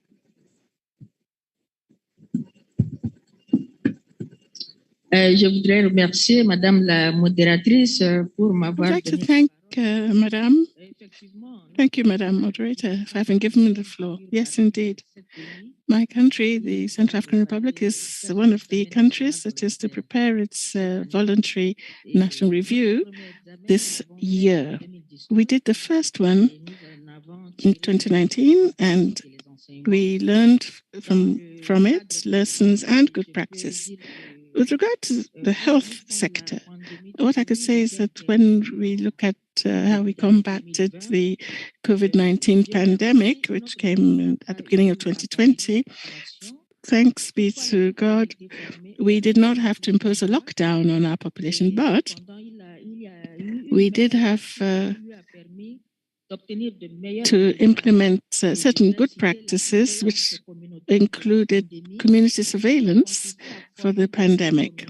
We were able to train community relay workers responsible for monitoring the progression of COVID within the communities. And this was an approach that enabled us to give quick information to the testing and surveillance teams. I can say that as we speak, some 3 years later, after the pandemic, there were 113 deaths, which shows how the country was affected, but to a limited extent, affected by the pandemic. We have a vaccination program that is underway, and we have achieved more than 64% of our targeted objectives, of our targets, and if we do weekly tests, if we're talking about 200, 300 tests, then we are able to detect 7 to 8 people only who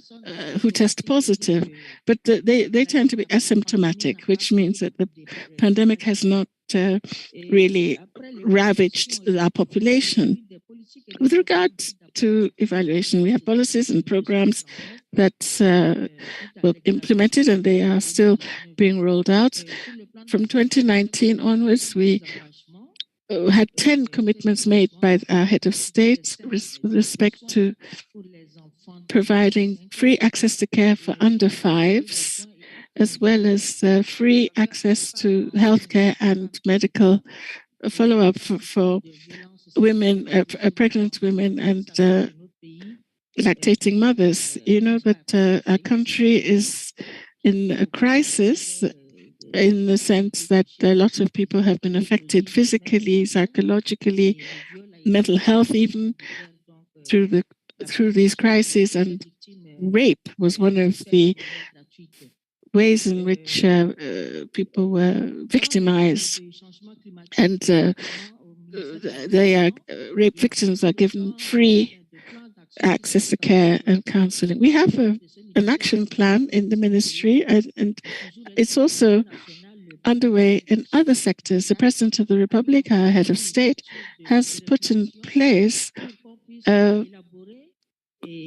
committee that reviews and validates national strategies for reducing catastrophic risk and adaptation to climate change.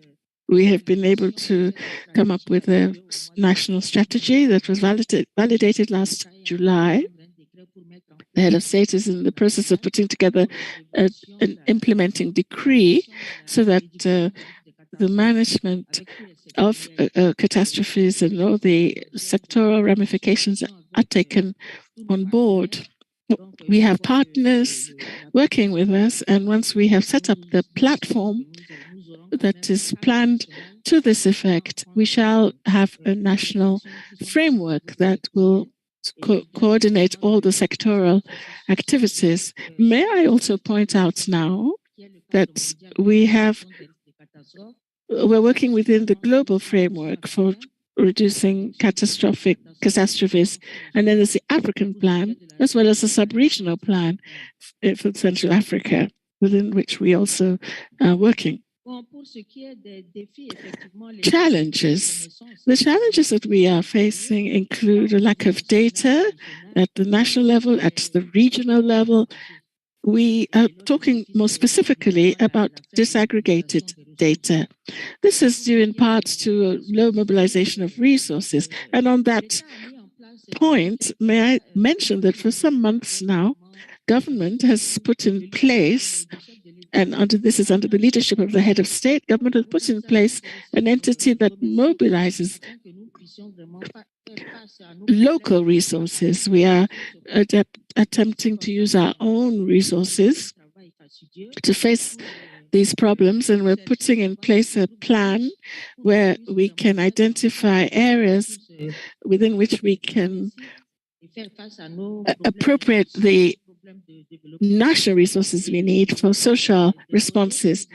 And when we talk about data, we would like to mention that the National Statistical Institute is being reinvigorated with support from the World Bank. We are funding data collection efforts, and this has been made possible thanks to United Nations funding. And may I say here publicly how grateful we are to the United Nations family for the support, both technical and financial, and in terms of physical resources that we receive when it comes to implementing the SDGs and Agenda 2030 and 2063. We would also like to mention the fact that state authority has been low in terms of deploying officials into the regions. The United Nations, UNDP, and other agencies have provided assistance, but we realize that thanks to the rebellion in certain parts of the country, there are areas where it is difficult to send civil servants. When it comes to child protection, we have a coordination structure which covers everything related to children. We work through this structure in a coordinated manner, and thanks to the leadership of the head of state, all the efforts that we make, be it for children or be it addressing other sectors, are implemented in a coordinated manner. We have been able to set up subcommittees, coordinating committees in all sectors. Let me give an example of the sector I have the honor of presiding over. We work with, on gender, violence against women, security issues affecting women, families, and children. And we are able to see who is doing what and what resources they have available so that we avoid duplication and can use the resources we have available wisely. With respect to the effects of the war, beyond the security dimension, we are affected by a rise in oil prices, and this affects the household consumption. And when it comes to security, we're sending the troops out to cover the entire territory is one of the responses we have, and we are getting support for the rising prices. And since we're coming out of a crisis, we continue to depend on all the support from partners, be they multilateral, bilateral, part of the United Nations family, banks, or others. Youth. I should mention that our youth are the future, and they can launch many things. And we have a coordinating structure for youth specifically. This entity is one with which we work, and we hope that along with the National Council for the Protection of Youth, we can achieve results.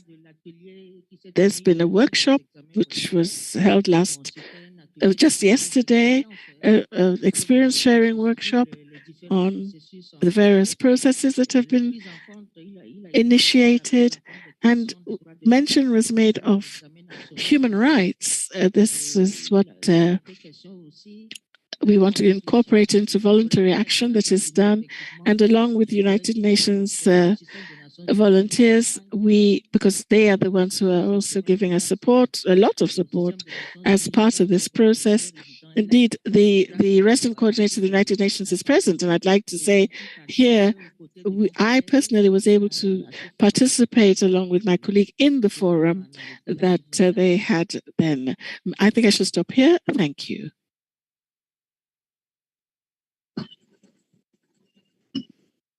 Thank you very much, Madam Minister. I think you've given a quite comprehensive answer. There are a number of things that you've outlined in your answer, including the policy interventions that the country did in terms of rolling out vaccinations. You've also talked about interventions that and work that has been done to do the risk reduction and crisis prevention strategy, and how this has been coordinated in collaboration, emphasizing the importance of collaboration with partners. You've also highlighted the challenges that you face in terms of data insufficiencies and how you went about it to try to resolve the issue and solicit support from various stakeholders and partners, and received support in that area from the United Nations.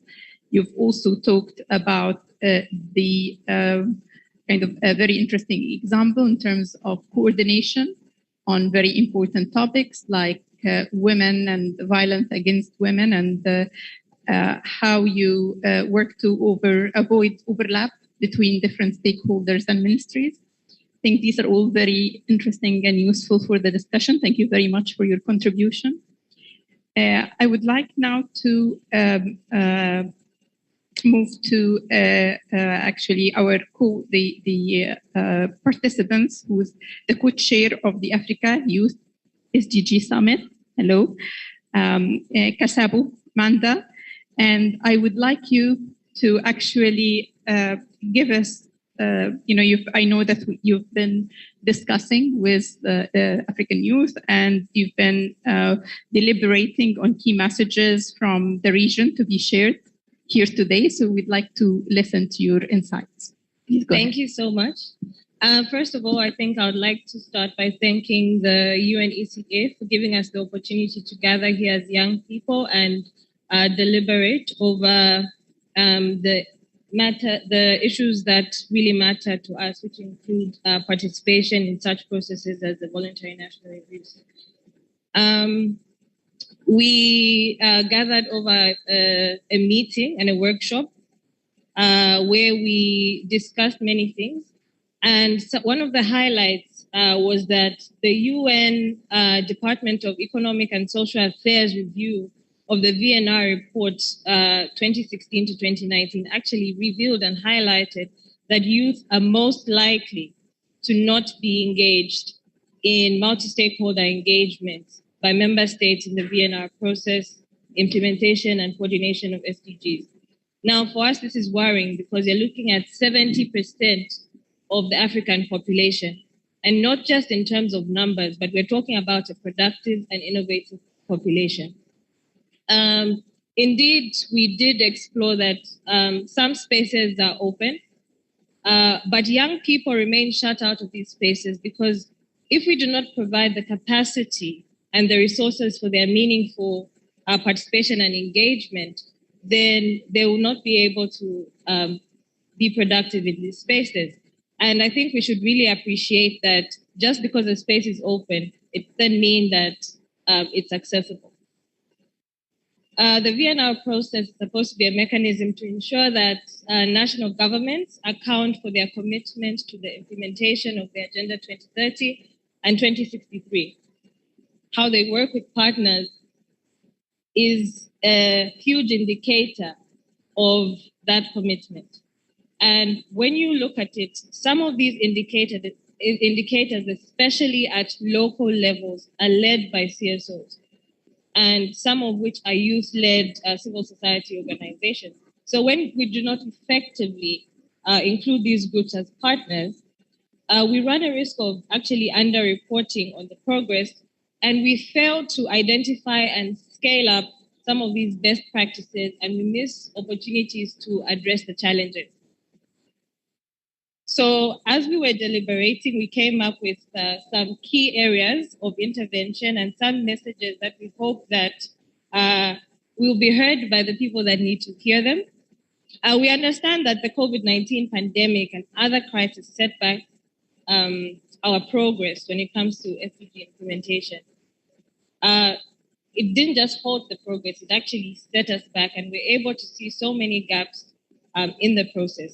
And in order for us to be able to build back better, we need to take concerted efforts to build back better.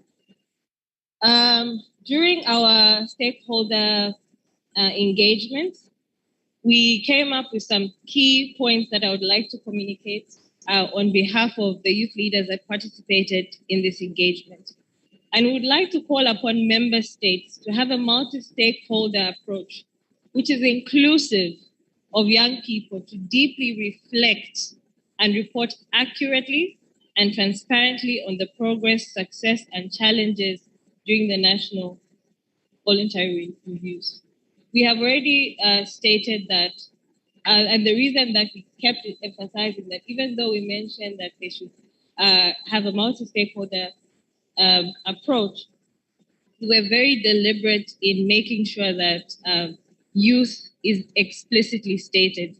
ECA will tell you that every time that we've had meetings with them, we've always emphasized that we do not want to be bundled with the rest. We want to be identified and mentioned as, because we believe we are a key stakeholder, and being identified as one of the vulnerable communities, I think it is very important for young people to be engaged at all stages. We also call upon the member states to mobilize sufficient financing for SDG aspirations by exploring untapped opportunities through domestic resource mobilization, innovative financing, and strategic partnerships, for which the private sector is a key stakeholder. I am very happy to note that I think from the very beginning of today's sessions, there's been high emphasis on the input of the private sector as a key stakeholder. We believe that, especially in the space of innovation, this is a resource that young people can really tap into. We also want member states to lead the VNR process to meaningfully include 30% of youth representation on review committees at local level, national level, regional level, and global review processes to ensure that there's a meaningful and inclusive youth participation in the review of the 2030 and 2063 agenda. So this is not just limited to the review process in country and it should end there. We want young people to be involved at every stage in not just the preparation of these reviews, but in every space that these documents are going to be reviewed and in which the progress is going to be discussed. Further, we urge member states and multilateral organizations to allocate appropriate resources for youth networks and organizations to conduct youth-led voluntary local reviews and shadow reports by leveraging on existing networks and platforms such as the African Youth SDG Summit to strengthen peer learning amongst young people and build capacity. While we're engaging with young people, we had the opportunity to learn from our friends from Ghana in some of the best practices that we picked out. Ghana actually mobilized young people and produced a youth-led voluntary review. We would like for our member states and our leaders to be able to adopt and provide resources for young people to be able to provide youth-led voluntary local and national reviews.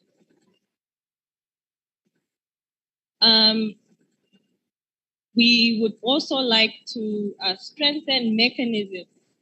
We'd also urge them to strengthen mechanisms that ensure that review is a continuous process, well planned, before implementation and used as a reference and learning to before and after the VNR process. We are aware that a number of countries will not be reporting for the first time. So even as it's a voluntary process, most countries do know that they have plans to report. We would like to see in place plans for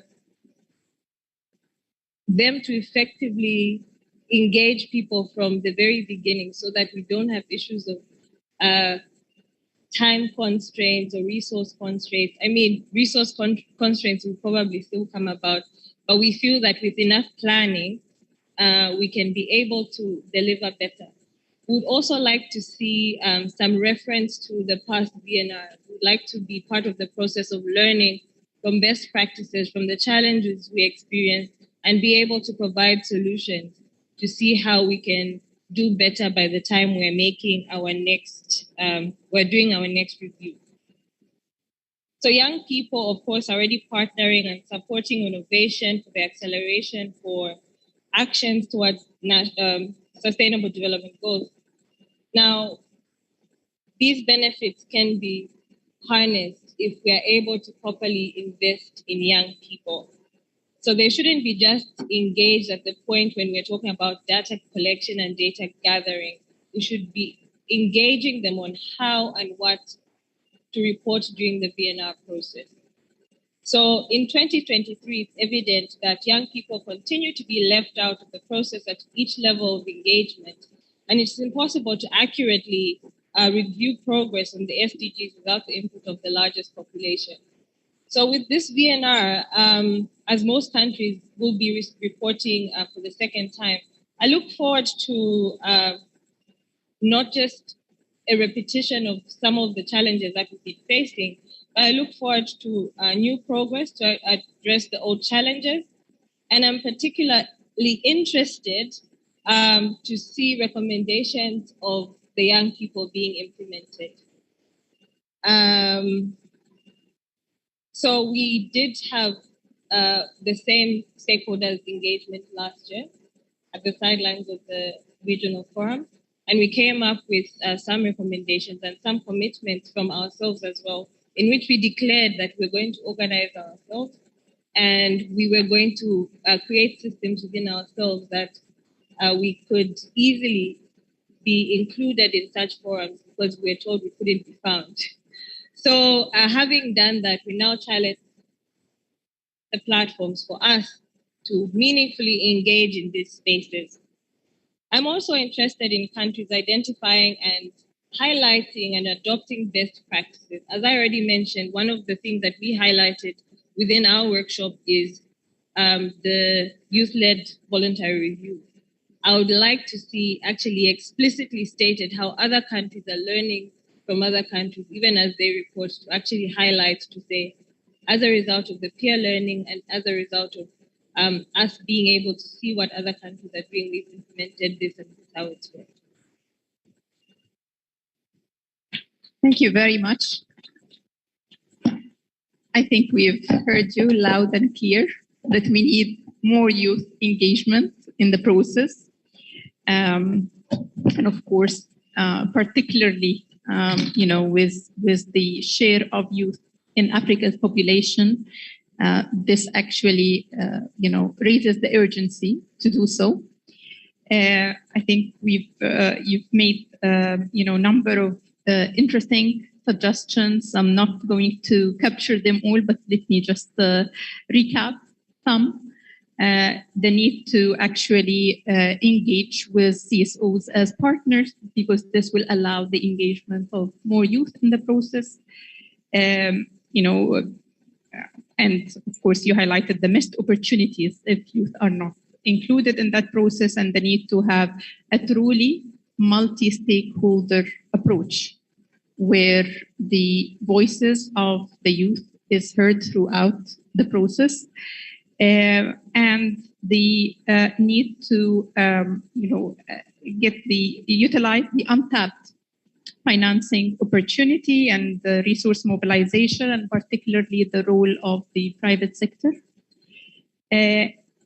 and you've made the case for, asking for 30% representation of youth in the review process at every stage, and asking countries to give some space for the youth to actually do some of the work that can contribute, whether it's shadow reports or whether it's suggesting solutions and having these discussions, and of course the importance of engaging early on and being part of the learning process in terms of best practice and learning from other countries to find solutions.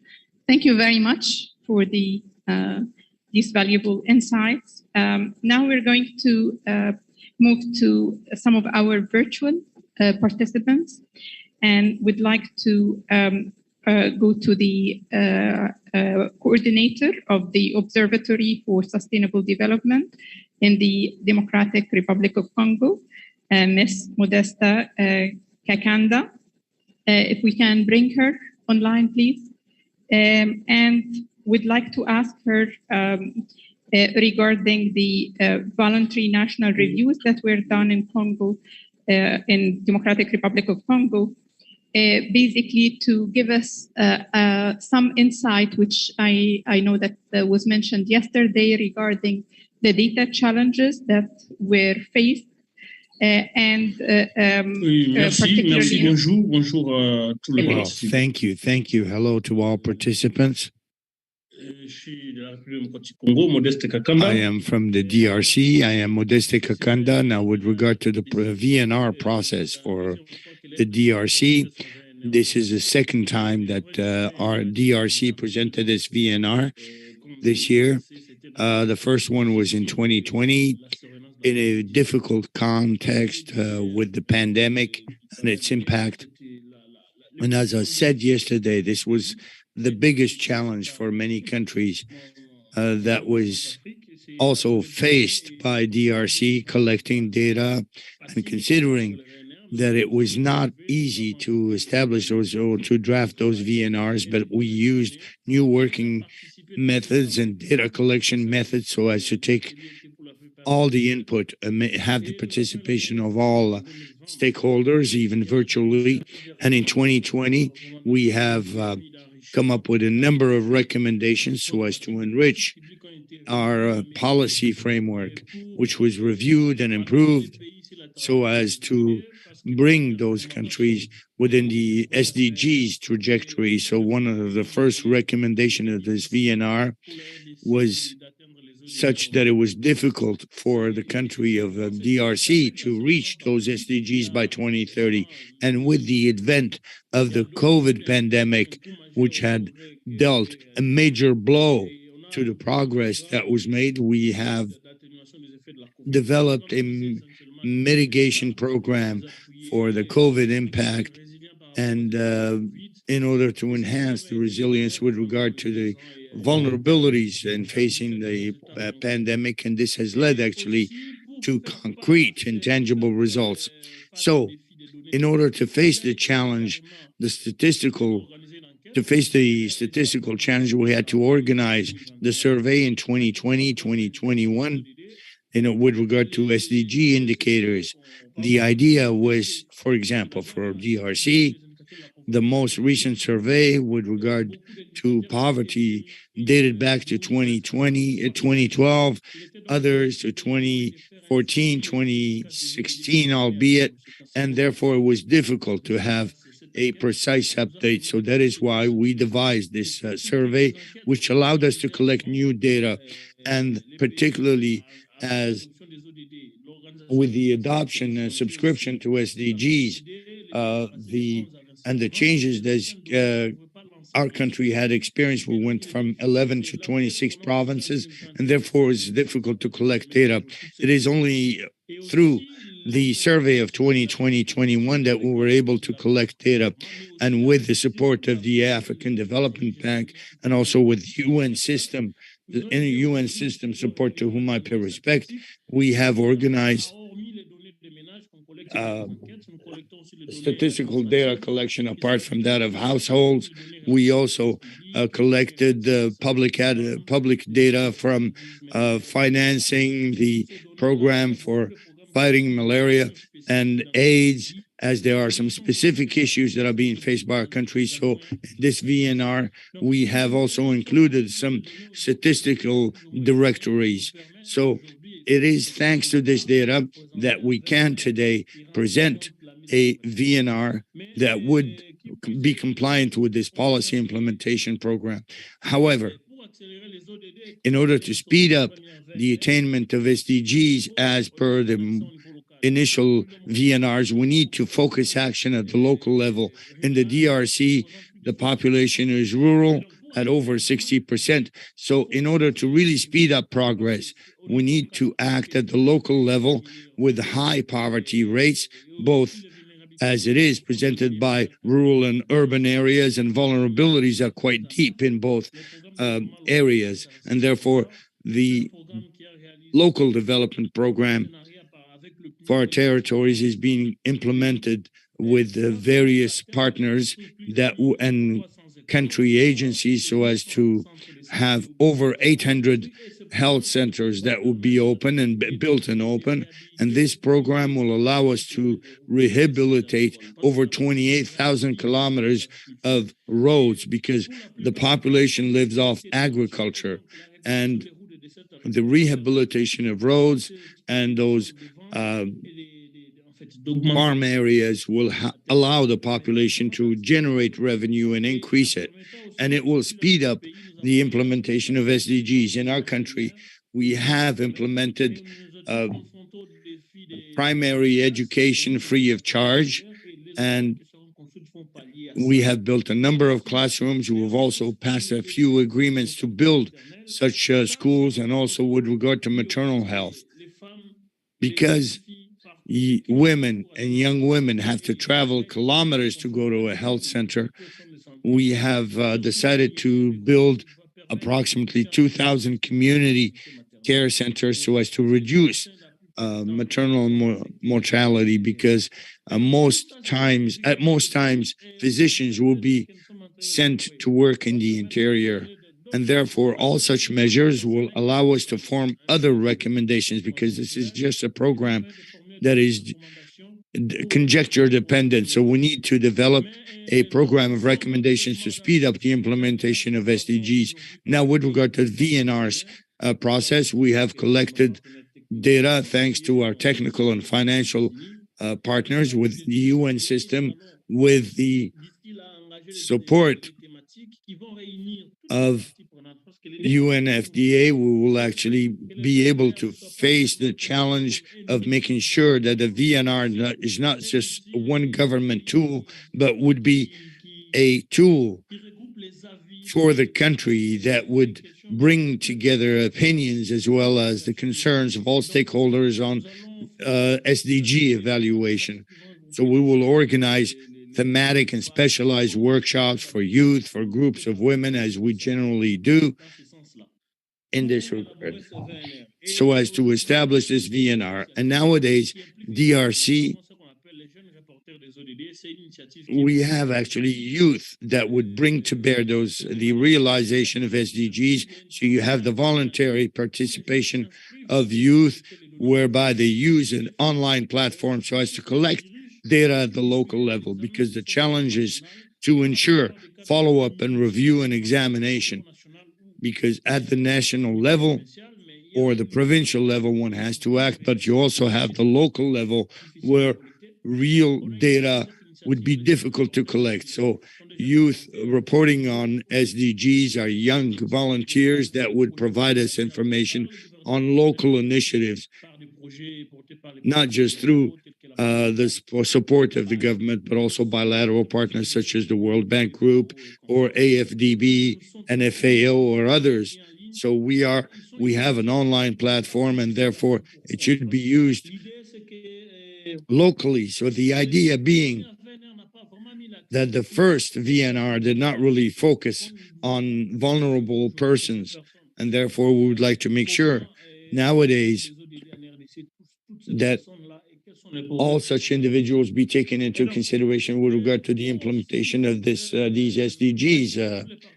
And also, in order to involve all stakeholders, we've initiated National SDG Forum, because we said we should start with a forum that would mobilize all stakeholders with the support of the UN system, UNFDA, UNDP, and we have actually this forum that has led us to the initial recommendations that will allow us to move towards the representation of those SDGs.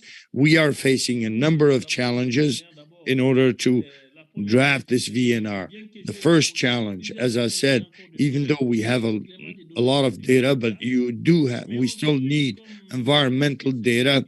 And as I think that this is a challenge that is being faced by many countries, metadata requires certain technical skill and training.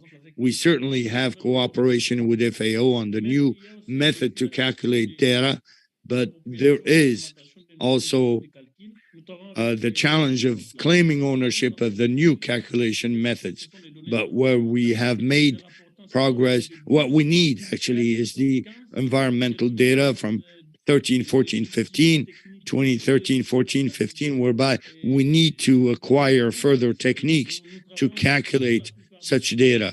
And this is not always available. Most times we use proxies, and it does not reflect the real nature of those SDG-related data. We are exploring ways and avenues with the UN system so as to see how is it that our country can actually endow itself with human and technical competencies, even material means, to come up with such indicators. This is the major challenge we are facing. And also, in the follow-up and examination, many state structures need to work in harmony, whereas the approach now is isolated. And this is what has motivated the implementation of the National Forum, so as to ensure cooperation between various stakeholders, so as everyone to be aware of the effect that one generates.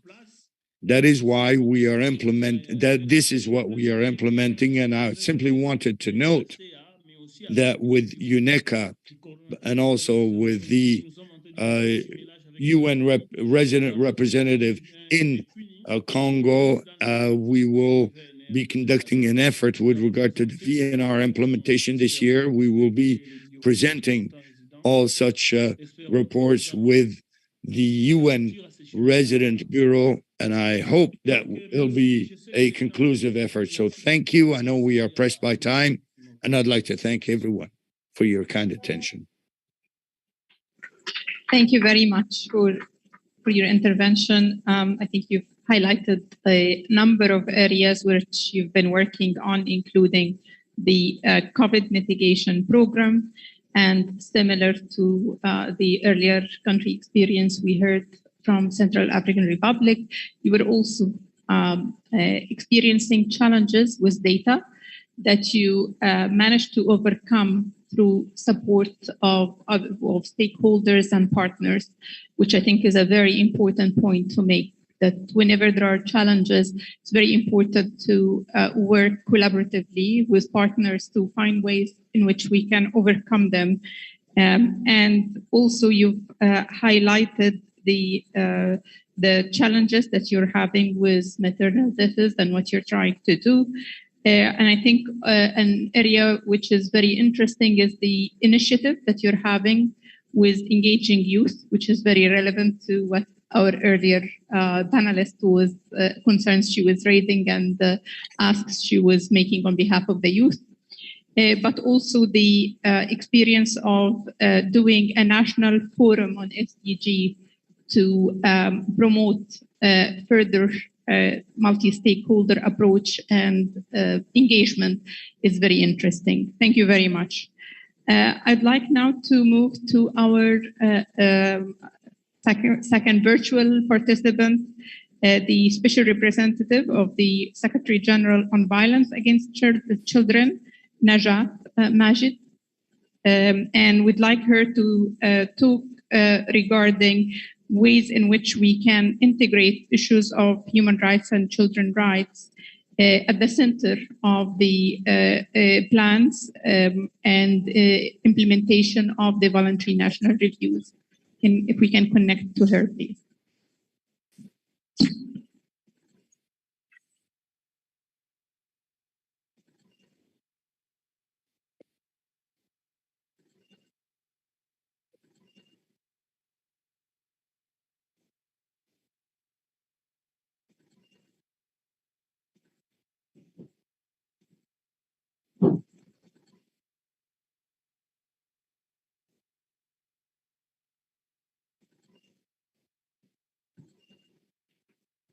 Hello, good afternoon. Am I audible?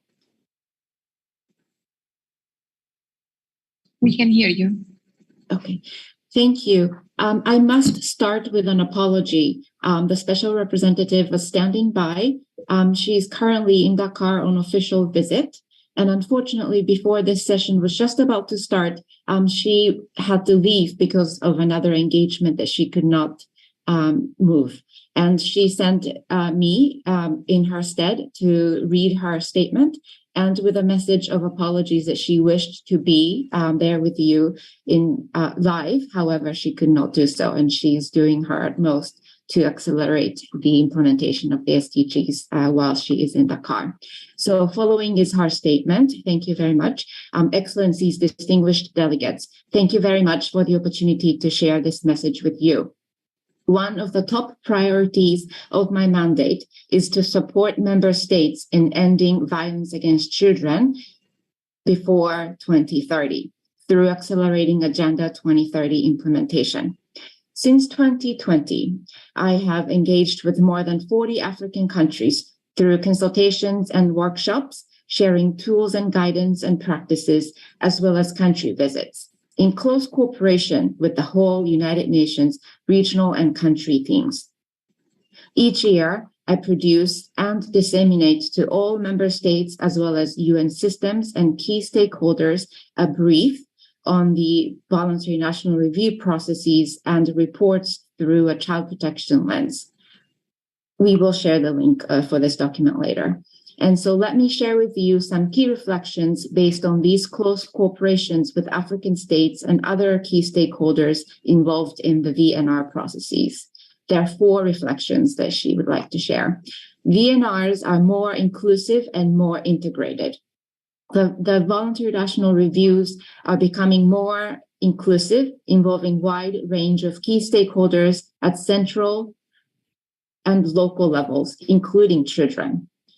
Increasingly, countries are designing their national development plans in line with Agenda 2030 and Agenda 2063 to further institutionalize the whole government and the whole of society approach to the implementation, monitoring, and evaluation. The UN Sustainable Development Cooperation Framework is jointly developed with government to address the Sustainable Development Goals while mainstreaming protection and well-being of children, and with this leaving no one behind in mind. South-South cooperation is increasing, as well as sharing practices within subregions. Point number 2, strong political commitment and mobilization in investing in children since the early childhood. In 2022, the VNRs showed strong political commitment from African member states to ensure children's well-being and protection despite facing ongoing challenges. We have highlighted good practices in the African continent that need to be strengthened, shared, and scaled up at the regional level. So many of the countries have used the SDG framework in their national development plans using a child protection approach, making strong efforts to investing in human capital and social protection in its large sense. Many countries have improved capacities to deliver the child and gender-sensitive prevention and protection services, with a particular focus on the most vulnerable. Important steps have been taken to address child marriage, FGM, child exploitation on the streets, child labor, through involving diverse actors, including community and religious or traditional leaders, reforming education systems, including Quranic schools such as in countries such as Niger, Senegal, and Cote d'Ivoire. Many reforms and initiatives have been taken to ensure access to education since early childhood, and also access to birth registration, health insurance and healthcare, and social protection. For example, in Ethiopia, the national planification has been used to reinforce child protection in a programmatic and result-based approach. Countries like Eswatini, Ethiopia, Gabon, Gambia, Ghana, Lesotho, Liberia, Mali, and Togo have all reported key aspects of their climate policy frameworks related to children. And these are only just a few examples among others that we can build on. Number 3, strong challenges still remain. Despite strong commitments and ongoing efforts, strong challenges remain in terms of effective implementation due to weak capacities, lack of resources, lack of reliable and updated data, effective decentralization, and monitoring and accountability mechanisms. The pandemic impacted and the global financial crisis have exacerbated pre-existing and ongoing challenges such as conflicts, insecurity, and political instability, climate crisis, forced displacement, social inequalities, and geographical disparity, food insecurity, poverty, gender discrimination, and remaining traditional harmful practices. In addition, the continent is the second most populous continent and the youngest continent in the world. So you can say major concern about the African rapid population growth is raising major concerns as opportunities, infrastructures, social services are not growing at an equally comparable rate. And then the fourth and the final point is that the clock is ticking. Investing in children is needed more than ever. Less than 7 years remain to meet the SDGs by 2030. The opportunity of the Voluntary National Review can be used to invest in children's well-being and protection. This means investing more in national and local child protection systems that encompass child protection mechanisms in a wide range of things like birth registration, documentation, education, digital learning, health, including reproductive and mental health, justice system, family support, and social protection. Means involving, empowering, and listening to them to address the overlapping crisis the continent is facing. Children must be seen as drivers of positive change, because one of Africa's most valuable assets resides in its young human capital. Thank you very much. Thank you. Thanks for your intervention on behalf of Najat, and thanks for highlighting the fact that VNRs are becoming more inclusive and the need for South-to-South collaboration and specific suggestions on how to improve the process going forward. I would like now to open the floor for questions. We can take 2 to 3 questions from the floor.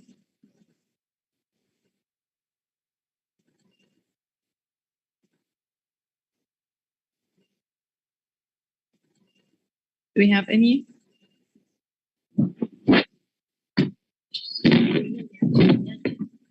Okay. Yes. Can we give the mic, please?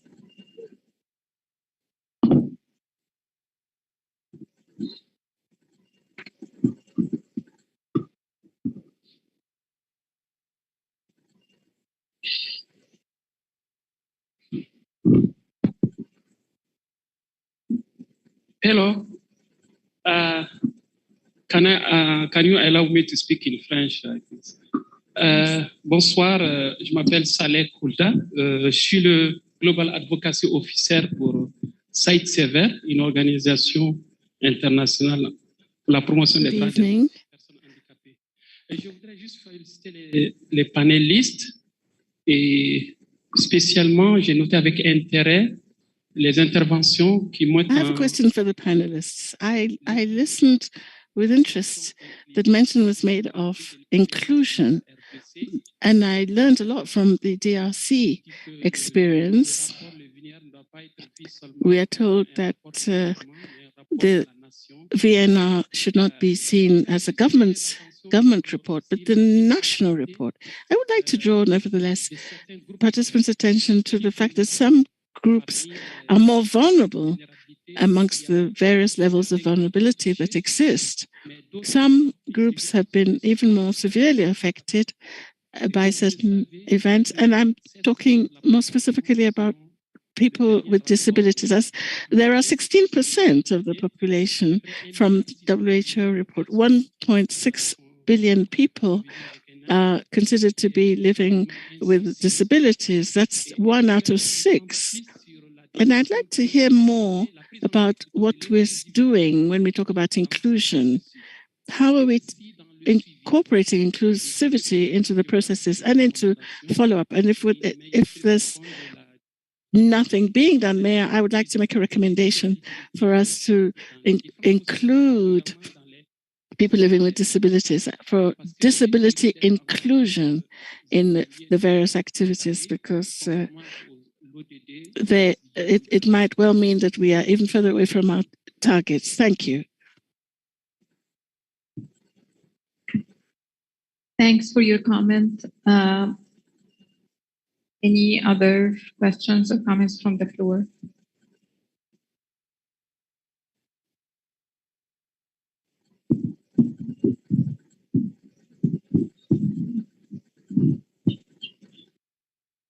I don't see another one. Okay.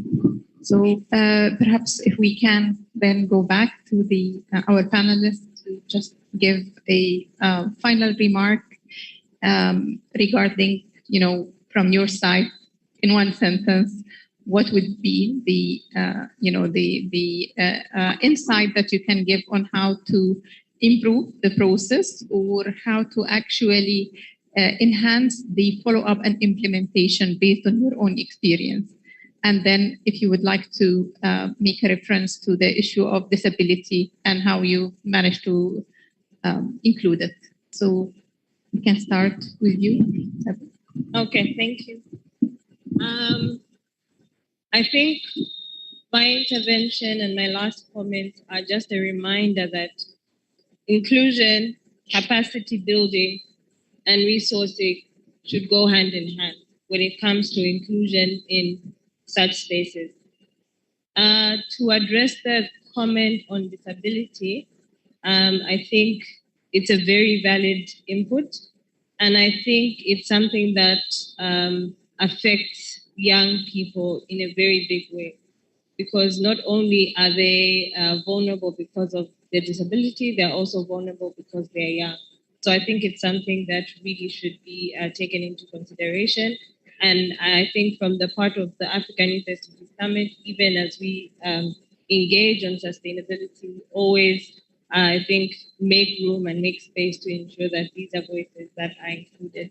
And I think while I have the mic, I think I would be doing a disservice to the Summit Secretariat, as well as the youth, more importantly, the youth across Africa. I would like to just extend an invitation for people to partner and join us in this initiative of the African Youth SDG Summit, which is a forum that connects African youth to learn about the sustainable development and to empower them, build capacity for them to contribute actively in its implementation, monitoring, and accountability.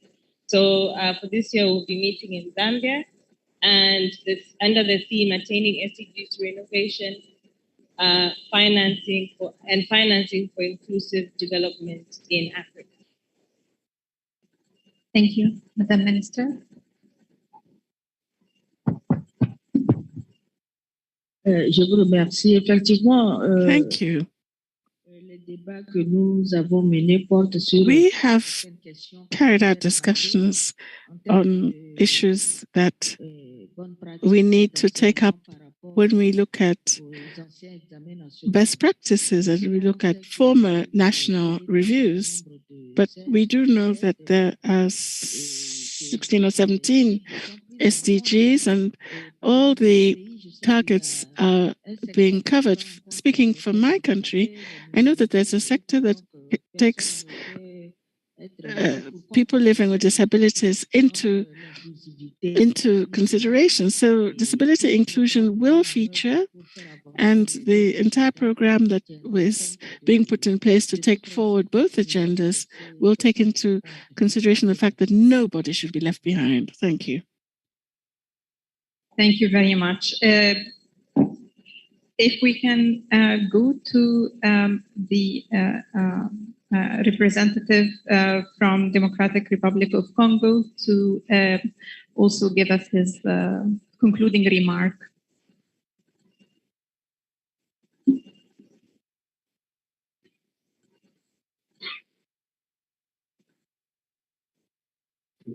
Allô, vous m'écoutez? Are you able to hear me?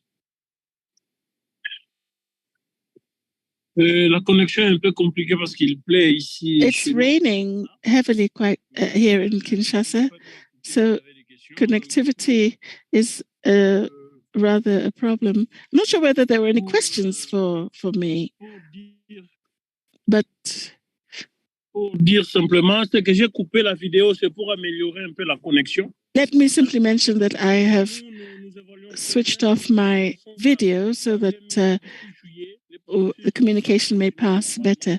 We are working with all stakeholders. As I stated in my presentation, we're doing our best to ensure that women, youth, vulnerable groups.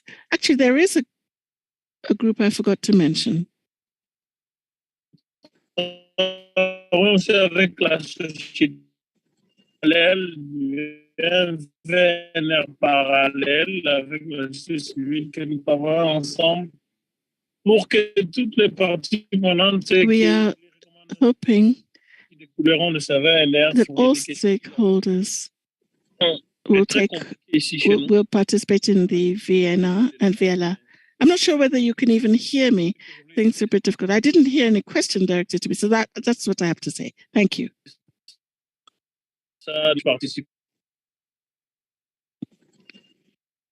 Thank you. Thank you for your comments. I think you seem to be experiencing difficulty in terms of connection.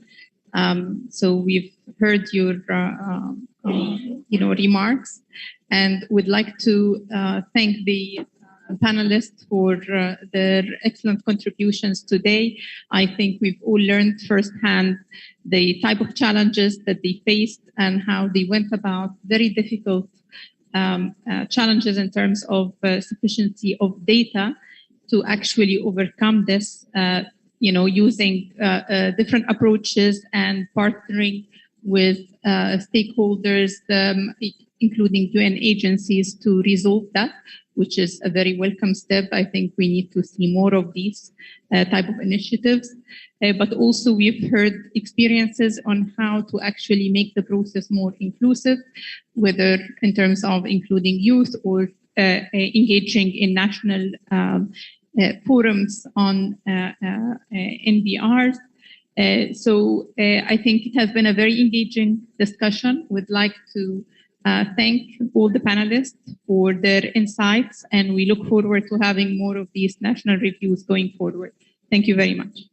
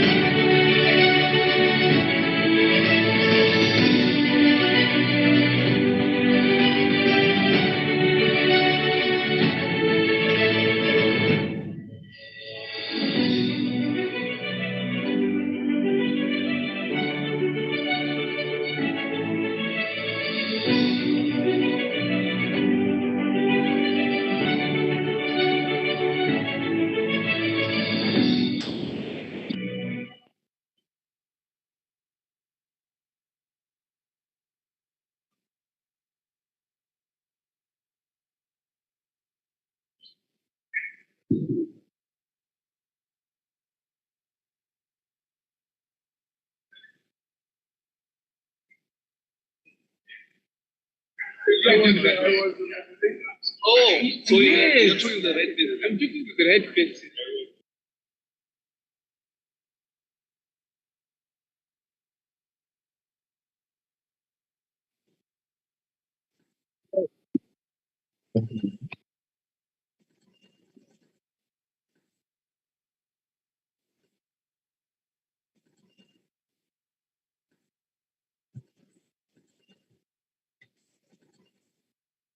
Excellences, Mesdames et Messieurs, nous sommes à la fin de la journée. Your Excellencies, ladies and gentlemen, we've come to the end of the day.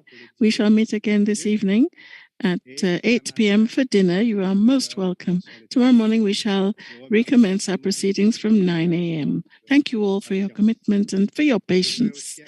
I'd also like to inform everybody we have what we call a knowledge fair. It's on the Sustainable Development Goals that we've been discussing during this forum. You will find it next to where breakfast is served. So you are invited tomorrow before you go into breakfast to visit this fair and see some of the work that the UN system is doing as it implements these 5 Sustainable Development Goals. Thank you so much. Have a very good evening. Have a good dinner, and we invite you for tomorrow morning's session starting at 9 a.m. to sum up our proceedings. Thank you.